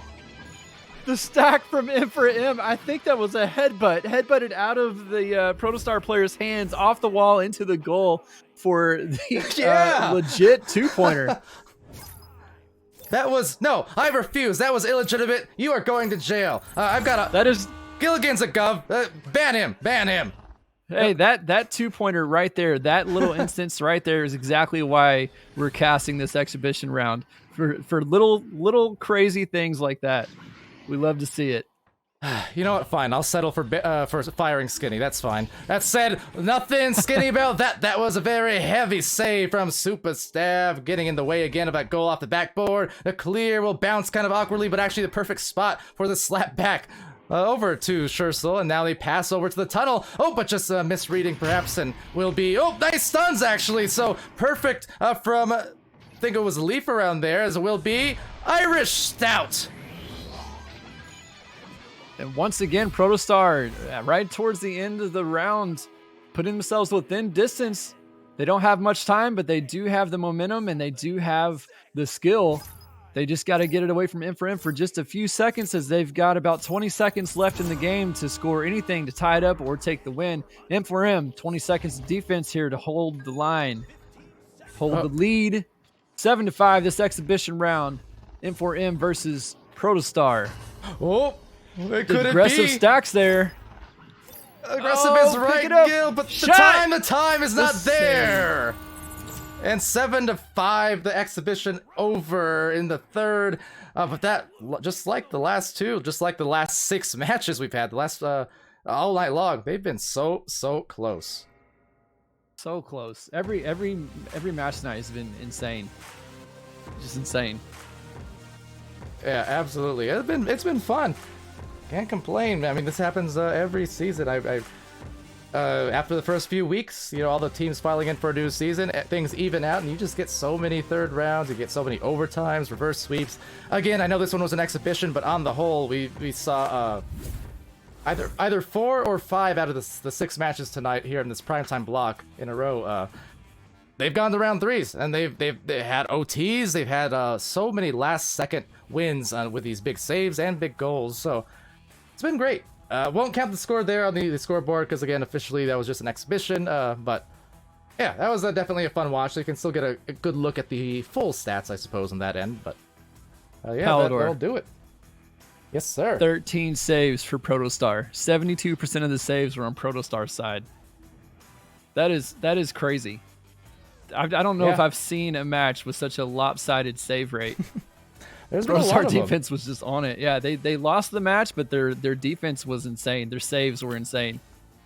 Yeah, absolutely, and I'll drink the water to that, for sure. Gonna need it after Clink. tonight on some. Well, I'm not sure this can clink, but I will drink. Crinkle? Chris? Thanks for the gifts, by the way, speaking of Chris Kringle. Appreciate that, Smooth Riden and Giligin and all of the above.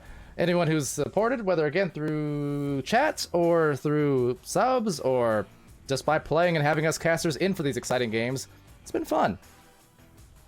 And yeah, clink, Smooth Riden. I know the drill. I've been informed. I must clink and I must drink. Yeah, thanks guys thank you all of you for tuning in. This has been a fun night. First time casting with Palidore. Long time coming. Glad it happened tonight of all nights when we had 3 very close matches to cast together. And appreciate it, Palidore, for letting me do this with you. No, pleasure is all mine. Like I said, you couldn't have picked a better series of games to join for, obviously. So it's been good. Mighty Quinn, thank you. Complimenting me on my water drinkage. You are a pro. I do need at some drinking water. I do need some positive reinforcement when it comes to that. So thank you. You've saved my life. Anything else that we may have missed? I know again we got a couple of Cast My Match redemptions from Lolo Revi just a couple hours ago, and we'll definitely get that as well as a gunslinger. So yeah. Oh yeah. And again, I know we mentioned it a lot, but for those who might not, tune in all the time, channel point rewards. Yeah, you can, in fact, get matches guaranteed casted. So if you just click the bottom of the chat window there, you'll see a lot of cool redemption rewards, including Cast My Match. So all you have to do is watch the streams and earn points, and you can get some guaranteed casts if you're not able to get the cast throughout the regular week. Because again, a lot of games, as I was mentioning, the less prime time they are, so those earlier afternoon games for North America or the later at night games, theoretically you have a better chance of getting casted. Not saying it's a guarantee, but just a note. There are certain teams definitely who take full advantage of that. Baked comes to mind. They've had almost all their matches streamed this season because they're always in these solo slots right before or right after the primetime blocks. So I'm just saying, we want to stream as many of you as we can. When it gets busy, it's tough, but we'll do our best. And if nothing else, just watch the streams, and you can still get a stream guaranteed anyways in the future. So with that, though, any final parting thoughts, Giligin, or shall we close off here soon? I just wanted to point out that if you haven't seen it yet, I just posted a link in the chat. If you haven't seen it yet, Echo Arena Master League does have a YouTube channel. Please go check it out. Sir Dimly, along with myself and Palidore, this past Sunday did a 1-hour stream on this channel. It will be up on the YouTube channel, not yet, but soon. So you can check it out on the Twitch channel now. It'll be on the YouTube channel soon, as well as all past matches that VRML cast go on that YouTube channel. Go check it out, like it, subscribe to it, like all the videos. It really helps us out. But also that stream that we did on Sunday was very informative. It was full of information. We did some Q&A. We did some talking about some rule changes over the Cycle 1, as well as how important venues is, and just, a bunch of really cool stuff. It was fun. You got to see our faces. You got to see my beard. Yeah, and we got to talk about VRML for an hour. So go check that out. Check out the YouTube channel and stuff. I'm Giligin. That's Palidore. That's me. And you got to hear, want to shout out Sputnik Cobra as well for helping host that, even though he shouted on my ear so much in that stream. Just kidding. He actually did. He's not he's not that mean. We love Yeah, Sputnik he- Cobra. He's the stack, providing that stream for you guys, and it was fun time for sure. Shout Much out appreciated. Crazy Kid again, Smooth Riding. Do you have chat open, Gilligan? You wanna handle that word sneak there? Where is it? No, just not too far up from Smooth Riding. I'm smooth riding. Aha! You wanna? Yeah, let's see. It doesn't have to be in that correct order, right? So, Gil better than Smooths. That's the words that he wanted me to say. Not good I enough. see it. I see it, Smooth. No. Smooth's better. Smooth one- Oh, how about this one? Smooth's better than Pally. There you go. Add that to the clip. He's already gotten like 5 clips of me saying Smooth is better than Gil because he keeps paying for it, so I'm obligated. But I'll give him that one too. Now we can say he's better than all of us here on the cast tonight, not just you. Smooth riding. I will say you've definitely given more gifted subscriptions than me this week. You are number 1. Schmitty Werben Jägerman Jensen. He was smooth riding. Okay, so before we do part off here, I'm just checking out who's streaming right now, and looks like Boosty Boy. Shall we give Boosty a visit? Perhaps there's not too many. Yeah, why not? Okay, with that, we'll give Boosty Boy an old visit here, and join that raid by all means. But okay, so with that, thank you everyone for watching. Shout out again, all of you guys who tuned into the cast today, all 6 in a row here tonight. I do want to mention, and do my diligence here so Dimwee doesn't yell at me later, because it is pertinent. Want to mention, of course, our YouTube content team. Go visit them on our YouTube channel. You can find the link actually right below on this channel. You should be able to see that our YouTube channel is linked there, and click that, because I forgot it was linked. That's right. we got creator team content, interviews from Rosie Hope. We've got videos, recaps from Lulz and Sphinx and Dandim and Co. all contributing to that. You got some highlights and things like that from me. Also, you just got all the videos, the VODs of these matches are all uploaded to our channel, so you can visit it there. Shout out to IgniteBot for the IgniteBot, that is to say, IgniteVR.gg with some amazing updates as of late to help us on the casting side of things lately, both in the Challengers Cup as well as just throughout the weekly events, pulling our stats and whatnot. So shout out to them, and to Franz, of course, for the excellent work, really putting in some hours lately to get some fast updates out there. And yeah, want to mention as well our sponsors one more time, who you will hear at the end of the stream, of course, but HyperX, Quadcast S, casting with here, but supporting our channels here this season. Rebuff Reality, of course, is Asterion Products and Fixed Gaming, VRware.net, VR Cover, and Pro2VR, all joining back from Season 2 as well. We're happy to have their sponsors here. It's been fun. Once again, I've been Palidore, that's been Giligin, and 40 of you are about to go on the raid, I think. Did I miss it? No, I didn't. Okay, there it goes. So, be happy, healthy, safe, and good to each other, ladies and gents, and we'll see you again real soon. Take it easy. We're underway.